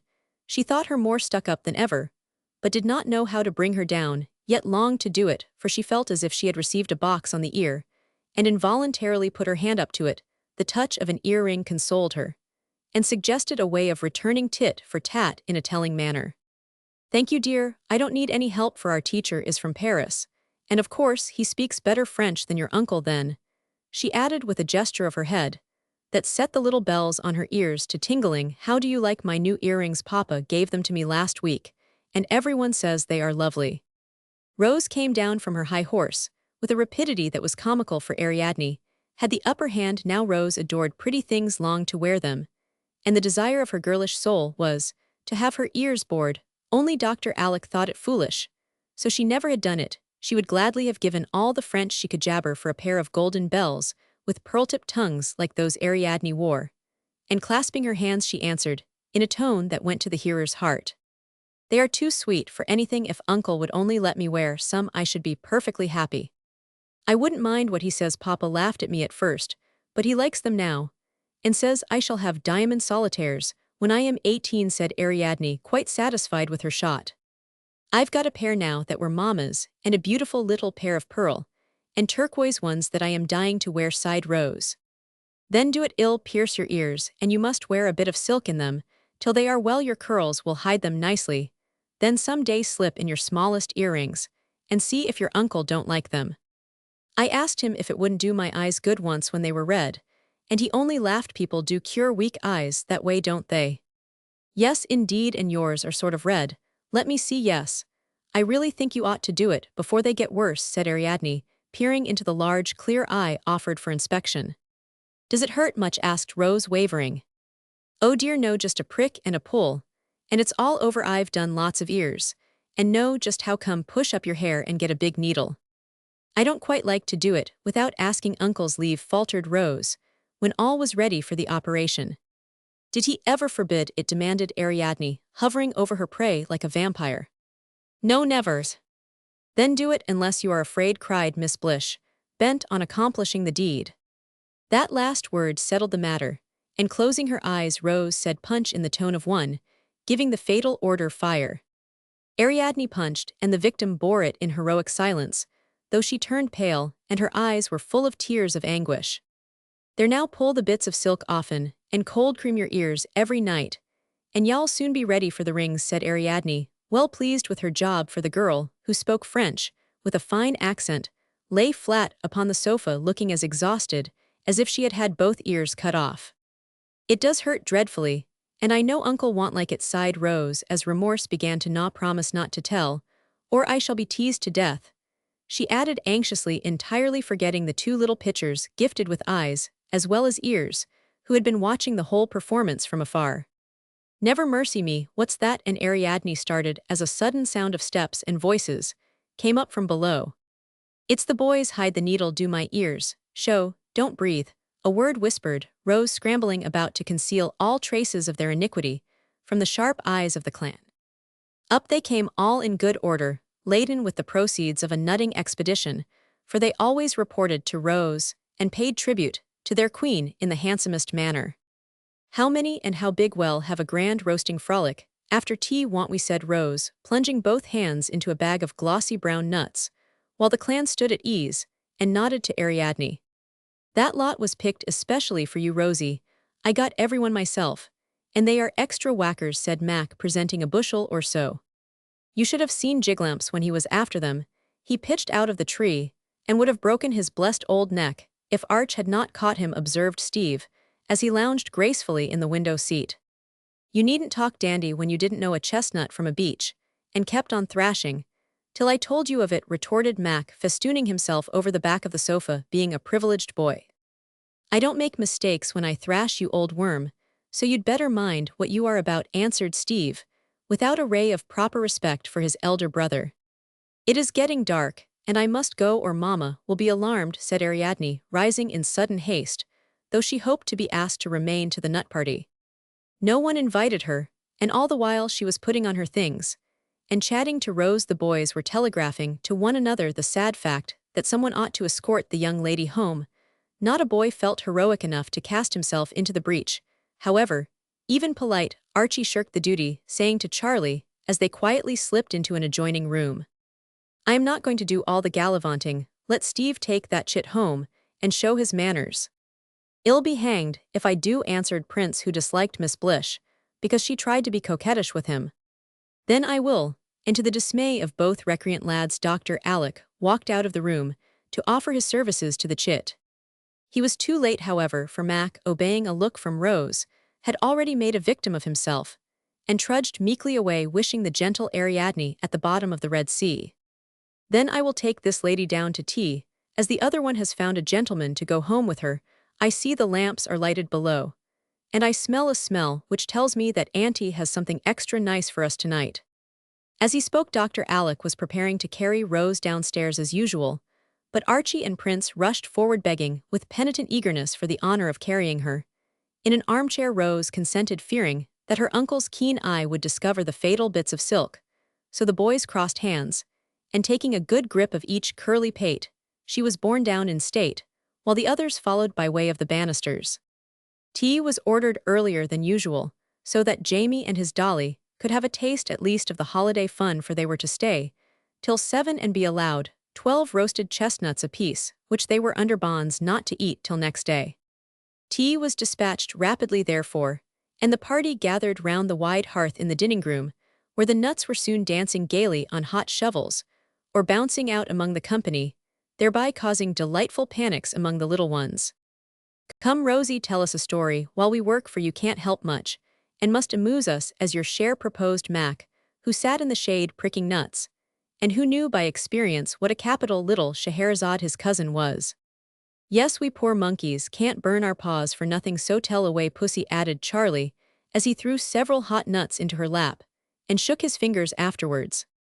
"Well, I happen to have a little story with a moral to it in my mind, and I will tell it, though it is intended for younger children than you," answered Rose, who was rather fond of telling instructive tales. "Fire away," said Geordie, and she obeyed, little thinking what a disastrous story it would prove to herself. "Well, once upon a time, a little girl went to see a young lady who was very fond of her. Now, the young lady happened to be lame, and had to have her foot bandaged up every day. So, she kept a basket full of bandages all nicely rolled and ready. The little girl liked to play with this basket. And one day, when she thought no one saw her, she took one of the rolls without asking leave and put it in her pocket. Here Pokey, who had been peering lovingly down at the 5 warm nuts that lay at the bottom of her tiny pocket, suddenly looked up and said "Oh" in a startled tone, as if the moral tale had become intensely interesting all at once. Rose heard and saw the innocent betrayal of the small sinner, and went on in a most impressive manner, while the boys nudged one another and winked as they caught the joke. "But an eye did see this naughty little girl, and whose eye do you think it was?" "Eye of Dodd," murmured conscience-stricken Pokey, spreading 2 chubby little hands before the round face, which they were not half big enough to hide. Rose was rather taken aback by this reply, but feeling that she was producing a good effect, she added seriously, "Yes, God saw her, and so did the young lady, but she did not say anything. She waited to see what the little girl would do about it. She had been very happy before she took the bandage, but when it was in her pocket, she seemed troubled, and pretty soon stopped playing, and sat down in a corner looking very sober. She thought a few minutes, and then went and put back the roll very softly, and her face cleared up, and she was a happy child again. The young lady was glad to see that, and wondered what made the little girl put it back." "Conscience picked her," murmured a contrite voice from behind the small hands pressed tightly over Pokey's red face. "And why did she take it, do you suppose?" asked Rose in a schoolmarmish tone, feeling that all the listeners were interested in her tale and its unexpected application. "It was so nice and wound, and she wanted it," deftly answered the little voice. "Well, I am glad she had such a good conscience. The moral is that people who steal don't enjoy what they take, and are not happy till they put it back." "What makes that little girl hide her face?" asked Rose as she concluded. "Me's so shamed of Pokey," sobbed the small culprit, quite overcome by remorse and confusion at this awful disclosure. "Come, Rose, it's too bad to tell her little tricks before everyone and preach at her. In that way, you wouldn't like it yourself," began Dr. Alec, taking the weeper on his knee and administering consolation in the shape of kisses and nuts. Before Rose could express her regret, Jamie, who had been reddening and ruffling like a little turkey-cock for several minutes, burst out indignantly, bent on avenging the wound given to his beloved dolly. "I know something bad that you did, and I'm going to tell right out. You thought we didn't see you, but we did, and you said Uncle wouldn't like it and the boys would tease, and you made Ariadne promise not to tell, and she punched holes in your ears to put earrings in. So now, and that's much badder than to take an old piece of rag, and I hate you for making my Pokey cry." Jamie's somewhat incoherent explosion produced such an effect that Pokey's small sin was instantly forgotten, and Rose felt that her hour had come. What cried the boys in a chorus, dropping their shovels and knives, to gather round Rose, for a guilty clutching at her ears betrayed her. And with a feeble cry of Ariadne made me, she hid her head among the pillows like an absurd little ostrich. Now shall go prancing round with bird cages, and baskets and carts and pigs, for all I know in her ears as the other girls do. And won't she look like a goose? Asked one tormentor, tweaking a curl that strayed out from the cushions. I didn't think she'd be so silly, said Mac, in a tone of disappointment that told Rose she had sunk in the esteem of her wise cousin. That Blish girl is a nuisance, and ought not to be allowed to come here with her nonsensical notions, said the prince, feeling a strong desire to shake that young person as an angry dog might shake a mischievous kitten. How do you like it, uncle? Asked Archie, who, being the head of a family, himself believed in preserving discipline at all costs. I am very much surprised, but I see she is a girl after all, and must have her vanities like all the rest of them, answered Dr. Alec, with a sigh, as if he had expected to find Rose a sort of angel above all earthly temptations. What shall you do about it, sir? Inquired Geordie, wondering what punishment would be inflicted on a feminine culprit. As she is fond of ornaments, perhaps we had better give her a nosering. Also, I have one somewhere that a Fiji belle once wore. Ill, look it up. And leaving Pokey to Jamie's care, Dr. Alec rose, as if to carry out his suggestion in earnest. Good, well, do it right away. Here's a gimlet, so you hold her, boys, while I get her dear little nose all ready, cried Charlie, whisking away the pillow, as the other boys danced about the sofa in true Fiji style. It was a dreadful moment, for Rose could not run away. She could only grasp her precious nose with one hand and extend the other, crying distractedly, "Oh, uncle, save me, save me." Of course he saved her, and when she was securely barricaded by his strong arm, she confessed her folly in such humiliation of spirit that the lads, after a good laugh at her, decided to forgive her, and lay all the blame on the tempter Ariadne. Even Dr. Alec relented so far as to propose 2 gold rings for the ears, instead of 1 copper one for the nose, a proceeding which proved that if Rose had all the weakness of her sex for jewelry, he had all the inconsistency of his in giving a pretty penitent exactly what she wanted, spite of his better judgment. Chapter 16, Bread and Buttonholes. What in the world is my girl thinking about all alone here with such a solemn face? Asked Dr. Alec, coming into the study one November day to find Rose sitting there with folded hands and a very thoughtful aspect. Uncle, I want to have some serious conversation with you, if you have time, she said, coming out of a brown study, as if she had not heard his question. I am entirely at your service, and most happy to listen, he answered in his politest manner, for when Rose put on her womanly little airs, he always treated her with a playful sort of respect that pleased her very much. Now, as he sat down beside her, she said very soberly, I've been trying to decide what trade I would learn, and I want you to advise me. Trade, my dear? And Dr. Alec looked so astonished that she hastened to explain. I forgot that you didn't hear the talk about it up at Cozy Corner. You see, we used to sit under the pines and talk a great deal, all the ladies I mean. And I liked it very much. Mother Atkinson thought that everyone should have a trade, or something to make a living out of, for rich people may grow poor, you know, and poor people have to work. Her girls were very clever, and could do ever so many things, and Aunt Jessie thought the old lady was right, so, when I saw how happy and independent those young ladies were, I wanted to have a trade, and then it wouldn't matter about money, though I liked to have it well enough. Dr. Alec listened to this explanation with a curious mixture of surprise, pleasure, and amusement in his face, and looked at his little niece as if she had suddenly changed into a young woman. She had grown a good deal in the last 6 months, and an amount of thinking had gone on in that young head, which would have astonished him greatly could he have known it all, for Rose was one of the children who observe and meditate much and now, and then nonplus their friends by a wise or curious remark. I quite agree with the ladies, and shall be glad to help you decide on something, if I can, said the doctor seriously. What do you incline to? A natural taste or talent is a great help in choosing, you know. I haven't any talent or any especial taste that I can see, and that is why I can't decide, uncle, so I think it would be a good plan to pick out some very useful business, and learn it, because I don't do it for pleasure, you see, but as a part of my education, and to be ready in case I am ever poor, answered Rose, looking as if she rather longed for a little poverty, so that her useful gift might be exercised. Well, now there is one very excellent necessary and womanly accomplishment that no girl should be without, for it is a help to rich and poor, and the comfort of families depends upon it. This fine talent is neglected nowadays, and considered old-fashioned, which is a sad mistake, and one that I don't mean to make in bringing up my girl. It should be a part of every girl's education, and I know of a most accomplished lady who will teach you in the best and pleasantest manner." "Oh, what is it?" cried Rose, eagerly charmed to be met in this helpful and cordial way. "Housekeeping," answered Dr. Alcott. "Is that an accomplishment?" asked Rose, while her face fell, for she had indulged in all sorts of vague, delightful dreams. "Yes, it is one of the most beautiful as well as useful of all the arts. A woman can learn, not so romantic perhaps, as singing, painting, writing, or teaching, even, but one that makes many happy and comfortable, and home the sweetest place in the world. Yes, you may open your big eyes, but it is a fact that I had rather see you a good housekeeper than the greatest belle in the city. It need not interfere with any talent you may possess, but it is a necessary part of your training, and I hope that you will set about it at once now that you are well and strong." "Who is the lady?" asked Rose, rather impressed by her uncle's earnest speech. "Aunt Plenty."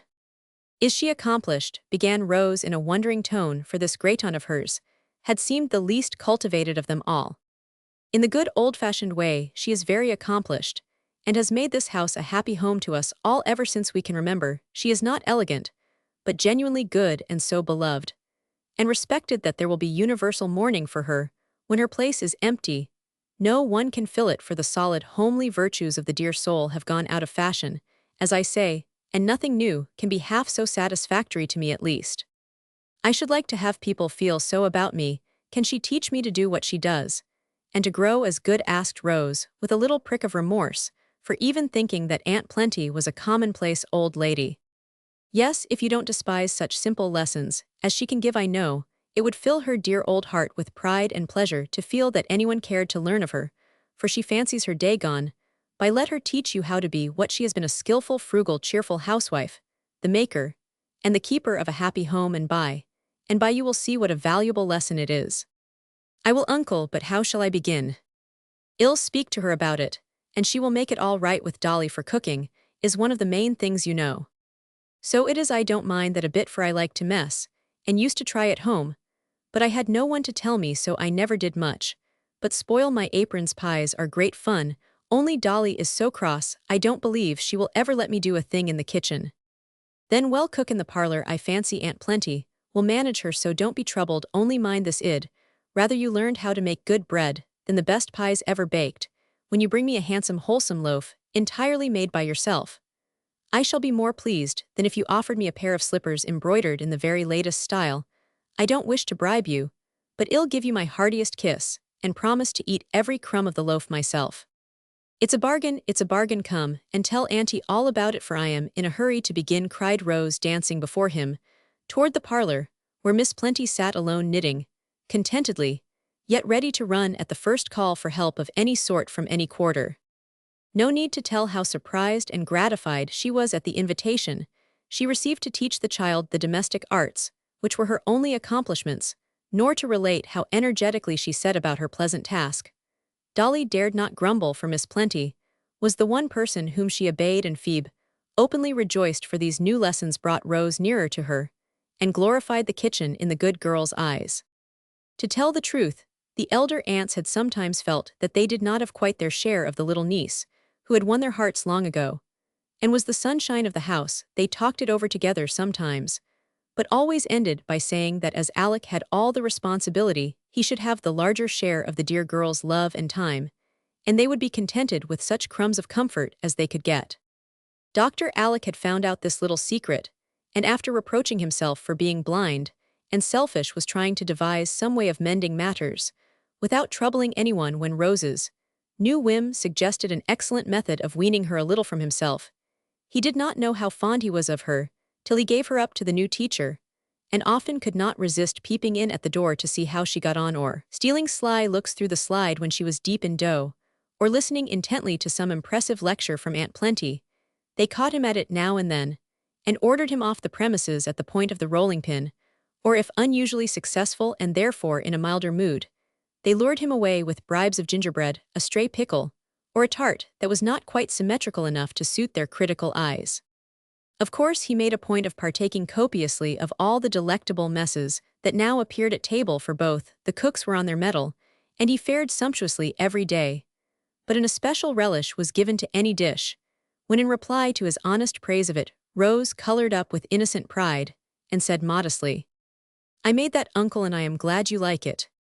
It was some time before the perfect loaf appeared, for bread-making is an art not easily learned, and Aunt Plenty was very thorough in her teaching, so Rose studied yeast first, and through various stages of cake and biscuit, came at last to the crowning glory of the handsome wholesome loaf.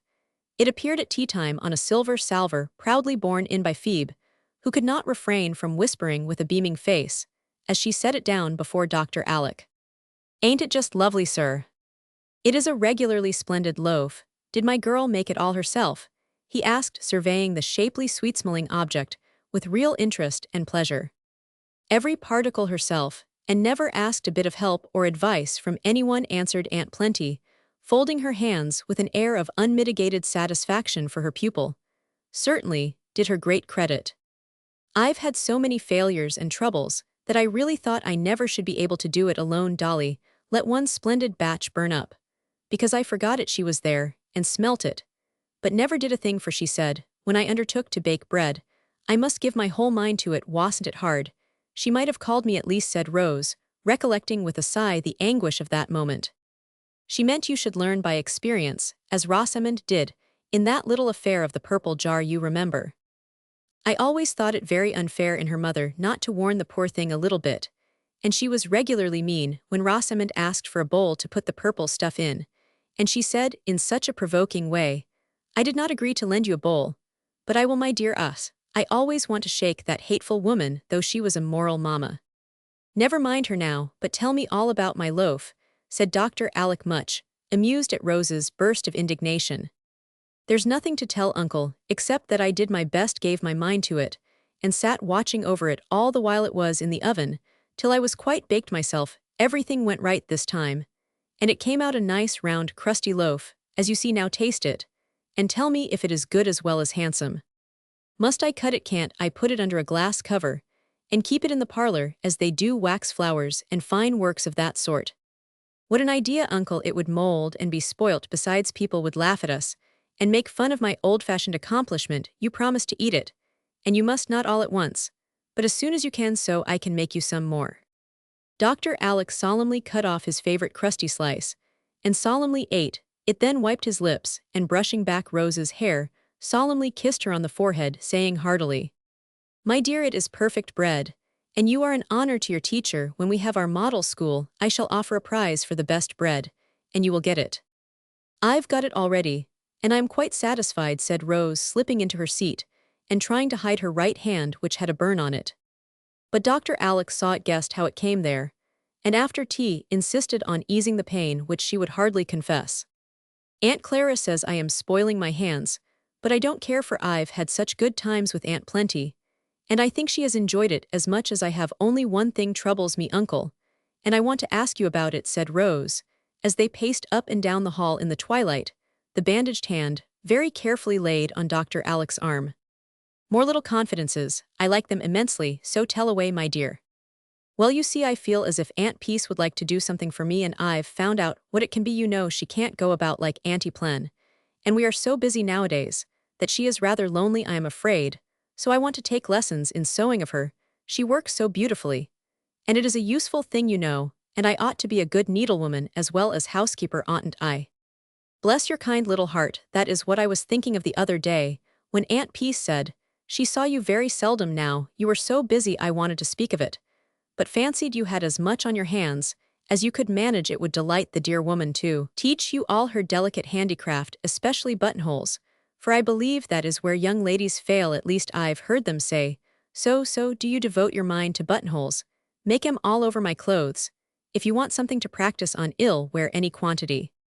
Rose laughed at this reckless offer, but promised to attend to that important branch, though she confessed that darning was her weak point, whereupon Uncle Alec engaged to supply her with socks in all stages of dilapidation, and to have a new set at once, so that she could run the heels for him as a pleasant beginning. Then they went up to make their request in due form, to the great delight of gentle Aunt Peace, who got quite excited with the fun that went on while they would yarn looked up darning needles, and fitted out a nice little mending basket for her pupil. Very busy and very happy were Rose's days now, for in the morning, she went about the house with Aunt Plenty, attending to lining closets and storerooms, pickling, and preserving, exploring garret and cellar, to see that all was right, and learning, in the good old-fashioned manner, to look well after the ways of the household. In the afternoon, after her walk or drive, she sat with Aunt Peace plying her needle while Aunt Plenty, whose eyes were failing, knitted and chatted briskly, telling many a pleasant story of old times, till the three were moved to laugh and cry together, for the busy needles were embroidering all sorts of bright patterns on the lives of the workers, though they seemed to be only stitching cotton and darning hose. It was a pretty sight to see the rosy-faced little maid sitting between the two old ladies, listening dutifully to their instructions, and cheering the lessons with her lively chatter and blithe laugh. If the kitchen had proved attractive to Dr. Alcott, when Rose was there at work, the sewing-room was quite irresistible, and he made himself so agreeable that no one had the heart to drive him away, especially when he read aloud or spun yarns. "There, I've made you a new set of warm nightgowns, with 4 buttonholes in each, see if they are not neatly done," said Rose one day some weeks after the new lessons began. "Even to a thread and nice little bars across the end, so I can't tear them when I twitch the buttons out. Most superior work, Mom, and I am deeply grateful, so much so that I'll sew on these buttons myself, and save those tired fingers from another prick." "You sew them on?" cried Rose with her eyes wide open in amazement. "Wait a bit till I get my sewing tackle, and then you shall see what I can do." "Can you really?" asked Rose of Aunt Peace, as Uncle Alec marched off with a comical air of importance. "Oh yes, I taught him years ago before he went to sea, and I suppose he has had to do things for himself more or less ever since, so he has kept his hand in." He evidently had, for he was soon back with a funny little work-bag, out of which he produced a thimble without a top, and having threaded his needle, he proceeded to sew on the buttons so handily that Rose was much impressed and amused. "I wonder if there is anything in the world that you cannot do," she said, in a tone of respectful admiration. "There are 1 or 2 things that I am not up to yet," he answered with a laugh in the corner of his eye, as he waxed his thread with a flourish. "I should like to know what." "Bread in buttonholes, Mom." Chapter 17, Good Bargains. It was a rainy Sunday afternoon, and 4 boys were trying to spend it quietly in the library, as Jamie called the room devoted to books and boys at Aunt Jessie's. Will and Geordie were sprawling on the sofa deep in the adventures of the scapegraces and ragamuffins, whose histories are now the fashion. Archie lounged in the easy chair, surrounded by newspapers. Charlie stood upon the rug, in an Englishman's favorite attitude, and I regret to say both were smoking cigars. "It is my opinion that this day will never come to an end," said Prince, with a yawn that nearly rent him asunder. "Read and improve your mind, my son," answered Archie, peering solemnly over the paper behind which he had been dozing. "Don't you preach, parson, but put on your boots and come out for a tramp, instead of mulling over the fire like a granny." "No thank you, tramps in an easterly storm don't strike me as amusing there." Archie stopped and held up his hand, for a pleasant voice was heard saying outside, "Are the boys in the library, Auntie?" "Yes, dear, and longing for sunshine, so run in and make it for them," answered Mrs. Jessie.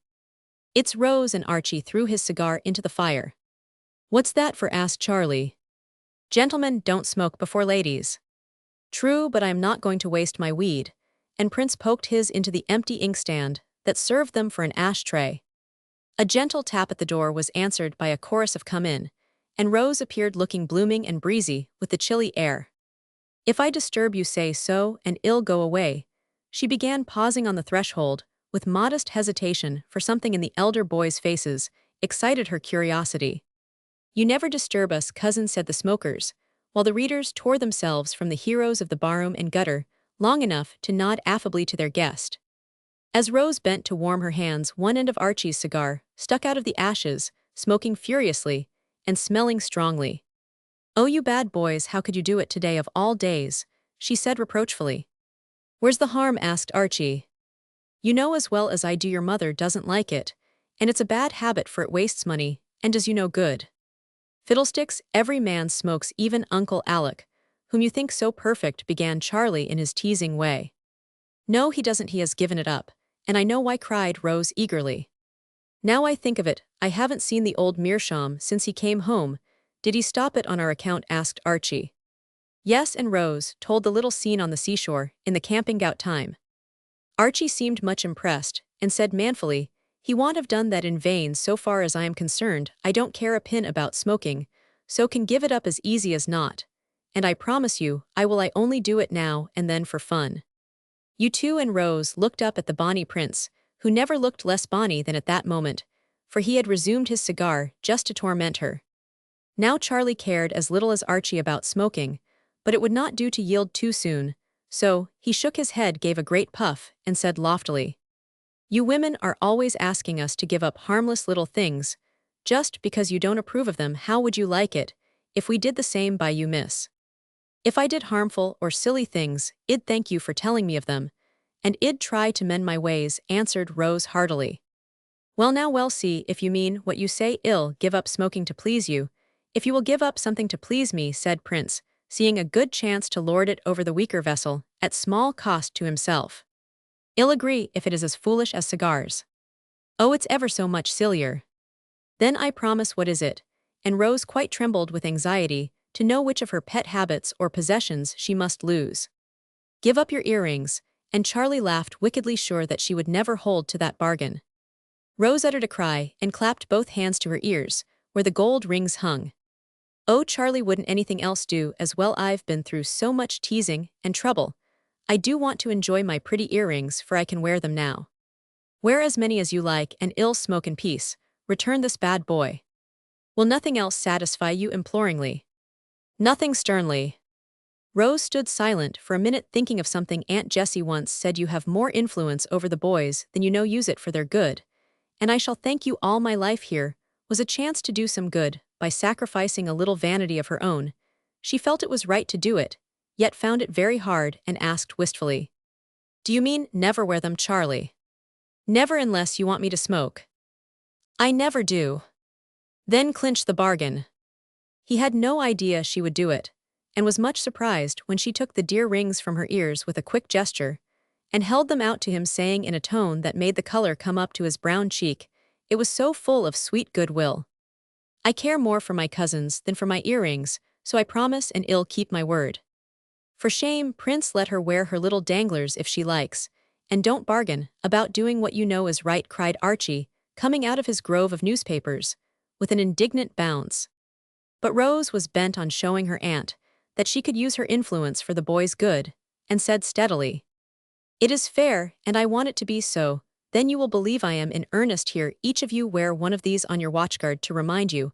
I shall not forget, because very soon I cannot wear earrings if I want to. As she spoke, Rose offered a little ring to each cousin, and the boys, seeing how sincere she was, obeyed her. When the pledges were safe, Rose stretched a hand to each, and the lads gave hers a hearty grip, half pleased and half ashamed of their part in the compact. Just at that moment, Dr. Alec and Mrs. Jessie came. What's this dancing ladies' triumph on Sunday? Exclaimed Uncle Alec, surveying the trio with surprise. No, sir, it is the Anti-Tobacco League. Will you join? Said Charlie, while Rose slipped away to her aunt, and Archie buried both cigars behind the back log. When the mystery was explained, the elders were well pleased, and Rose received a vote of thanks which made her feel as if she had done a service to her country, as she had for every boy who grows up free from bad habits bids fair to make a good citizen.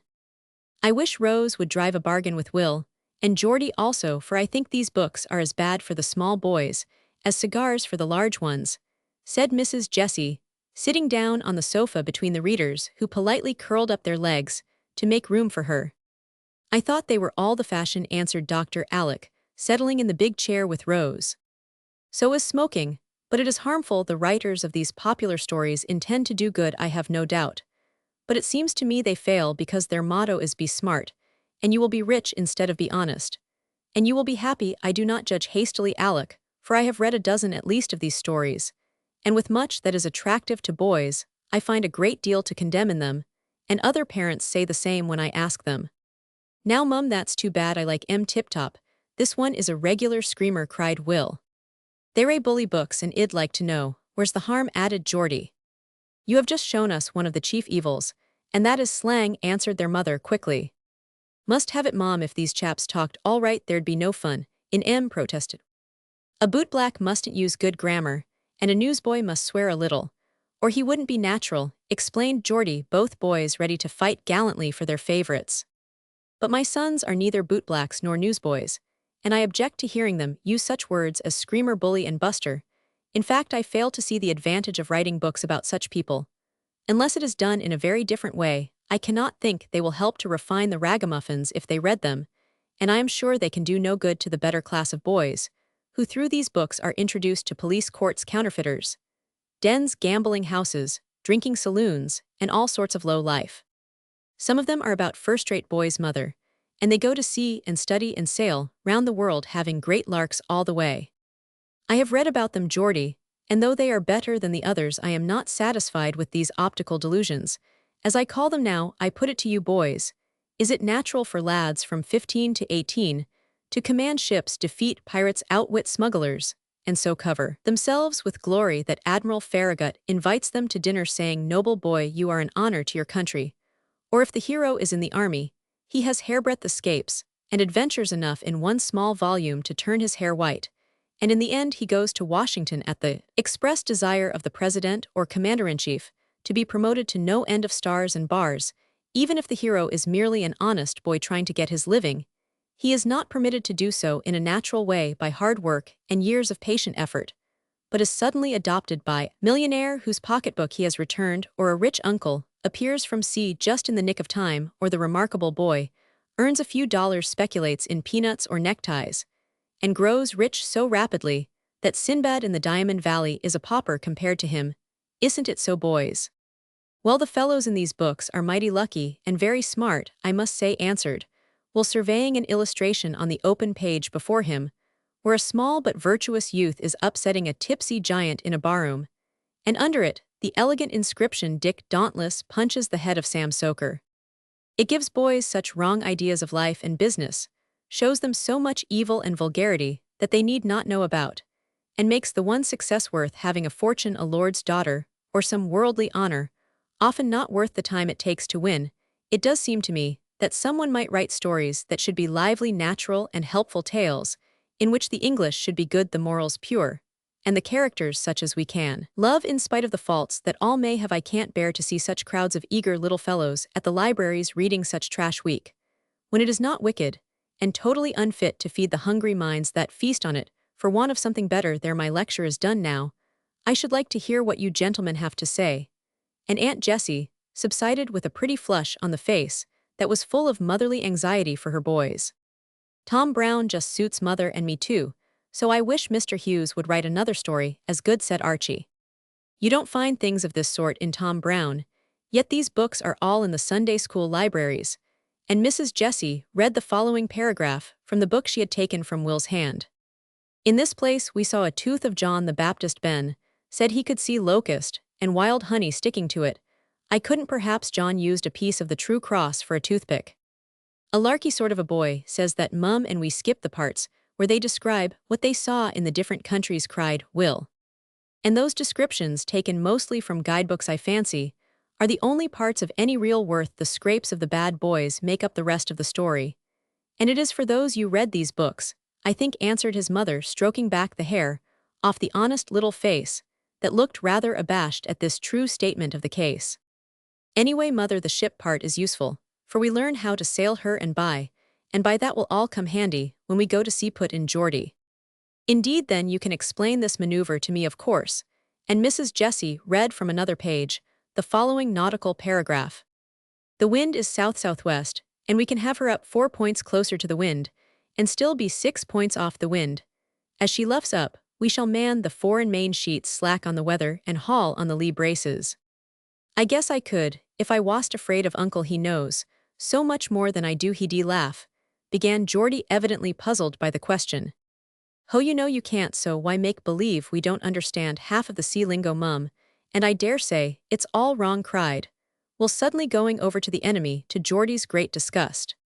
I do wish the boys wouldn't talk to me as if I was a ship, said Rose, bringing forward a private grievance. Coming home from church this morning, the wind blew me about, and Will called out right in the street, brail up the foresail, and take in the flying jib, that will ease her. The boys shouted at the plaintive tone, in which Rose repeated the words that offended her, and Will vainly endeavored to explain that he only meant to tell her to wrap her cloak closer and tie a veil over the tempest-tossed feathers in her hat. To tell the truth, if the boys must have slang, I can bear the sea lingo, as Will calls it, better than the other. It afflicts me less to hear my sons talk about brailing up the foresail than doing as they darn please, and cut your cable is decidedly preferable to let her rip. I once made a rule that I would have no slang in the house. I give it up now, for I cannot keep it. But I will not have rubbishy books, so Archie, please send these two after your cigars. Mrs. Jessie held both the small boys fast with an arm round each neck, and when she took this base advantage of them, they could only squirm with dismay. Yes, right behind the back log. She continued energetically, there my hearties, you like sea slang, so I'll give you a bit now. I want you to promise not to read any more stuff for a month, and I'll agree to supply you with wholesome fare. Oh mother, not a single one cried. Couldn't we just finish those, pleaded Geordie. The boys threw away half-smoked cigars, and your books must go after them. Surely you would not be outdone by the old fellows, as you call them, or be less obedient to little Mum than they were to Rose.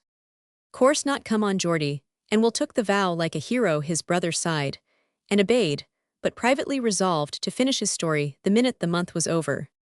You have laid out a hard task for yourself, Jessie, in trying to provide good reading for boys who have been living on sensation stories.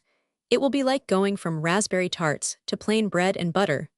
But you will probably save them from a bilious fever, said Dr. Alec, much amused at the proceedings. I remember hearing Grandpa say that a love for good books was one of the best safeguards a man could have. Began Archie, staring thoughtfully at the fine library before him. Yes, but there's no time to read nowadays. A fellow has to keep scratching round to make money, or he's nobody, cut in Charlie, trying to look worldly wise. This love of money is the curse of America, and for the sake of it men will sell honor and honesty till we don't know whom to trust, and it is only a genius like Agassiz who dares to say, I cannot waste my time in getting rich, said Mrs. Jessie sadly. Do you want us to be poor, mother? Asked Archie, wondering. No, dear, and you never need be while you can use your hands, but I am afraid of this thirst for wealth, and the temptations it brings. Oh, my boys, I tremble for the time when I must let you go, because I think it would break my heart to have you fail as so many fail. It would be far easier to see you dead, if it could be said of you, as of Sumner, no man dared offer him a bribe. Mrs. Jessie was so earnest in her motherly anxiety that her voice faltered over the last words, and she hugged the yellow heads closer in her arms, as if she feared to let them leave that safe harbor for the great sea, where so many little boats go down. The younger lads nestled closer to her, and Archie said in his quiet, resolute way, I cannot promise to be an Agassiz or a Sumner, mother, but I do promise to be an honest man, please God. Then I am satisfied, and holding fast the hand he gave her, she sealed his promise with a kiss that had all a mother's hope and faith in it. I don't see how they ever can be bad, she is so fond and proud of them, whispered Rose, quite touched by the little scene. You must help her make them what they should be. You have begun already, and when I see those rings where they are, my girl is prettier in my sight than if the biggest diamonds that ever twinkled shone in her ears, answered Dr. Alec, looking at her with approving eyes. I am so glad you think I can do anything, for I perfectly ache to be useful. Everyone is so good to me, especially Aunt Jessie. I think you are in a fair way to pay your debts, Rosie, for when girls give up their little vanities, and boys their small vices, and try to strengthen each other in well-doing matters, are going as they ought. Work away, my dear, and help their mother keep these sons fit friends for an innocent creature like yourself. They will be the manlier men for it, I can assure you. Chapter 18, Fashion and Physiology. Please, sir, I guess you'd better step up right away, or it will be too late, for I heard Miss Rose say she knew you wouldn't like it, and she'd never dare to let you see her. Phoebe said this as she popped her head into the study, where Dr. Alec sat reading a new book. They are at it, are they? He said, looking up quickly and giving himself a shake, as if ready for a battle of some sort.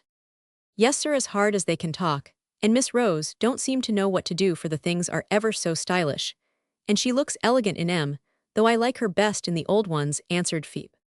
You are a girl of sense, I'll settle matters for Rosie, and you'll lend a hand. Is everything ready in her room, and are you sure you understand how they go? Oh yes, sir, but they are so funny. I know Miss Rose will think it's a joke, and Phoebe laughed, as if something tickled her immensely. Never mind what she thinks so long as she obeys. Tell her to do it for my sake, and she will find it the best joke she ever saw. I expect to have a tough time of it. But well win yet, said the doctor, as he marched upstairs with the book in his hand, and an odd smile on his face. There was such a clatter of tongues in the sewing room that no one heard his tap at the door, so he pushed it open, and took an observation. Aunt Plenty, Aunt Clara and Aunt Jessie were all absorbed in gazing at Rose, who slowly revolved between them and the great mirror, in a full winter costume of the latest fashion. Bless my heart, worse even than I expected, thought the doctor with an inward groan, for to his benighted eyes the girl looked like a trussed fowl, and the fine new dress had neither grace, beauty, nor fitness to recommend it. The suit was of two peculiar shades of blue, so arranged that patches of light and dark distracted the eye.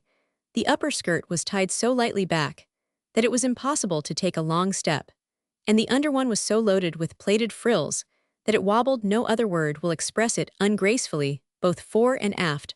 A bunch of folds was gathered up just below the waist behind, and a great bow rode atop. A small jacket of the same material was adorned with a high ruff at the back, and laid well open over the breast to display some lace, and a locket, heavy fringes, bows, puffs, ruffles, and revere finished off the dress, making one's head ache to think of the amount of work wasted for not a single graceful line struck the eye, and the beauty of the material was quite lost in the profusion of ornament. A high velvet hat audaciously turned up in front with a bunch of pink roses, and a sweeping plume was cocked over one ear, and with her curls braided into a club at the back of her neck, Rose's head looked more like that of a dashing young cavalier than a modest little girl's. High-heeled boots tilted her well forward, a tiny muff pinioned her arms, and a spotted veil tied so closely over her face that her eyelashes were rumpled by it gave the last touch of absurdity to her appearance.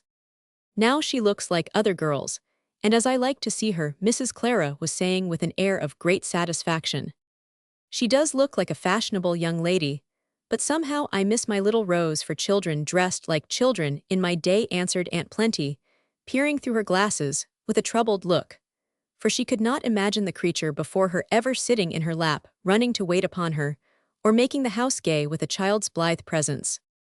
Things have changed since your day, Aunt, and it takes time to get used to new ways, but you, Jessie, surely like this costume better than the dowdy things Rose has been wearing all summer. Now be honest, and own you do, said Mrs. Clara, bent on being praised for her work. Well, dear, to be quite honest, then, I think it is frightful, answered Mrs. Jessie, with a candor that caused revolving Rose to stop in dismay. Hear, hear, cried a deep voice, and with a general start, the ladies became aware that the enemy was among them. Rose blushed up to her hat brim and stood looking as she felt like a fool, while Mrs. Clara hastened to explain. Of course, I don't expect you to like it, Alec, but I don't consider you a judge of what is proper and becoming for a young lady. Therefore, I have taken the liberty of providing a pretty street suit. For Rose, she need not wear it, if you object, for I know we promised to let you do what you liked with the poor dear for a year. It is a street costume, is it? Asked the doctor mildly. Do you know, I never should have guessed that it was meant for winter weather and brisk locomotion. Take a turn, Rosie, and let me see all its beauties and advantages. Rose tried to walk off with her usual free tread, but the underskirt got in her way. The overskirt was so tight she could not take a long step, and her boots made it impossible to carry herself perfectly erect. I haven't got used to it yet, she said, petulantly kicking at her train as she turned to toddle back again. Suppose a mad dog or a runaway horse was after you, could you get out of the way without upsetting Colonel? Asked the doctor with a twinkle in the eyes that were fixed on the rakish hat. Don't think I could, but ill try, and Rose made a rush across the room. Her both heels caught on a rug, several strings broke, her hat tipped over her eyes, and she plunged promiscuously into a chair, where she sat laughing so infectiously that all but Mrs. Clara joined in her mirth. I should say that a walking suit in which one could not walk, and a winter suit, which exposes the throat, head, and feet to cold and damp, was rather a failure, Clara, especially as it has no beauty to reconcile one to its utter unfitness, said Dr. Alec, as he helped Rose undo her veil, adding in a low tone, nice thing for the eyes, y'all soon see spots when it's off as well as when it's on, and by be a case for an oculist. No beauty, cried Mrs. Clara warmly. Now, that is just a man's blindness. This is the best of silk, and camel's hair, real ostrich feathers, and an expensive ermine muff What could be in better taste or more proper for a young girl? I'll show you if Rose will go to her room and oblige me by putting on what she finds there," answered the doctor with unexpected readiness. "Alec, if it is a bloomer, I shall protest. I've been expecting it, but I know I cannot bear to see that pretty child sacrificed to your wild ideas of health. Tell me it isn't a bloomer," and Mrs. Clara clasped her hands imploringly. "It is not. Thank heaven," and she resigned herself with a sigh of relief, adding plaintively, "I did hope you'd accept my suit, for poor Rose has been afflicted with frightful clothes long enough to spoil the taste of any girl. You talk of my afflicting the child, and then make a helpless guy like that of her," answered the doctor, pointing to the little fashion plate that was scuttling out of sight as fast as it could go. He closed the door with a shrug, but before anyone could speak, his quick eye fell upon an object, which caused him to frown and demand in an indignant tone, "After all I have said, were you really going to tempt my girl with those abominable things?" "I thought we put them away when she wouldn't wear them," murmured Mrs. Clara, whisking a little pair of corsets out of sight with guilty haste. "I only brought them to try, for Rose is growing stout, and will have no figure if it is not attended to soon," she added with an air of calm conviction that roused the doctor still more, for this was one of his especial abominations. "Growing stout, yes, thank heaven she is, and shall continue to do it, for nature knows how to mold a woman better than any corset maker, and I won't have her interfered with. My dear Clara, have you lost your senses, that you can for a moment dream of putting a growing girl into an instrument of torture like this?" And with a sudden gesture, he plucked forth the offending corsets from under the sofa cushion, and held them out with the expression one would wear on beholding the thumbscrews or the rack of ancient times. "Don't be absurd, Alec, there is no torture about it, for tight lacing is out of fashion, and we have nice sensible things nowadays. Everyone wears them, even babies have stiffened waists to support their weak little backs," began Mrs. Clara, rushing to the defense of the pet delusion of most women. "I know it, and so the poor little souls have weak backs all their days, as their mothers had before them. It is vain to argue the matter, and I won't try. But I wish to state once for all that if I ever see a pair of corsets near Rose, I'll put them in the fire, and you may send the bill to me." As he spoke, the corsets were on their way to destruction, but Mrs. Jessie caught his arm, exclaiming merrily, "Don't burn them, for mercy's sake, Alec. They are full of whalebones, and will make a dreadful odor. Give them to me, I'll see that they do no harm." "Whalebones, indeed, a regular fence of them, and metal gateposts in front, as if our own bones were not enough. If we'd give them a chance to do their duty," growled the doctor, yielding up the bone of contention with a last shake of contempt. Then his face cleared suddenly, and he held up his finger, saying with a smile, "Here, those girls' laugh-cramped lungs could not make hearty music like that." Peals of laughter issued from Rose's room, and smiles involuntarily touched the lips of those who listened to the happy sound. "Some new prank of yours, Alec?" asked Aunt Plenty, indulgently, for she had come to believe in most of her nephew's odd notions, because they seemed to work so well. "Yes, Ma, my last, and I hope you will like it. I discovered what Clara was at, and got my rival's suit ready for today. I am not going to afflict Rose, but let her choose, and if I am not entirely mistaken, she will like my rig best. While we wait, I'll explain, and then you will appreciate the general effect better. I got hold of this little book and was struck with its good sense and good taste, for it suggests a way to clothe women both healthfully and handsomely, and that is a great point. It begins at the foundations, as you will see if you will look at these pictures, and I should think women would rejoice at this lightening of their burdens."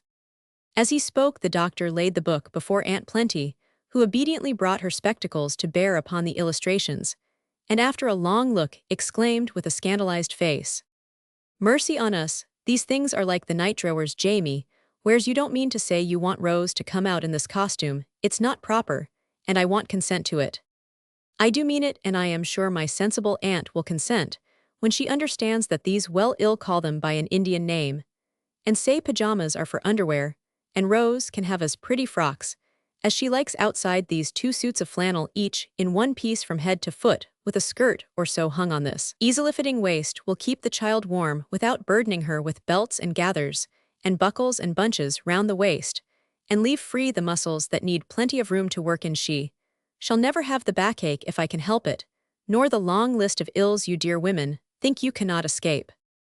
I don't consider it modest, and I am sure Rose will be shocked at it," began Mrs. Clara, but stopped suddenly, as Rose appeared in the doorway, not looking shocked a bit. "Come on, my hygienic model, and let us see," said her uncle with an approving glance, as she walked in looking so mischievously merry that it was evident she enjoyed the joke. "Well, I don't see anything remarkable. That is a neat plain suit, the materials are good, and it's not unbecoming if you want her to look like a little schoolgirl. But it has not a particle of style, and no one would ever give it a second glance," said Mrs. Clara, feeling that her last remark condemned the whole thing. "Exactly what I want," answered the provoking doctor, rubbing his hands with a satisfied air. "Rosie looks now like what she is, a modest little girl, who does not want to be stared at. I think she would get a glance of approval, though from people who like sense and simplicity, rather than fuss and feathers. Revolve my Hebe, and let me refresh my eyes by the sight of you."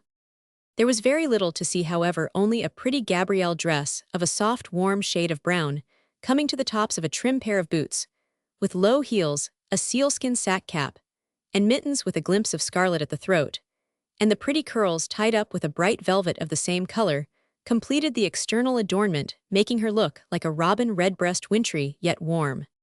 "How do you like it?" Rosie asked the doctor, feeling that her opinion was more important to the success of his new idea than that of all the ants on the hill. "I feel very odd and light, but I am warm as a toast, and nothing seems to be in my way," answered Rose with a skip, which displayed shapely gaiters on legs that now might be as free and active as a boy's under the modest skirts of the girl.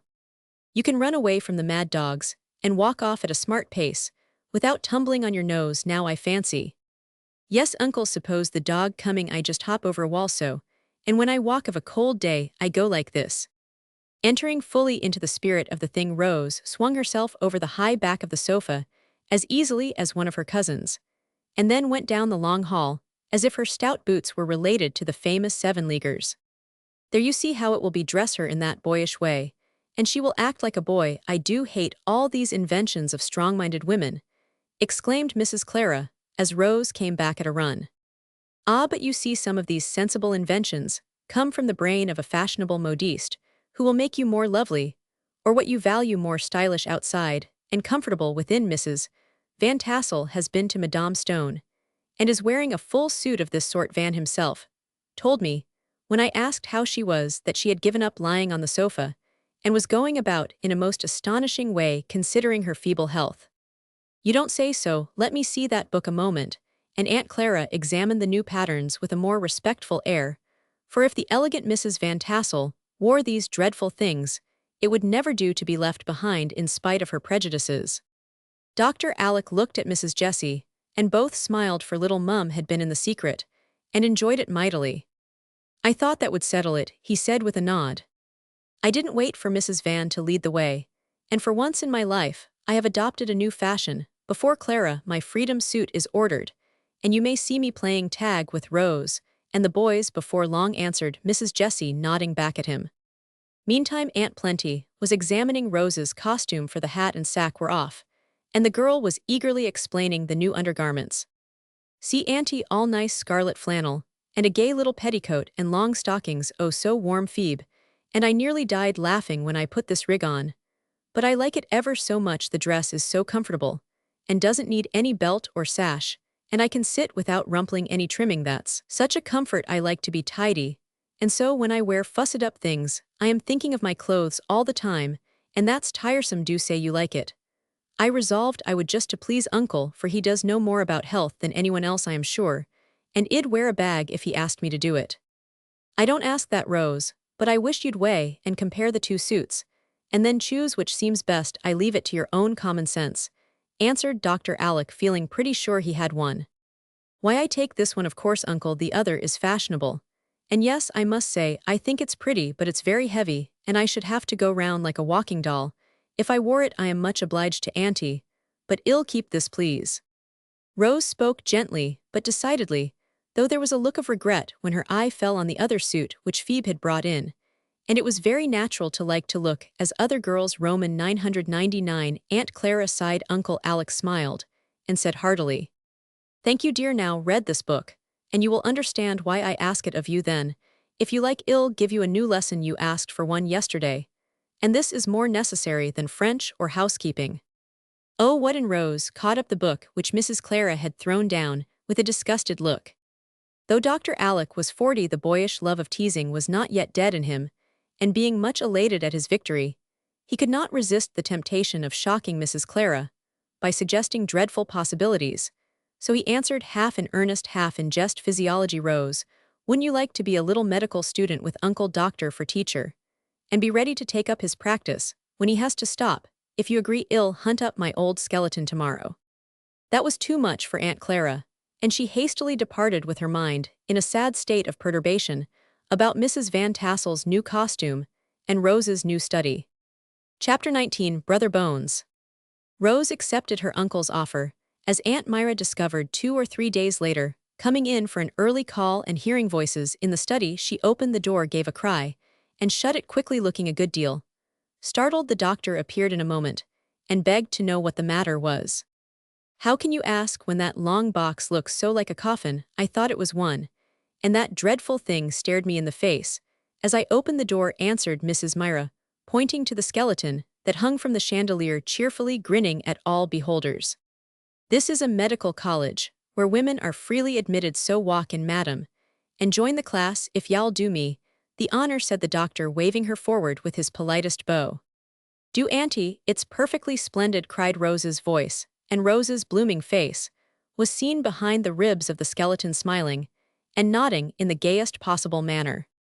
"What are you doing, child?" demanded Aunt Myra, dropping into a chair and staring about her.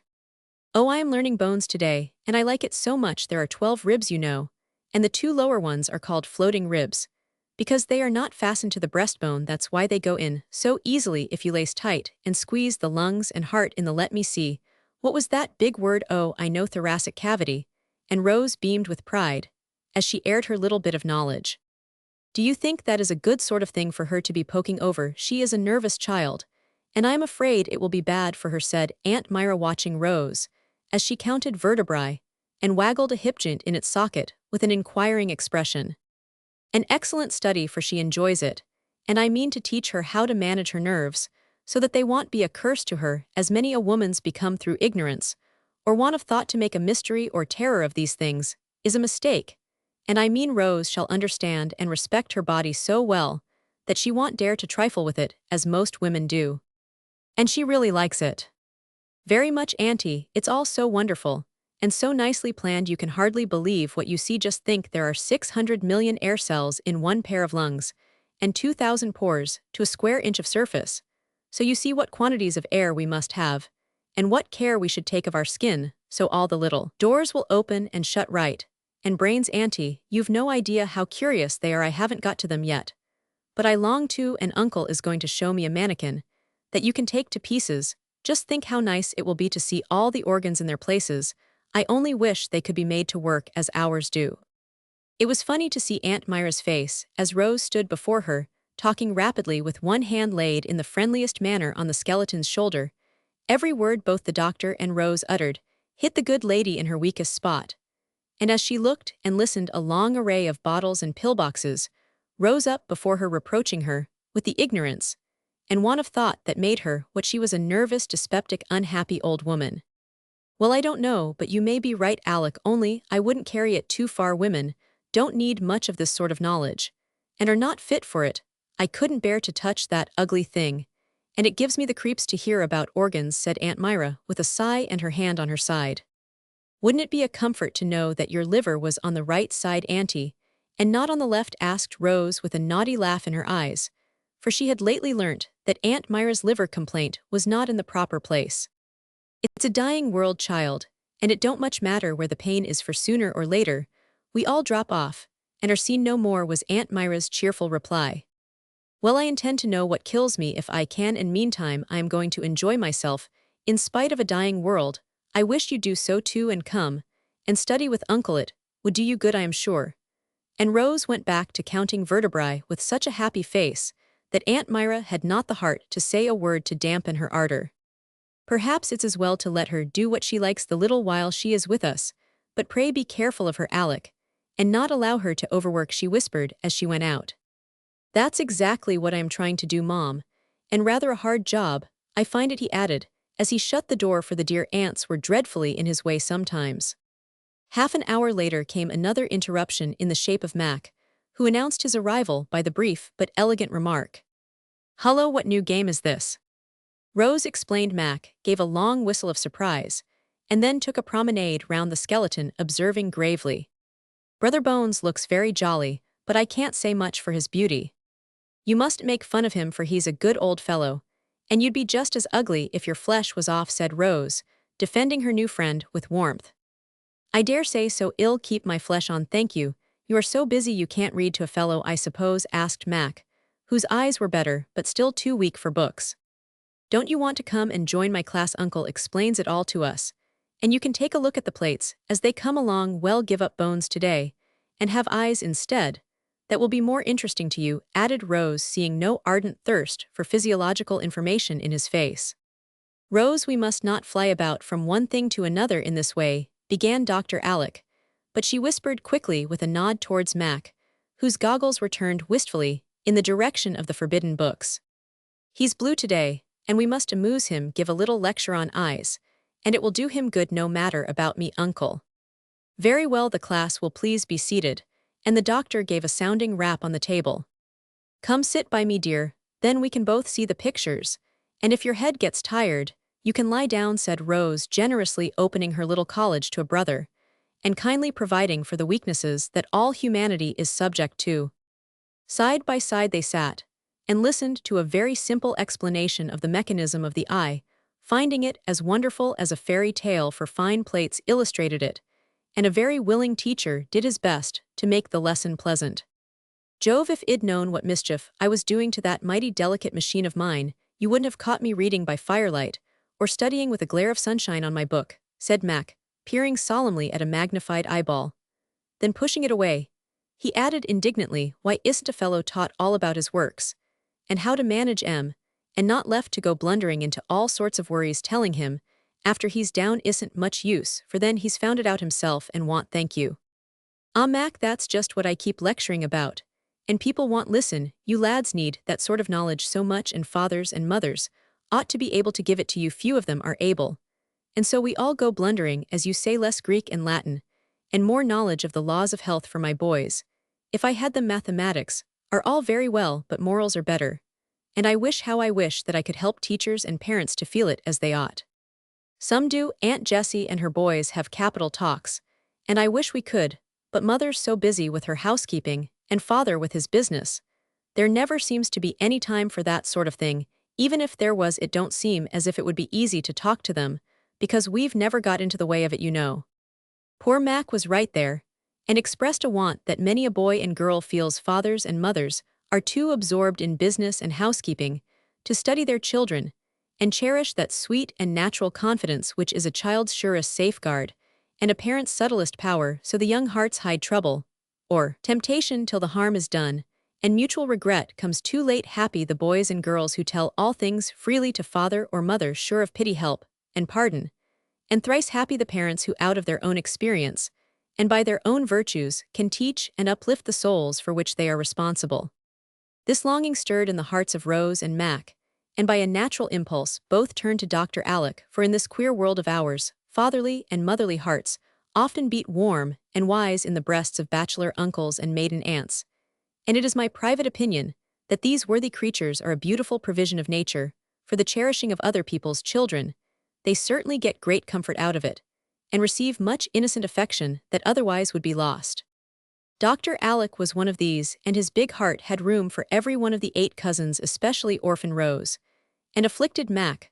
So when the boy uttered that unconscious reproach to his parents, and Rose added with a sigh, "It must be beautiful to have a mother," the good doctor yearned over them, and shutting his book with a decided slam, said in that cordial voice of his, "Now look here, children, you just come and tell me all your worries, and with God's help I'll settle them for you. That is what I am here for, I believe, and it will be a great happiness to me if you can trust me." "We can, Uncle," and we will both, answered with a heartiness that gratified him much.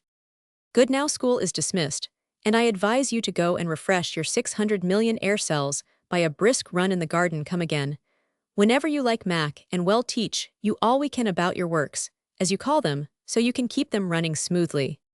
"Welcome, sir, much obliged," and the class in physiology went out to walk. Mac did come again, glad to find something he could study in spite of his weak eyes, and learned much that was of more value than anything his school had ever taught him. Of course, the other lads made great fun of the whole thing and plagued Dr. Alec's students half out of their lives, but they kept on persistently, and one day something happened which made the other fellows behave themselves forever after. It was a holiday, and Rose up in her room thought she heard the voices of her cousins, so she ran down to welcome them but found no one there.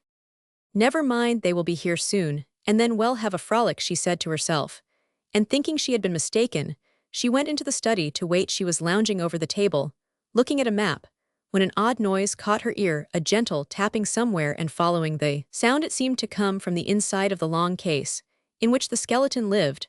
When not professionally engaged, this case stood upright in a niche between two bookcases at the back of the room. A darkish corner where Brother Bones, as the boys would call him, was out of the way. As Rose stood looking in that direction, and wondering if a rat had got shut in, the door of the case swung slowly open, and with a great start, she saw a bony arm lifted, and a bony finger beckoned to her. For a minute she was frightened, and ran to the study door with a fluttering heart. But just as she touched the handle, a queer stifled sort of giggle made her stop short and turn. Red with anger, she paused an instant to collect herself, and then went softly toward the bony beckoner. A nearer look revealed black threads tied to the arm, and fingers, the ends of threads, disappearing through holes bored in the back of the case, peeping into the dark recess. She also caught sight of the tip of an elbow covered with a rough gray cloth, which she knew very well. Quick as a flash, she understood the joke. Her fear vanished, and with a wicked smile, she whipped out her scissors, cut the threads, and the bony arm dropped with a rattle before she could say, "Come out, Charlie, and let my skeleton alone." A sudden eruption of boys, all in a high state of tickle, proclaimed to the hidden rogue that his joke was a failure. "I told him not to do it, because it might give you a start," explained Archie, emerging from the closet. "I had a smelling bottle all ready, if she fainted away," added Steve, popping up from behind the great chair. "It's too bad of you not to squawk and run, we depended on it. It's such fun to howl after you," said Will, and Geordie rolling out from under the sofa in a promiscuous heap. "You are getting altogether too strong-minded, Rose. Most girls would have been in a jolly twitter to see this old fellow waggling his finger at them," complained Charlie, squeezing out from his tight quarters, dusty and disgusted. "I'm used to your pranks now, so I am always on the watch and prepared, but I won't have Brother Bones made fun of. I know Uncle wouldn't like it. So please don't," began Rose, just as Dr. Alec came in, and seeing the state of the case at a glance, he said quietly, "Hear how I got that skeleton, and then I am sure you will treat it with respect." The boys settled down at once on any article of furniture that was nearest, and listened dutifully. "Years ago, when I was in the hospital, a poor fellow was brought there, with a rare and very painful disease. There was no hope for him, but we did our best, and he was so grateful that, when he died, he left us his body that we might discover the mysteries of his complaint, and so be able to help others afflicted in the same way it did do good. And his brave patience made us remember him long after he was gone. He thought I had been kind to him, and said to a fellow student of mine, 'Tell the doctor I lave him me bones, for I've nothing else in the wide world, and ill knows, be wanting 'em at all, when the great pain hat kilt me entirely.' So that is how they came to be mine, and why I've kept them carefully, for though only a poor ignorant fellow, Mike Nolan did what he could to help others, and prove his gratitude to those who tried to help him." As Dr. Alec paused, Archie closed the door of the case as respectfully as if the mummy of an Egyptian king was inside. Will and Geordie looked solemnly at one another, evidently much impressed, and Charlie pensively remarked from the coal hod where he sat, "I've often heard of a skeleton in the house, but I think few people have one as useful and as interesting as ours." Chapter 20, Under the Mistletoe. Rose made Phoebe promise that she would bring her stocking into the bower, as she called her pretty room, on Christmas morning, because that first delicious rummage loses half its charm if two little nightcaps at least do not meet over the treasures, and two happy voices oh and ah together. So when Rose opened her eyes that day, they fell upon faithful Phoebe, rolled up in a shawl, sitting on the rug before a blazing fire, with her untouched stocking laid beside her. "Merry Christmas," cried the little mistress, smiling gaily. "Merry Christmas," answered the little maid so heartily that it did one good to hear her. "Bring the stockings right away, Phoebe, and let's see what we've got," said Rose, sitting up among the pillows and looking as eager as a child. A pair of long knobby hose were laid out upon the coverlet, and their contents examined with delight, though each knew every blessed thing that had been put into the other's stocking. Never mind what they were, it is evident that they were quite satisfactory, for, as Rose leaned back, she said, with a luxurious sigh of satisfaction, "Now I believe I've got everything in the world that I want," and Phoebe answered, smiling over a lapful of treasures, "This is the most splendid Christmas I ever had since I was born." Then she added with an important air, "Do wish for something else, because I happen to know of 2 more presents outside the door this minute." "Oh me, what richness!" cried Rose, much excited. "I used to wish for a pair of glass slippers like Cinderella's. But as I can't have them, I really don't know what to ask for." Phoebe clapped her hands as she skipped off the bed and ran to the door, saying merrily, "One of them is for your feet. Anyway, I don't know what y'all say to the other, but I think it's elegant." So did Rose when a shining pair of skates and a fine sled appeared. "Uncle sent those, I know he did. And now I see them I remember that I did want to skate and coast. Isn't it a beauty? See, they fit nicely." And sitting on the new sled, Rose tried to skate on her little bare foot, while Phoebe stood by admiring the pretty tableau. "Now we must hurry and get dressed, for there is a deal to do today, and I want to get through in time to try my sled before dinner. Gracious me, and I ought to be dusting my parlors this blessed minute." And mistress and maid separated with such happy faces that anyone would have known what day it was without being told. "Burnham Wood has come to Dunsinane, Rosie," said Dr. Alec, as he left the breakfast table to open the door for a procession of holly, hemlock, and cedar boughs that came marching up the steps. Snowballs and Merry Christmases flew about pretty briskly for several minutes, then all fell to work trimming the old house, for the family always dined together there on that day. "I rode miles and mileses, as Ben says, to get this fine bit, and I am going to hang it there as the last touch to the rigamadooning," said Charlie, as he fastened a dull green branch to the chandelier in the front parlor. "It isn't very pretty," said Rose, who was trimming the chimney-piece with glossy holly sprays. "Never mind that it's mistletoe, and anyone who stands under it will get kissed whether they like it or not. Now's your time, ladies," answered the saucy prince, keeping his place and looking sentimentally at the girls, who retired precipitately from the dangerous spot. "You won't catch me," said Rose with great dignity. "See if I don't." "I've got my eye on Phoebe," observed Will in a patronizing tone that made them all laugh. "Bless the dear, I shan't mind it a bit," answered Phoebe with such a maternal air that Will's budding gallantry was chilled to death. "Oh, the mistletoe bough," sang Rose. "Oh, the mistletoe bough," echoed all the boys, and the teasing ended in the plaintive ballad they all liked so well.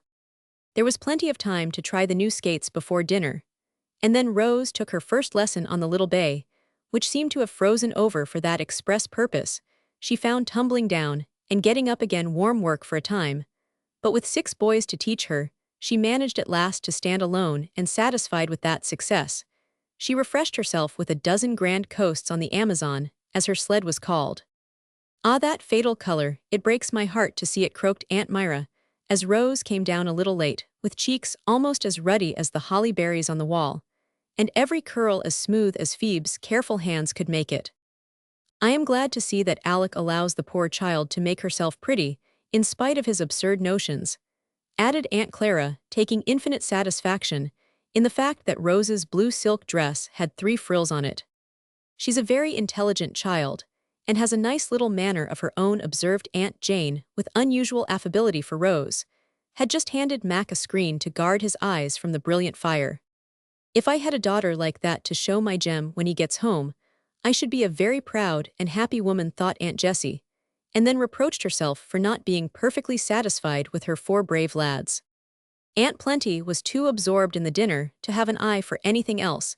If she had not been, she would have seen what an effect her new cap produced upon the boys. The good lady owned that she did love a dressy cap, and on this occasion her headgear was magnificent, for the towering structure of lace was adorned with buff ribbons to such an extent that it looked as if a flock of yellow butterflies had settled on her dear old head. When she trotted about the rooms, the ruches quivered, the little bows all stood erect, and the streamers waved in the breeze so comically that it was absolutely necessary for Archie to smother the brats in the curtains till they had had their first laugh out. Uncle Mac had brought Funsy to dinner, and it was a mercy he did, for the elder lads found a vent for their merriment in joking the young Chinaman on his improved appearance. He was in American costume now with a cropped head, and spoke remarkably good English after 6 months at school. But for all that his yellow face and beady eyes made a curious contrast to the blonde Campbells all about him, Will called him the typhoon meaning tycoon, and the name stuck to him to his great disgust.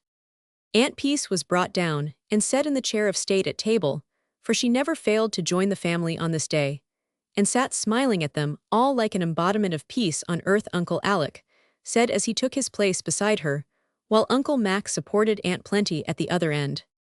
I ate hardly any breakfast and I've done everything I know to make myself extra hungry, but I really don't think I can eat straight through, unless I burst my buttons off, whispered Geordie to Will, as he surveyed the bounteous stores before him with a hopeless sigh. A fellow never knows what he can do till he tries, answered, Will, attacking his heaped-up plate, with an evident intention of doing his duty like a man. Everybody knows what a Christmas dinner is, so we need waste no words in describing this one, but hasten at once to tell what happened at the end of it. The end, by the way, was so long in coming that the gas was lighted before dessert was over, for a snow flurry had come on, and the wintry daylight faded fast, but that only made it all the jollier in the warm bright rooms full of happy souls. Everyone was very merry, but Archie seemed particularly uplifted, so much so that Charlie confided to Rose that he was afraid the chief had been at the decanters. Rose indignantly denied the insinuation, for when healths were drunk, in the good old-fashioned way, to suit the elders, she had observed that Aunt Jessie's boys filled their glasses with water, and had done the same herself, in spite of the prince's jokes about the rosy. But Archie certainly was unusually excited, and when someone remembered that it was the anniversary of Uncle Jem's wedding, and wished he was there to make a speech, his son electrified the family by trying to do it for him. It was rather incoherent and flowery, as maiden speeches are apt to be, but the end was considered superb, for turning to his mother with a queer little choke in his voice, he said that she deserved to be blessed with peace and plenty, to be crowned with roses and ladslove, and to receive the cargo of happiness sailing home to her, in spite of wind or tide, to add another gem to the family jewels. That allusion to the captain now on his return trip made Mrs. Jessie sob in her napkin, and set the boys cheering. Then, as if that was not sensation enough, Archie suddenly dashed out of the room as if he had lost his wits. Too bashful to stay and be praised, began Charlie, excusing the peculiarities of his chief as in duty bound. Phoebe beckoned to him. I saw her, cried Rose, staring hard at the door. Is it more presents coming? Asked Jamie, just as his brother reappeared, looking more excited than ever. Yes, a present for mother, and here it is, roared Archie, flinging wide the door to let in a tall man who cried out, Where's my little woman? The first kiss for her, then the rest may come on as fast as they like. Before the words were out of his mouth, Mrs. Jessie was half hidden under his rough greatcoat, and 4 boys were prancing about him, clamoring for their turn. Of course there was a joyful tumult for a time, during which Rose slipped into the window recess and watched what went on as if it were a chapter in a Christmas story. It was good to see bluff Uncle Jem look proudly at his tall son, and fondly hug the little ones. It was better still to see him shake his brother's hands, as if he would never leave off, and kiss all the sisters in a way that made even solemn Aunt Myra brighten up for a minute. But it was best of all to see him finally established in grandfather's chair with his little woman beside him, his 3 youngest boys in his lap, and Archie hovering over him like a larger-sized cherub. That really was, as Charlie said, a landscape to do one's heart. All hearty, and all here, thank God, said Captain Jem, in the first pause that came, as he looked about him with a grateful face. All but Rose, answered loyal little Jamie, remembering the absent. Faith, I forgot the child. Where is George's little girl? Asked the captain, who had not seen her since she was a baby. You'd better say Alec's great girl, said Uncle Mac, who professed to be madly jealous of his brother. Here I am, sir, and Rose appeared from behind the curtains, looking as if she had rather have stayed there.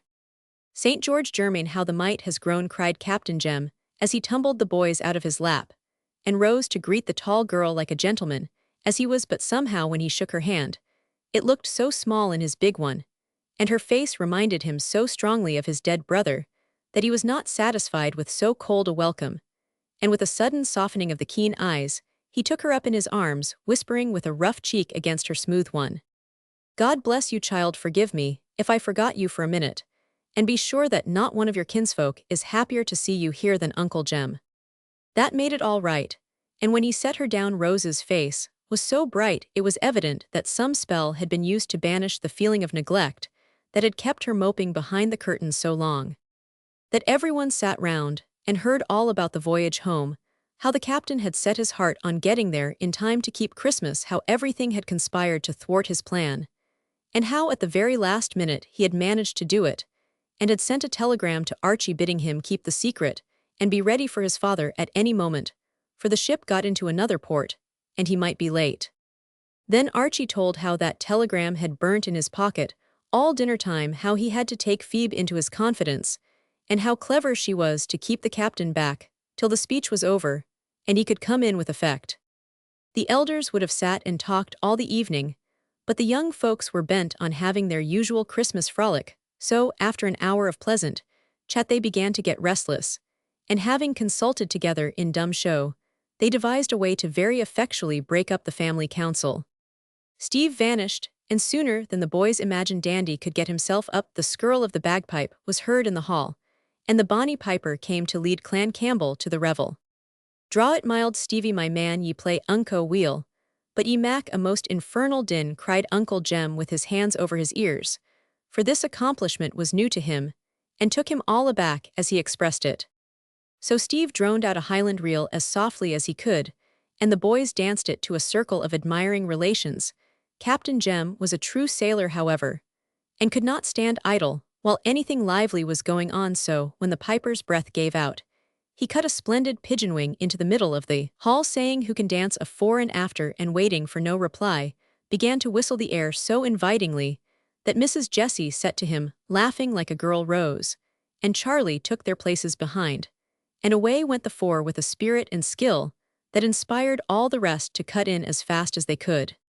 That was a grand beginning, and they had many another dance before anyone would own they were tired. Even Fun C distinguished himself with Aunt Plenty, whom he greatly admired as the stoutest lady in the company, plumpness being considered a beauty in his country. The merry old soul professed herself immensely flattered by his admiration, and the boys declared she set her cap at him, else he would never have dared to catch her under the mistletoe, and rising on the tips of his own toes, gallantly salute her fat cheek. How they all laughed at her astonishment, and how Fun's little black eyes twinkled over this exploit. Charlie put him up to it, and Charlie was so bent on catching Rose that he laid all sorts of pitfalls for her, and bribed the other lads to help him, but Rose was wide awake, and escaped all his snares, professing great contempt for such foolish customs. Poor Phoebe did not fare so well, and Archie was the only one who took a base advantage of her, as she stood innocently offering tea to Aunt Myra, whom she happened to meet just under the fatal bough. If his father's arrival had not rather upset him, I doubt if the dignified chief would have done it, for he apologized at once in the handsomest manner, and caught the tray that nearly dropped from Phoebe's hands.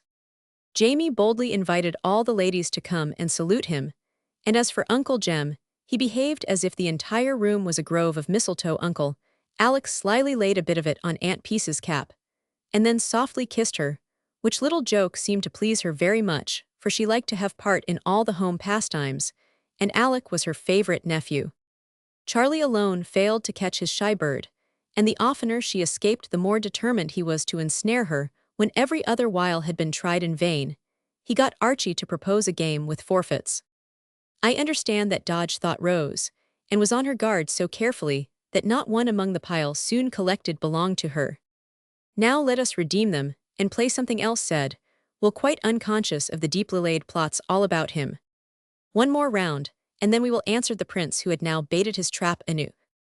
Just as the question came to Rose, Jamie's voice was heard in the hall crying distressfully, "Oh, come quick, quick!" Rose started up, missed the question, and was greeted with a general cry of "Forfeit, forfeit," in which the little traitor came to join. "Now I've got her," thought the young rascal, exulting in his fun-loving soul. "Now I am lost," thought Rose, as she gave up her pincushion with a sternly defiant look that would have daunted anyone. But the reckless prince, in fact, it made even him think twice, and resolved to let Rose off easy. She had been so clever. "Here's a very pretty pawn, and what shall be done to redeem it?" asked Steve, holding the pincushion over Charlie's head, for he had insisted on being judge, and kept that for the last. "Fine or superfine?" Super! Hum well she shall take old Mac under the mistletoe, and kiss him prettily want he be mad, though, and this bad boy chuckled over the discomfort he had caused two harmless beings. There was an impressive pause among the young folks in their corner, for they all knew that Mac would be mad, since he hated nonsense of this sort, and had gone to talk with the elders, when the game began at this moment. He was standing before the fire, listening to a discussion between his uncles and his father, looking as wise as a young owl, and blissfully unconscious of the plots against him. Charlie expected that Rose would say I want, therefore he was rather astonished, not to say gratified, when after a look at the victim she laughed suddenly, and going up to the group of gentlemen drew her Uncle Mac under the mistletoe, and surprised him with a hearty kiss. "Thank you, my dear," said the innocent gentleman, looking much pleased at the unexpected honor. "Oh come, that's not fair," began Charlie, but Rose cut him short by saying as she made him a fine courtesy.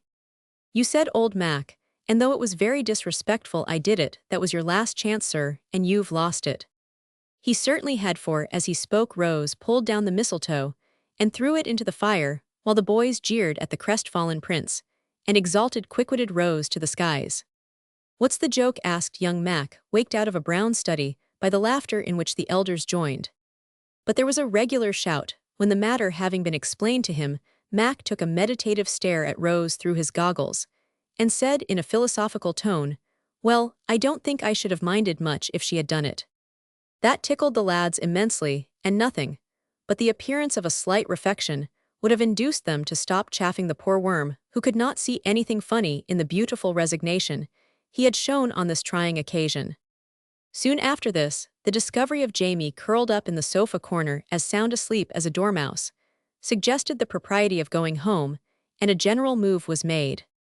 They were all standing about the hall lingering over the good nights, when the sound of a voice softly singing Sweet Home made them pause, and listen. It was Phoebe, poor little Phoebe, who never had a home, never knew the love of father or mother, brother or sister, who stood all alone in the wide world, yet was not sad nor afraid, but took her bits of happiness gratefully, and sung over her work without a thought of discontent.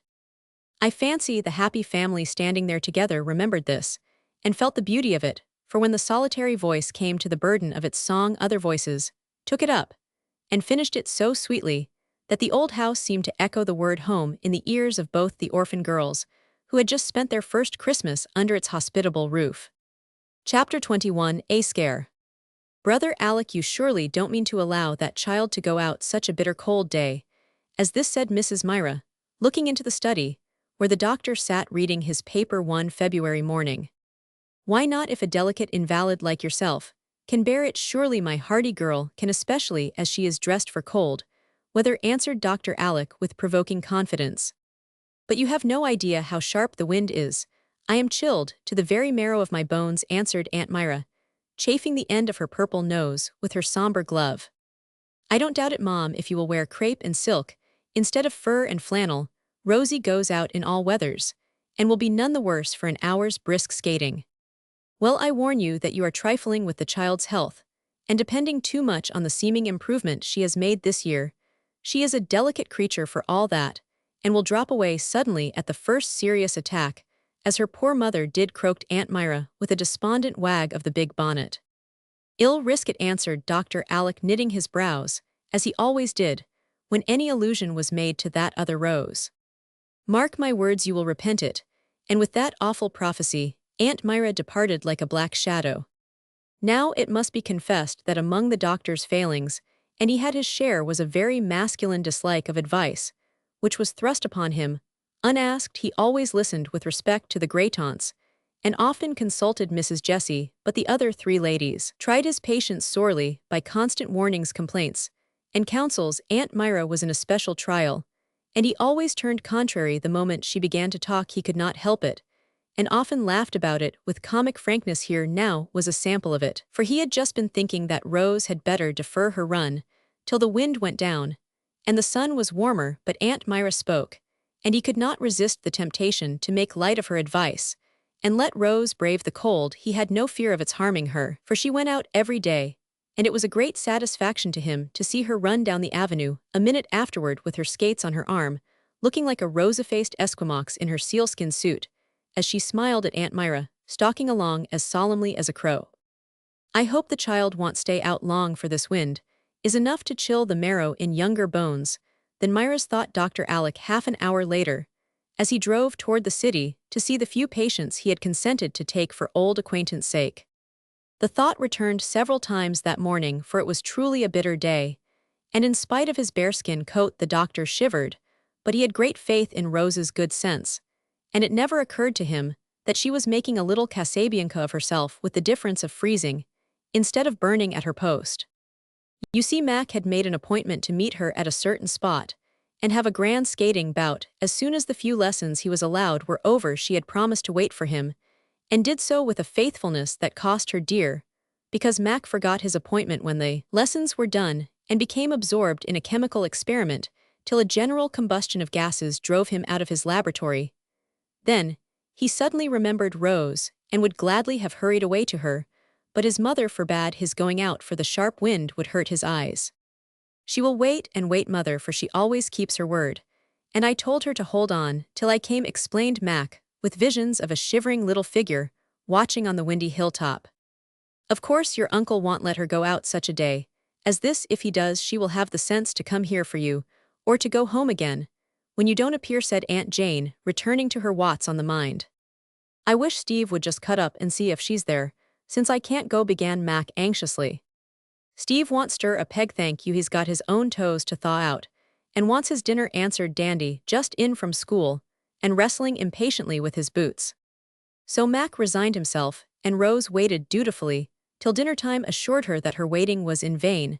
She had done her best to keep warm, had skated till she was tired and hot, then stood watching others till she was chilled, tried to get up a glow again by trotting up and down the road, but failed to do so, and finally cuddled disconsolately under a pine tree to wait and watch. When she at length started for home, she was benumbed with cold, and could hardly make her way against the wind that buffeted the frostbitten Rose most unmercifully. Dr. Alec was basking in the warmth of the study fire after his drive, when the sound of a stifled sob made him hurry to the door and look anxiously into the hall. Rose lay in a shivering bunch near the register, with her things half off, wringing her hands and trying not to cry with the pain-returning warmth brought to her half-frozen fingers. "My darling, what is it?" And Uncle Alec had her in his arms in a minute. "Mac didn't come. I can't get warm. The fire makes me ache." And with a long shiver Rose burst out crying, while her teeth chattered, and her poor little nose was so blue it made one's heart ache to see it. In less time than it takes to tell it, Dr. Alec had her on the sofa rolled up in the bearskin coat, with Phoebe rubbing her cold feet, while he rubbed the aching hands, and Aunt Plenty made a comfortable hot drink, and Aunt Peace sent down her own foot-warmer and embroidered blanket for the dear. Full of remorseful tenderness, Uncle Alec worked over his new patient, till she declared she was all right again. He would not let her get up to dinner, but fed her himself, and then forgot his own, while he sat watching her fall into a drowse, for Aunt Plenty's cordial made her sleepy. She lay so several hours, for the drowse deepened into a heavy sleep, and Uncle Alec, still at his post, saw with growing anxiety that a feverish color began to burn in her cheeks, that her breathing was quick and uneven, and now and then she gave a little moan, as if in pain. Suddenly she woke up with a start, and seeing Aunt Plenty bending over her, put out her arms like a sick child, saying wearily, "Please, could I go to bed?" "The best place for you, dearie. Take her right up, Alec. I've got the hot water ready, and after a nice bath she shall have a cup of my sage tea and be rolled up in blankets to sleep off her cold," answered the old lady cheerily, as she bustled away to give orders. "Are you in pain, darling?" asked Uncle Alec as he carried her up. "My side aches when I breathe, and I feel stiff and queer, but it isn't bad, so don't be troubled, Uncle," whispered Rose, with a little hot hand against his cheek. But the poor doctor did look troubled, and had cause to do so, for just then Rose tried to laugh at Dolly charging into the room with a warming pan, but could not, for the sharp pain took her breath away and made her cry out. "Pleurisy," sighed Aunt Plenty from the depths of the bathtub.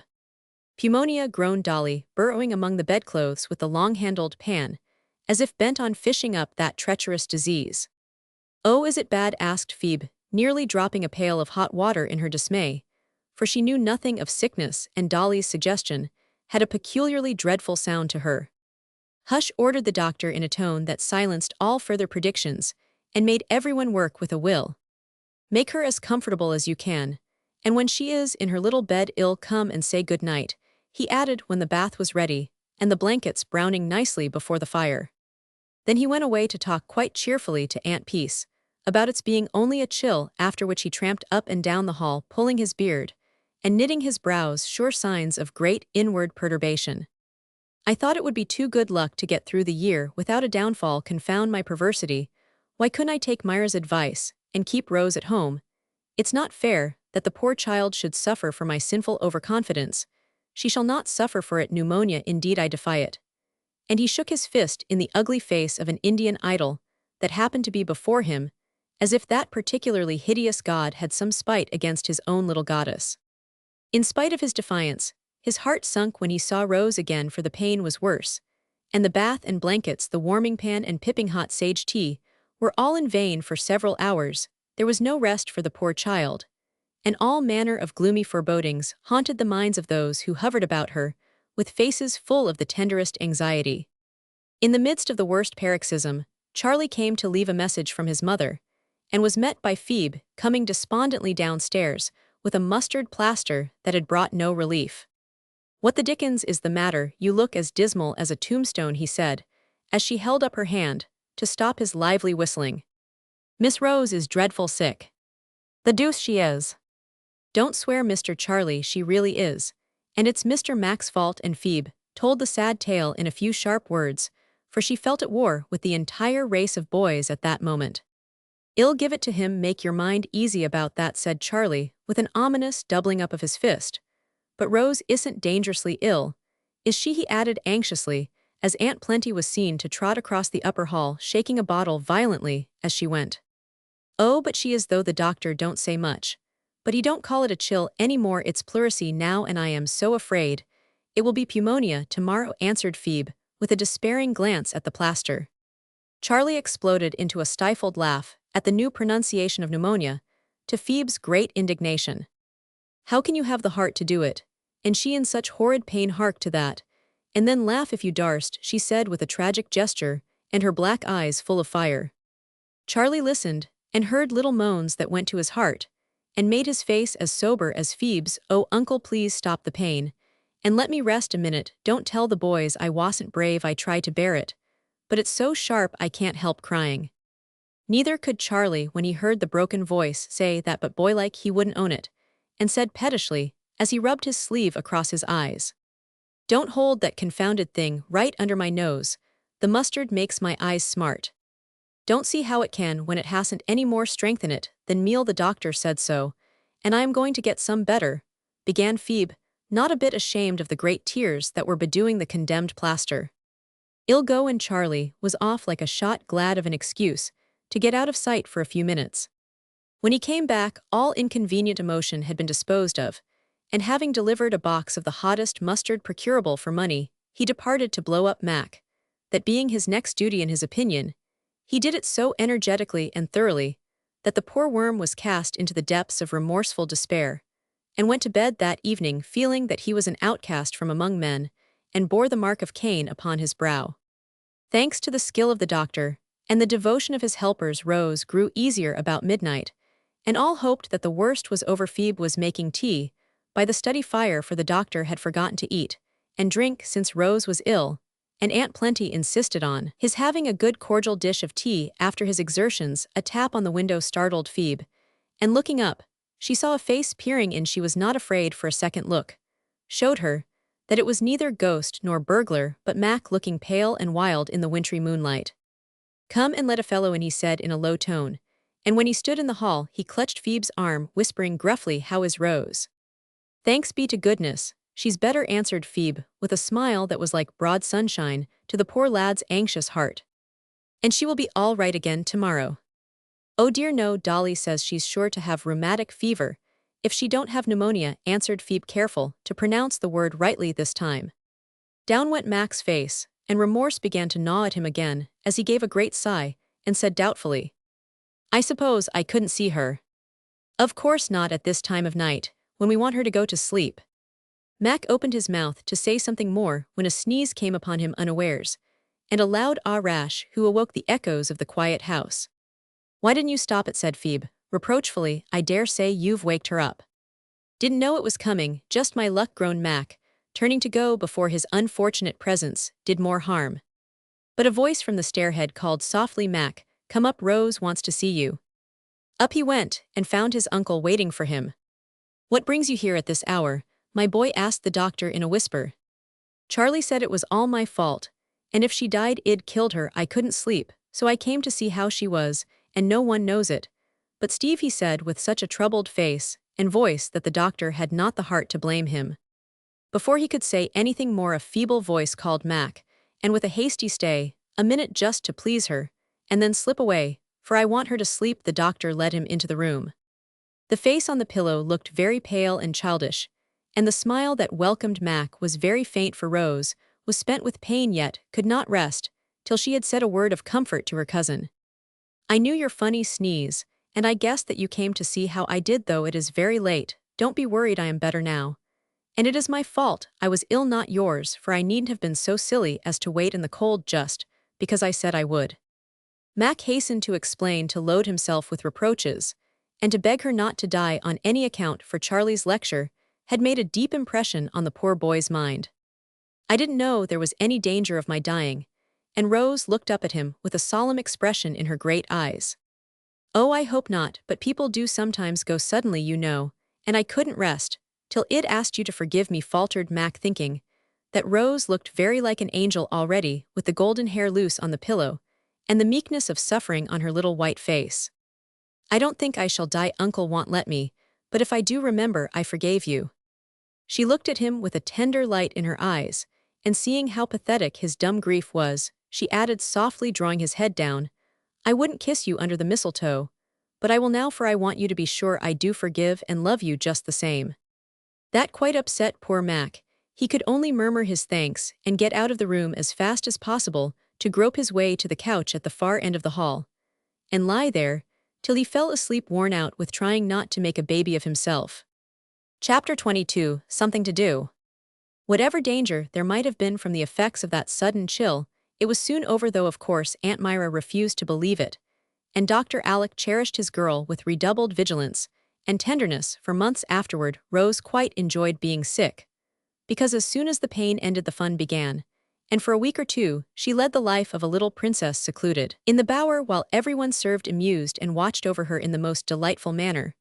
But the doctor was called away to see an old friend who was dangerously ill, and then Rose felt like a young bird, deprived of its mother's sheltering wing, especially on one afternoon when the ants were taking their naps, and the house was very still within while snow fell softly without. I'll go and hunt up Phoebe, she is always nice and busy, and likes to have me help her. If Dolly is out of the way we can make caramels, and surprise the boys when they come, Rose said to herself, as she threw down her book, and felt ready for society of some sort. She took the precaution to peep through the slide before she entered the kitchen, for Dolly allowed no messing when she was round, but the coast was clear, and no one but Phoebe appeared sitting at the table with her head on her arms, apparently asleep.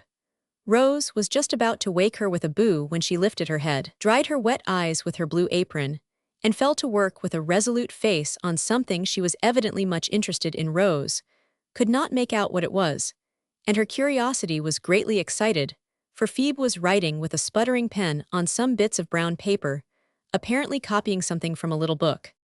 I must know what the dear thing is about, and why she cried, and then set her lips tight, and went to work with all her might, thought Rose, forgetting all about the caramels, and going round to the door, she entered the kitchen, saying pleasantly, Phoebe, I want something to do. Can't you let me help you about anything, or shall I be in the way? Oh dear no, miss, I always love to have you round when things are tidy. What would you like to do? Answered Phoebe, opening a drawer, as if about to sweep her own affairs out of sight. But Rose stopped her, exclaiming like a curious child, Let me see, what is it? I won't tell, if you'd rather not have Dolly know. I am only trying to study a bit, but I am so stupid I don't get on much, answered the girl, reluctantly permitting her little mistress to examine the poor contrivances she was trying to work with. A broken slate that had blown off the roof, an inch or two of pencil, an old almanac for a reader, several bits of brown or yellow paper, ironed smoothly and sewn together for a copybook, and the copy's sundry receipts written in Aunt Plenty's neat hand, these with a small bottle of ink, and a rusty pen made up Phoebe's outfit, and it was little wonder that she did not get on in spite of the patient persistence that dried the desponding tears and drove along the sputtering pen with a will. You may laugh if you want to, Miss Rose, I know my things are queer, and that's why I hide 'em, but I don't mind since you've found me out, and I ain't a bit ashamed, except of being so backward at my age," said Phoebe humbly, though her cheeks grew redder, as she washed out some crooked capitals with a tear or two not yet dried upon the slate. "Laugh at you? I feel more like crying to think what a selfish girl I am to have loads of books and things, and never remember to give you some. Why didn't you come and ask me, and not go struggling along alone in this way? It was very wrong of you, Phoebe, and I'll never forgive you if you do so again," answered Rose with one hand on Phoebe's shoulder, while the other gently turned the leaves of the poor little copybook.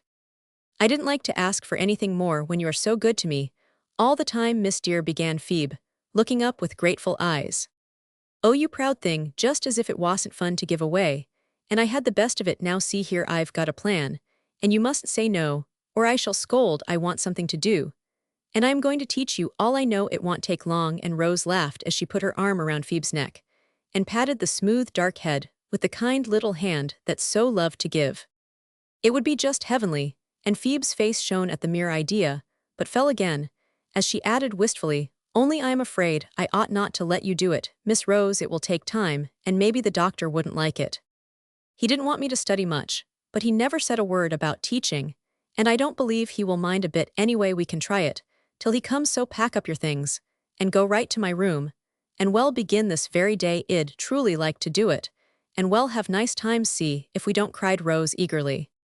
It was a pretty sight to see Phoebe bundle her humble outfit into her apron and spring up as if the desire of her heart had suddenly been made a happy fact to her.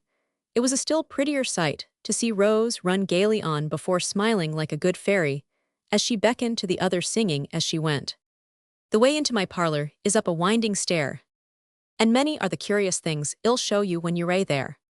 Will you walk in, Phoebe dear?" "Oh, won't I," answered Phoebe fervently, adding, as they entered the bower, "You are the dearest spider that ever was, and I am the happiest fly. I am going to be very strict, so sit down in that chair, and don't say a word, till school is ready to open," ordered Rose, delighted with the prospect of such a useful and pleasant something to do. So Phoebe sat demurely in her place, while her new teacher laid forth books and slates, a pretty inkstand, and a little globe, hastily tore a bit off her big sponge, sharpened pencils with more energy than skill, and when all was ready gave a prance of satisfaction that set the pupil laughing. "Now the school is open, and I shall hear you read so that I may know in which class to put you, Miss Moore," began Rose with great dignity as she laid a book before her scholar, and sat down in the easy chair with a long rule in her hand. Phoebe did pretty well, only tripping now and then over a hard word, and pronouncing identical in a sober way that tickled Rose, though never a smile betrayed her. The spelling lesson which followed was rather discouraging. Phoebe's ideas of geography were very vague, and grammar was nowhere, though the pupil protested that she tried so hard to talk nice like educated folks that Dolly called her a stuck-up piece who didn't know her place.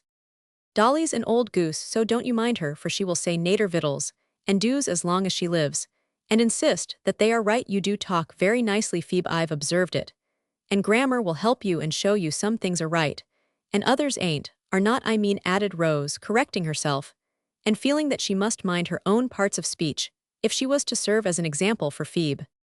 When the arithmetic came, the little teacher was surprised to find her scholar quicker in some things than herself, for Phoebe had worked away at the columns in the butcher's and baker's books till she could add so quickly and correctly that Rose was amazed, and felt that in this branch the pupil would soon excel the teacher if she kept on at the same pace. Her praise cheered Phoebe immensely, and they went bravely on, both getting so interested that time flew unheeded, till Aunt Plenty appeared, exclaiming, as she stared at the two heads bent over one slate, "Bless my heart, what is going on now?"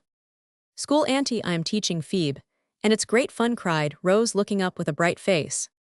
But Phoebe's was brighter, though she added with a wistful look, "Maybe I ought to have asked leave first, only, when Miss Rose proposed this, I was so happy I forgot to. Shall I stop, Mom?" "Of course not, child. I am glad to see you fond of your book, and to find Rose helping you along. My blessed mother used to sit at work with her maids about her, teaching them many a useful thing in the good old fashion that's gone by now. Only don't neglect your work, dear, or let the books interfere with the duties.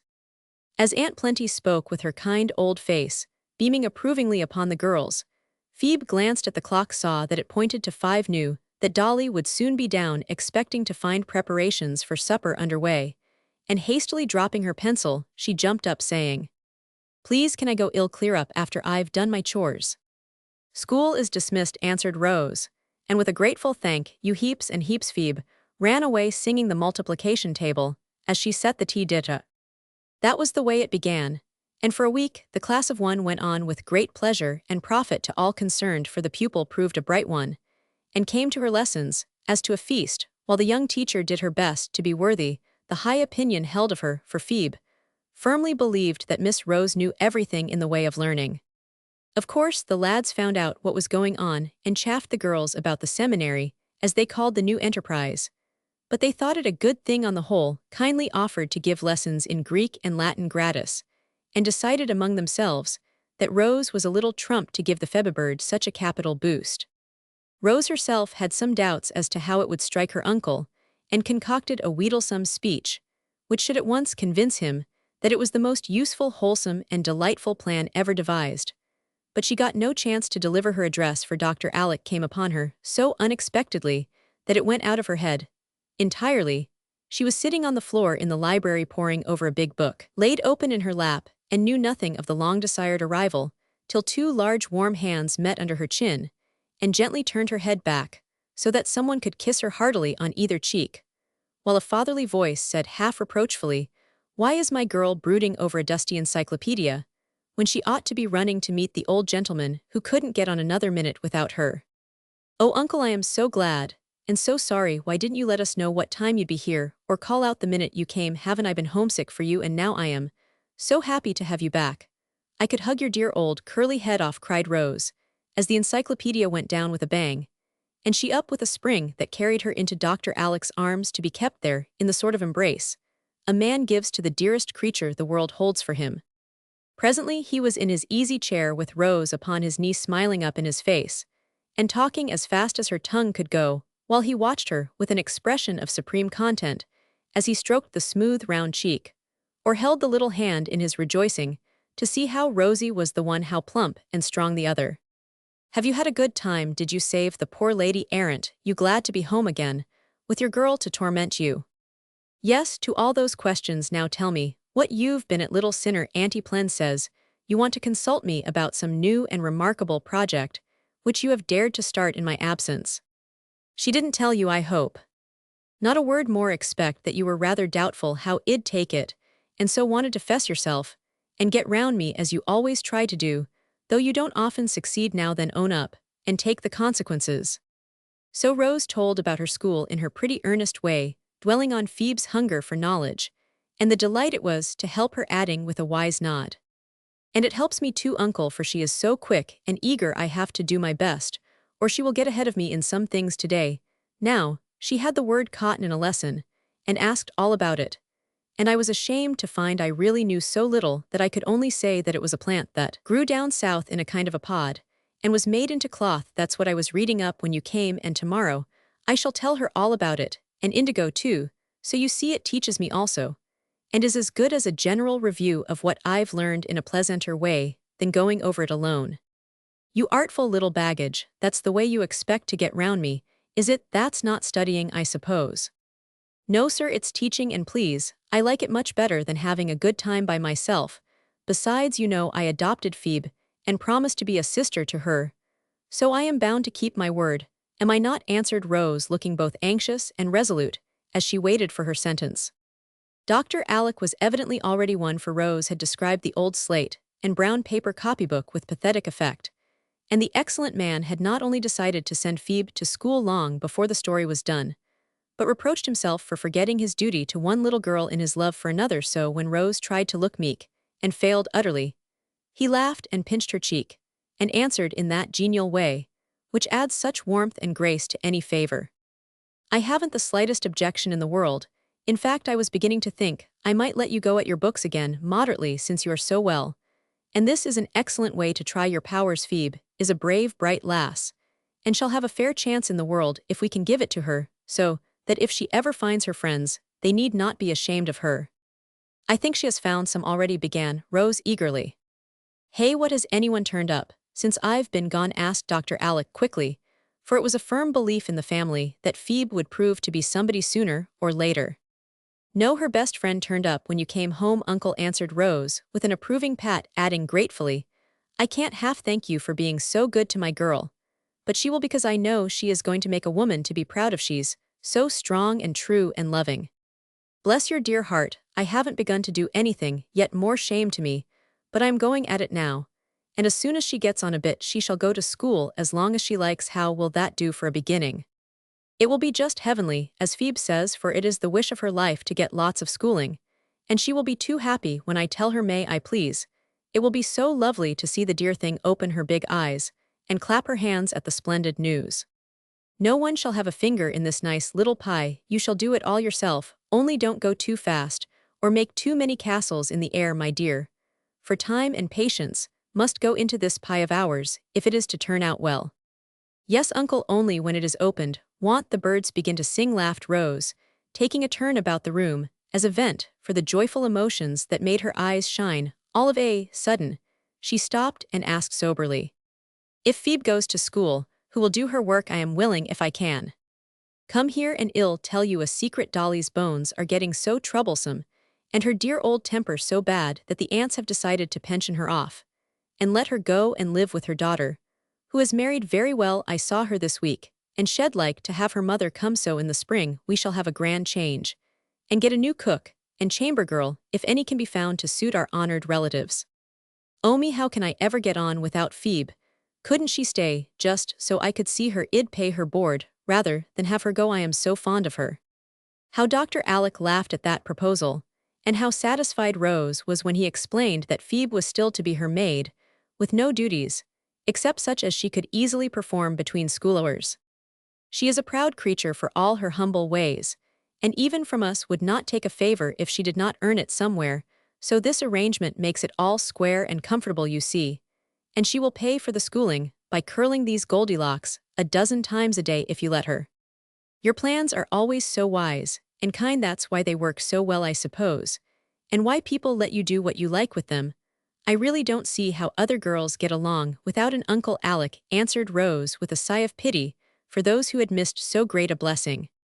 When Phoebe was told the splendid news, she did not stand on her head with rapture, as Charlie prophesied. She would but took it quietly, because it was such a happy thing. She had no words big and beautiful enough to thank them in, she said, but every hour of her day was brightened by this granted wish, and dedicated to the service of those who gave it. Her heart was so full of content that if overflowed in music, and the sweet voice singing all about the house, gave thanks so blithely that no other words were needed. Her willing feet were never tired of taking steps for those who had smoothed her way, her skillful hands were always busy in some labor of love for them, and on the face fast growing in comeliness, there was an almost womanly expression of devotion, which proved how well Phoebe had already learned one of life's great lessons, gratitude. Chapter 23, Peacemaking. Steve, I want you to tell me something, said Rose to Dandy, who was making faces at himself in the glass, while he waited for an answer to the note he brought from his mother to Aunt Plenty. P'raps I will, and p'raps I won't. What is it? Haven't Arch and Charlie quarreled? Dare say we fellows are always having little Rose. You know I do believe a sty is coming on my starboard eye. And Steve affected to be absorbed in a survey of his yellow lashes. No, that won't do. I want to know all about it, for I am sure something more serious than a little row is the matter. Come, please tell me, Stenny, there's a dear.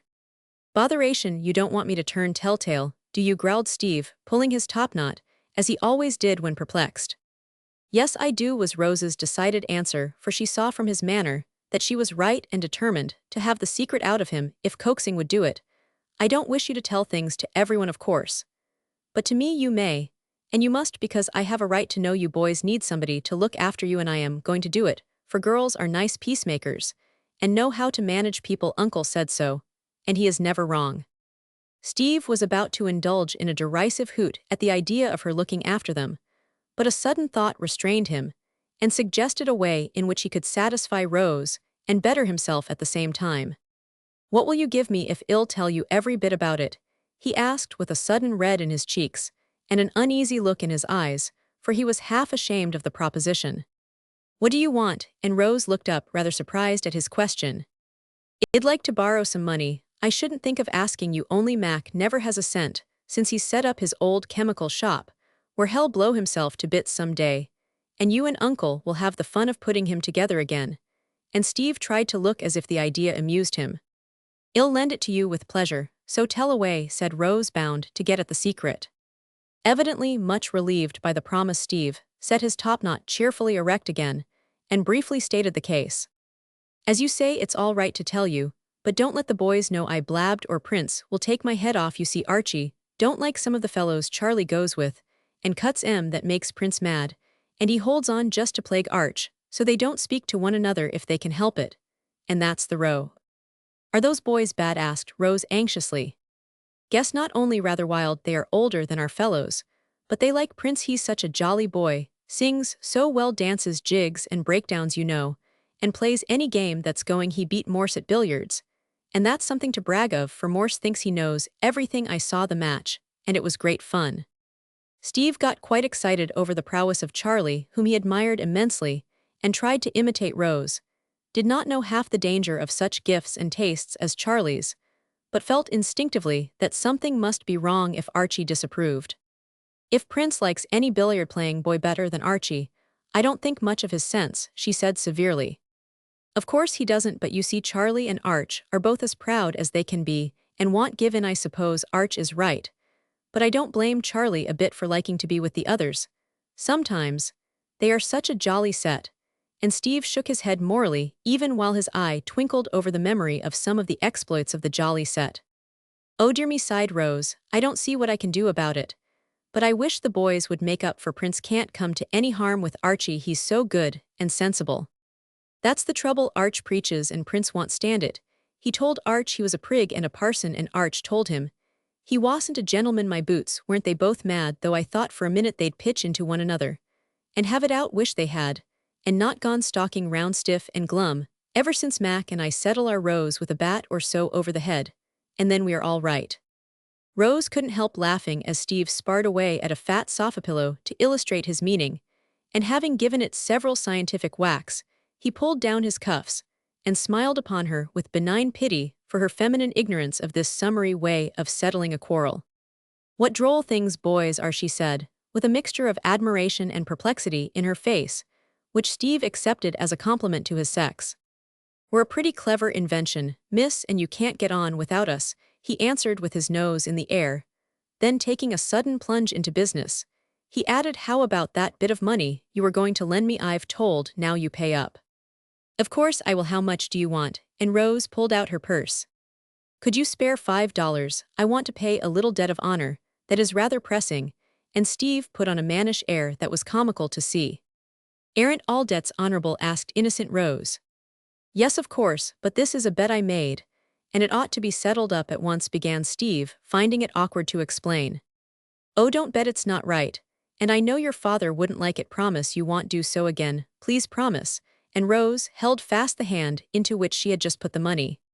Well, I want it's worried me a good deal, but I was joked into it. Much obliged, cousin, I am all right now, and Steve departed hastily. Having decided to be a peacemaker, Rose waited for an opportunity, and very soon it came. She was spending the day with Aunt Clara, who had been entertaining some young guests, and invited Rose to meet them, for she thought it high time her niece conquered her bashfulness, and saw a little of society. Dinner was over, and everyone had gone. Aunt Clara was resting before going out to an evening party, and Rose was waiting for Charlie to come and take her home. She sat alone in the elegant drawing-room, feeling particularly nice and pretty, for she had her best frock on, a pair of gold bands her aunt had just given her, and a tarot's bud in her sash like the beautiful Miss Van Tassel, whom everyone admired. She had spread out her little skirts to the best advantage, and leaning back in a luxurious chair, sat admiring her own feet in new slippers, with rosettes almost as big as dahlias. Presently Charlie came lounging in, looking rather sleepy and queer. Rose thought on seeing her, however, he roused up, and said with a smile that ended in a gape, I thought you were with mother, so I took 40 winks after I got those girls off. Now I am at your service, Rosamunda, whenever you like. You look as if your head ached. If it does, don't mind me. I am not afraid to run home alone. It's so early, answered Rose, observing the flushed cheeks and heavy eyes of her cousin. "I think I see myself letting you do it. Champagne always makes my head ache, but the air will set me up." "Why do you drink it?" then asked Rose anxiously. "Can't help it when I'm host. Now don't you begin to lecture. I've had enough of Archie's old-fashioned notions, and I don't want any more." Charlie's tone was decidedly cross, and his whole manner so unlike his usual merry good nature that Rose felt crushed and answered meekly, "I was going to lecture only when people like other people, they can't bear to see them suffer pain." That brought Charlie round at once, for Rose's lips trembled a little, though she tried to hide it by smelling the flower she pulled from her sash.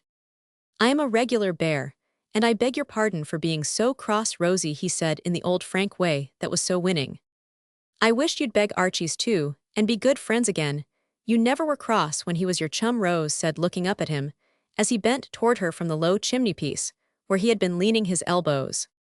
In an instant he stood as stiff and straight as a ramrod, and the heavy eyes kindled with an angry spark, as he said in his high and mighty manner, "You'd better not meddle with what you don't understand, cousin."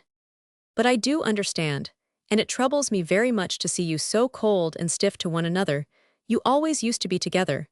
And now you hardly speak. You are so ready to beg my pardon. I don't see why you can't beg Archie's if you are in the wrong."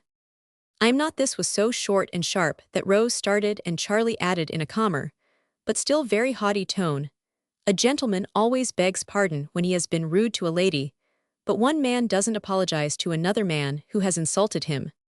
"Oh my heart, what a pepperpot," thought Rose, and hoping to make him laugh, she added slyly, "I was not talking about men, but boys, and one of them a prince who ought to set a good example to his subjects." But Charlie would not relent, and tried to turn the subject by saying gravely, as he unfastened the little gold ring from his watchguard, "I've broken my word, so I want to give this back and free you from the bargain. I am sorry, but I think it a foolish promise, and don't intend to keep it. Choose a pair of earrings to suit yourself as my forfeit. You have a right to wear them now." "No, I can only wear one, and that is no use, for Archie will keep his word, I am sure." Rose was so mortified and grieved at this downfall of her hopes that she spoke sharply, and would not take the ring the deserter offered her. He shrugged his shoulders and threw it into her lap, trying to look cool and careless, but failing entirely, for he was ashamed of himself, and out of sorts generally. Rose wanted to cry, but pride would not let her, and being very angry she relieved herself by talk, instead of tears. Looking pale and excited, she rose out of her chair, cast away the ring, and said in a voice that she vainly tried to keep steady, "You are not at all the boy I thought you were, and I don't respect you one bit. I've tried to help you be good, but you won't let me, and I shall not try any more. You talk a great deal about being a gentleman, but you are not, for you've broken your word, and I can never trust you again. I don't wish you to go home with me. I'd rather have merry good night." And with that last dreadful blow, Rose walked out of the room, leaving Charlie as much astonished as if one of his pet pigeons had flown in his face and pecked at him. She was so seldom angry that when her temper did get the better of her, it made a deep impression on the lads, for it was generally a righteous sort of indignation at some injustice or wrongdoing, not childish passion.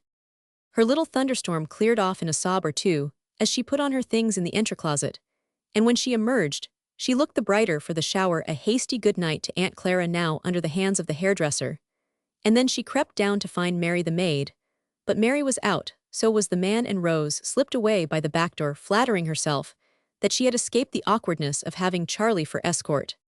There she was mistaken, however, for the gate had hardly closed behind her when a well-known tramp was heard, and the prince was beside her, saying, in a tone of penitent politeness that banished Rose's wrath like magic, "You needn't speak to me if you don't choose, but I must see you safely home, cousin." She turned at once, put out her hand, and answered heartily, "I was the cross one, please forgive me, and let's be friends again." Now that was better than a dozen sermons on the beauty of forgiveness, and did Charlie more good, for it showed him how sweet humility was, and proved that Rose practiced as she preached. He shook the hand warmly, then drew it through his arm, and said, as if anxious to recover the good opinion with the loss of which he had been threatened, "Look here, Rosie, I've put the ring back, and I am going to try again, but you don't know how hard it is to stand being laughed at." "Yes, I do. Ariadne plagues me every time I see her, because I don't wear earrings after all the trouble I had getting ready for them." "Ah, but her twaddle isn't half as bad as the chaffing I get, It takes a deal of pluck to hold out when you are told you are tied to an apron string, and all that sort of thing, sighed Charlie.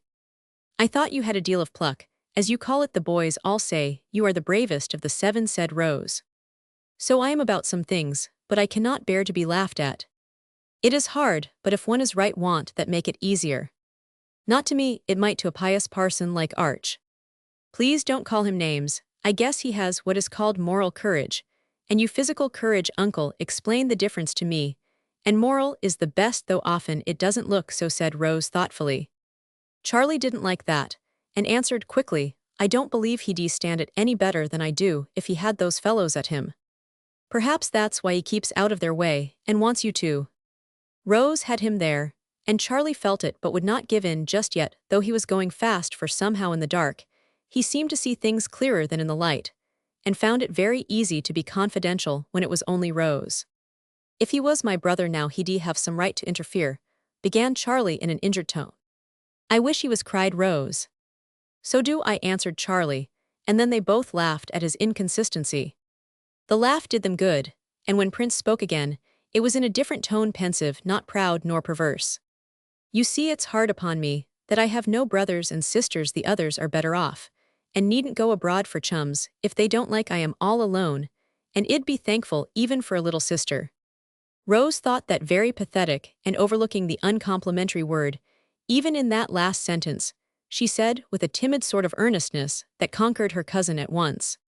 Play I was a little sister. I know I am silly, but perhaps I am better than nothing, and I'd dearly love to do it. So should I, and we will, for you are not silly, my dear, but a very sensible girl, we all think, and I am proud to have you for a sister there now. And Charlie looked down at the curly head bobbing along beside him with real affection in his face. Rose gave a skip of pleasure, and laid one sealskin mitten over the other on his arm, as she said happily, That's so nice of you now, you needn't be lonely any more, and I'll try to fill Archie's place, till he comes back, for I know he will as soon as you let him. Well, I don't mind telling you that while he was my mate I never missed brothers and sisters, or wanted anyone else, but since he cast me off, I'll be hanged if I don't feel as forlorn as old Crusoe before Friday turned up. This burst of confidence confirmed Rose in her purpose of winning Charlie's mentor back to him, but she said no more. Contented to have done so well, they parted excellent friends, and Prince went home wondering why a fellow didn't mind saying things to a girl or woman which they would die before they'd own to another fellow. Rose also had some sage reflections upon the subject, and fell asleep, thinking that there were a great many curious things in this world, and feeling that she was beginning to find out some of them. Next day she trudged up the hill to see Archie, and having told him as much as she thought best about her talk with Charlie, begged him to forget and forgive. I've been thinking that perhaps I ought to, though I am in the right. I am no end fond of Charlie, and he's the best-hearted lad alive. But he can't say no, and that will play the mischief with him, if he does not take care, said Archie in his grave, kind way. While father was home, I was very busy with him, so Prince got into a set I don't like. They try to be fast, and think it's manly, and they flatter him, and lead him on to do all sorts of things, play for money and bet and loaf about. I hate to have him do so, and tried to stop it, but went to work the wrong way, so we got into a mess. He is all ready to make up if you don't say much, for he owned to me he was wrong, but I don't think he will own it to you in words, began Rose. I don't care for that. If hell just drop those rowdies and come back, I'll hold my tongue and not preach. I wonder if he owes those fellows money, and so doesn't like to break off till he can pay it. I hope not, but don't dare to ask, though perhaps Steve knows. He's always after Prince Maurice, the pity, and Archie looked anxious. I think Steve does know, for he talked about debts of honor the day I gave him there. Rose stopped short and turned scarlet. But Archie ordered her to fess, and had the whole story in 5 minutes, for none dared disobey. The chief, he completed her affliction by putting a $5 bill into her pocket by main force, looking both indignant and resolute as he said, Never do so again, but send Steve to me if he is afraid to go to his father. Charlie had nothing to do with that. He wouldn't borrow a penny of a girl, don't think it. But that's the harm he does Steve, who adores him and tries to be like him in all things. Don't say a word ill, make it all right, and no one shall blame you. Oh me, I always make trouble by trying to help, and then letting out the wrong thing, sighed Rose, much depressed by her slip of the tongue. Archie comforted her with the novel remark that it was always best to tell the truth, and made her quite cheerful by promising to heal the breach with Charlie as soon as possible. He kept his word so well that the very next afternoon, as Rose looked out of the window, she beheld the joyful spectacle of Archie and Prince coming up the avenue arm-in-arm, as of old, talking away as if to make up for the unhappy silence of the past weeks. Rose dropped her work, hurried to the door, and opening it wide stood there smiling down upon them so happily that the faces of the lads brightened as they ran up the steps, eager to show that all was well with them.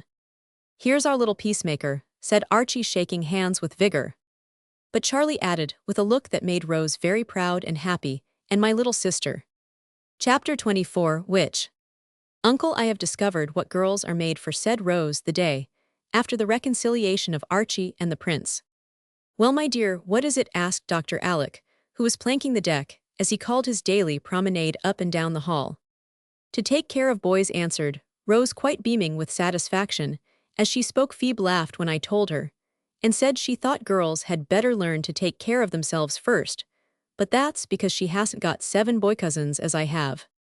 She is right nevertheless, Rosie, and so are you, for the two things go together, and in helping 7 lads, you are unconsciously doing much to improve one lass," said Dr. Alec, stopping to nod and smile at the bright-faced figure, resting on the old bamboo chair after a lively game of battledore and shuttlecock, in place of a run which a storm prevented. I am glad of that, but really, uncle, I do feel as if I must take care of the boys, for they come to me in all sorts of troubles, and ask advice, and I like it so much, only I don't always know what to do, and I am going to consult you privately, and then surprise them with my wisdom." "All right, my dear, what's the first worry? I see you have something on your little mind, so come and tell uncle." Rose put her arm in his, and pacing to and fro, told him all about Charlie, asking what she could do to keep him straight and be a real sister to him. "Could you make up your mind to go and stay with Aunt Clara a month?" asked the doctor when she ended. "Yes, sir, but I shouldn't like it. Do you really want me to go?"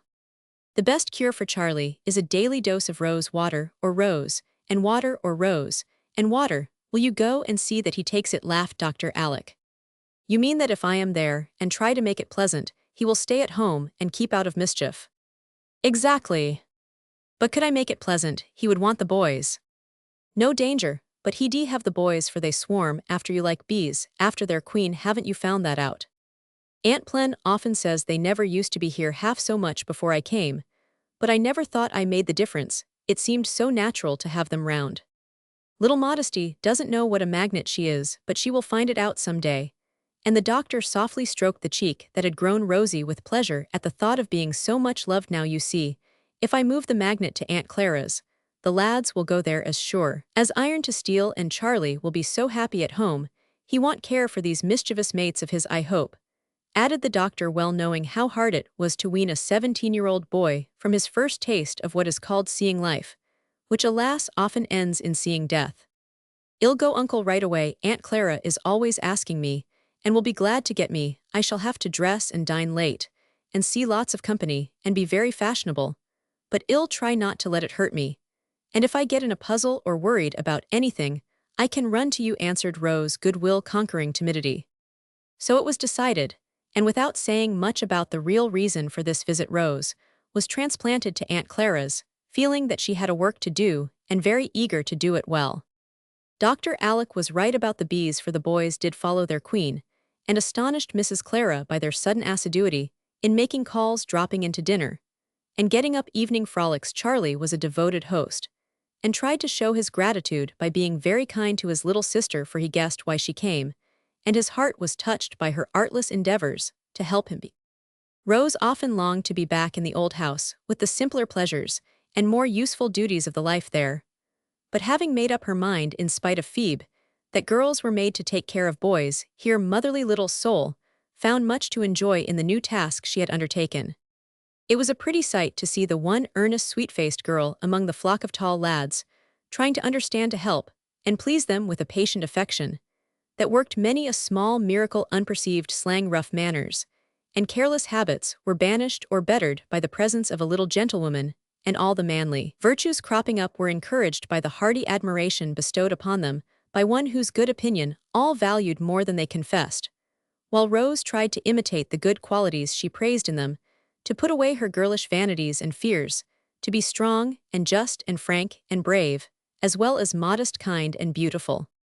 This trial worked so well that, when the month was over, Mac and Steve demanded a visit in their turn, and Rose went feeling that she would like to hear grim Aunt Jane say, as Aunt Clara did at parting, "I wish I could keep you all my life, dear."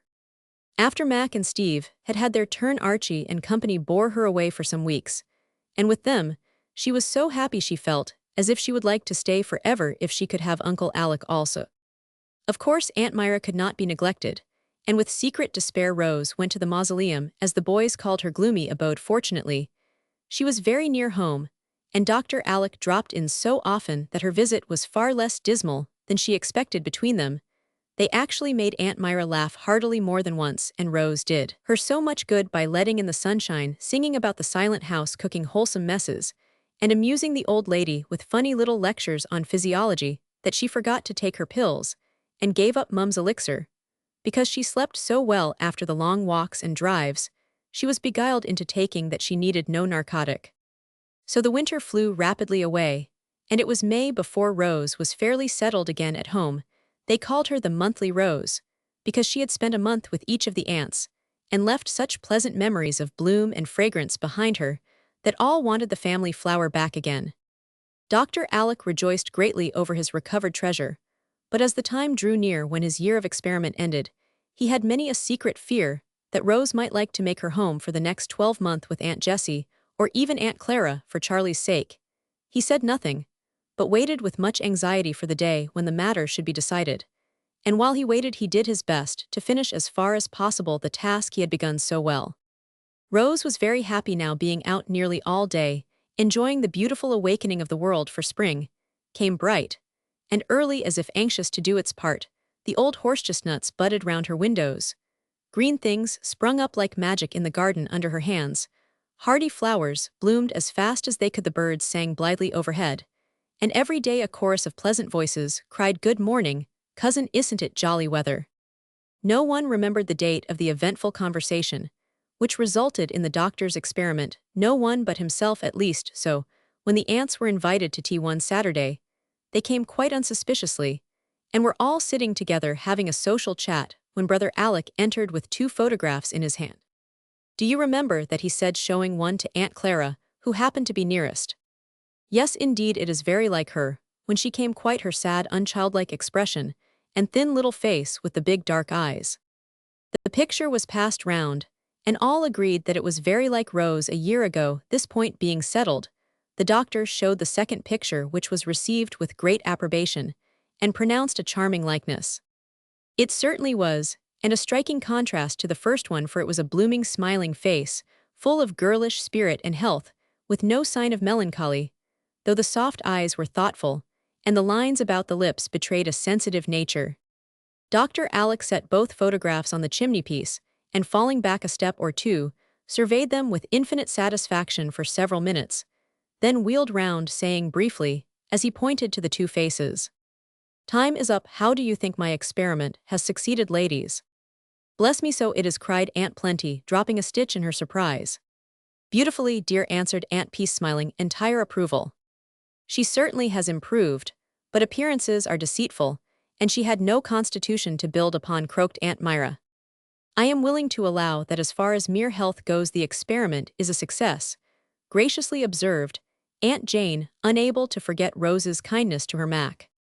"So am I, and ill go farther, for I really do believe Alec has done wonders for the child. She will be a beauty in 2 or 3 years, added Aunt Clara, feeling that she could say nothing better than that. "I always knew he would succeed, and I am so glad you all allow it, for he deserves more credit than you know, and more praise than he will ever get," cried Aunt Jessie, clapping her hands, with an enthusiasm that caused Jamie's little red stocking to wave like a triumphal banner in the air. Dr. Alec made them a splendid bow, looking much gratified, and then said soberly, "Thank you. Now the question is, shall I go on? For this is only the beginning. None of you know the hindrances I've had, the mistakes I've made, the study I've given the case, and the anxiety I've often felt. Sister Myra is right, is one thing. Rose is a delicate creature, quick to flourish in the sunshine, and as quick to droop without it. She has no special weakness, but inherits her mother's sensitive nature, and needs the wisest, tenderest care to keep a very ardent little soul from wearing out a finely organized little body, I think I have found the right treatment. And with you to help me, I believe we may build up a lovely and a noble woman who will be a pride and comfort to us all." There Dr. Alec stopped to get his breath, for he had spoken very earnestly, and his voice got a little husky over the last words. A gentle murmur from the aunts seemed to encourage him, and he went on with an engaging smile, for the good man was slyly trying to win all the ladies to vote for him when the time came. "Now I don't wish to be selfish or arbitrary, because I am her guardian, and I shall leave Rose free to choose for herself. We all want her. And if she likes to make her home with any of you rather than with me, she shall do so. In fact, I encouraged her visits last winter, that she might see what we can all offer her, and judge where she will be happiest. Is not that the fairest way? Will you agree to abide by her choice as I do?" "Yes, we will," said all the aunts, in quite a flutter of excitement, at the prospect of having Rose for a whole year. "Good, she will be here directly, and then we will settle the question for another year, a most important year, mind you, for she has got a good start, and will blossom rapidly now if all goes well with her. So I beg of you, don't undo my work, but deal very wisely and gently with my little girl, for if any harm come to her, I think it would break my heart." As he spoke, Dr. Alec turned his back abruptly and affected to be examining the pictures again. But the aunts understood how dear the child was to the solitary man who had loved her mother years ago, and who now found his happiness in cherishing the little Rose, who was so like her. The good ladies nodded and sighed, and telegraphed to one another that none of them would complain if not chosen, or ever try to rob Brother Alec of his heart's delight, as the boys called Rose. Just then, a pleasant sound of happy voices came up from the garden, and smiles broke out on all serious faces. Dr. Alec turned at once, saying, as he threw back his head, "There she is now for it." The cousins had been amaying, and soon came flocking and laden with the spoils. "Here is our bonny Scotch Rose with all her thorns about her," said Dr. Alec, surveying her with unusual pride and tenderness, as she went to show Aunt Peace her basket full of early flowers, fresh leaves, and curious lichens. "Leave your clutter in the hall, boys, and sit quietly down if you choose to stop here, for we are busy," said Aunt Plenty, shaking her finger at the turbulent clan, who were bubbling over with the jollity born of spring sunshine and healthy exercise. "Of course we choose to stay, wouldn't miss our Saturday high tea for anything," said the chief, as he restored order among his men with a nod, a word, and an occasional shake.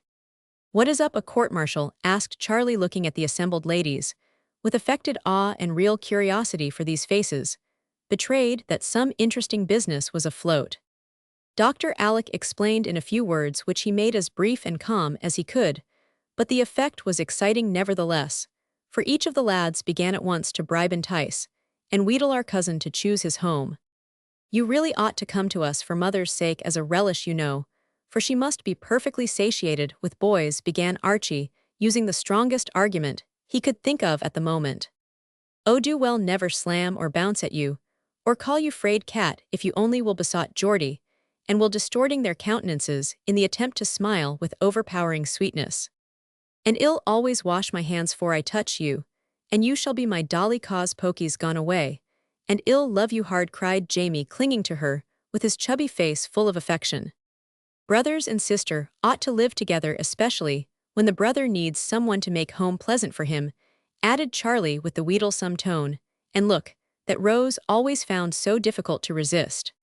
"You had her longest, and it's our turn now. Mac needs her more than you do, Prince, for she's the light of his eyes. He says, 'Come, Rose, choose us, and I'll never use the musky pomade you hate again, as long as I live," said Steve with his most killing air, as he offered this noble sacrifice. Mac peered wistfully over his goggles, saying in an unusually wide-awake and earnest way, "Do, cousin, then, we can study chemistry together. My experiments don't blow up very often now, and the gases aren't at all bad when you get used to them." Rose meantime had stood quite still with the flowers dropping from her hands, as her eyes went from one eager face to another, while smiles rippled over her own, at the various enticements offered her during the laugh that followed Mac's handsome proposition. She looked at her uncle, whose eyes were fixed on her, with an expression of love and longing that went to her heart. "Ah yes," she thought, "he wants me most. I've often longed to give him something that he wished for very much, and now I can." So when at a sudden gesture from Aunt Peace silence Rose said slowly, with a pretty color in her cheeks, and a beseeching look about the room as if asking pardon of the boys. It's very hard to choose when everybody is so fond of me, therefore, I think it'd better go to the one who seems to need me most. No, dear, the one you love the best, and will be happiest with, said Dr. Alec quickly, as a doleful sniff from Aunt Myra, and a murmur of my sainted Caroline made Rose pause and look that way. Take time, cousin, don't be in a hurry to make up your mind, and remember Codlin's your friend, added Charlie, hopeful still. I don't want any time. I know who I love best, who I am happiest with, and I choose Uncle. Will he have me? Cried Rose in a tone that produced a sympathetic thrill among the hearers. It was so full of tender confidence and love.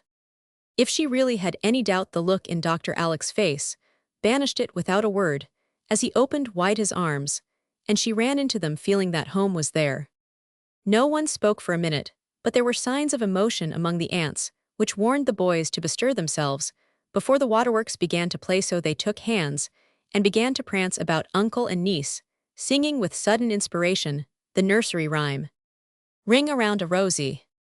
Of course that put an end to all sentiment, and Rose emerged laughing from Dr. Alec's bosom, with the mark of a waistcoat button nicely imprinted on her left cheek. He saw it, and said with a merry kiss that half effaced it, "This is my ewe lamb, and I have set my mark on her so no one can steal her away." That tickled the boys, and they set up a shout of, "Uncle had a little lamb." But Rose hushed the noise by slipping into the circle and making them dance prettily like lads and lasses round a maypole, while Phoebe, coming in with fresh water for the flowers, began to twitter, chirp, and coo as if all the birds of the air had come to join in the spring revel of the 8 cousins.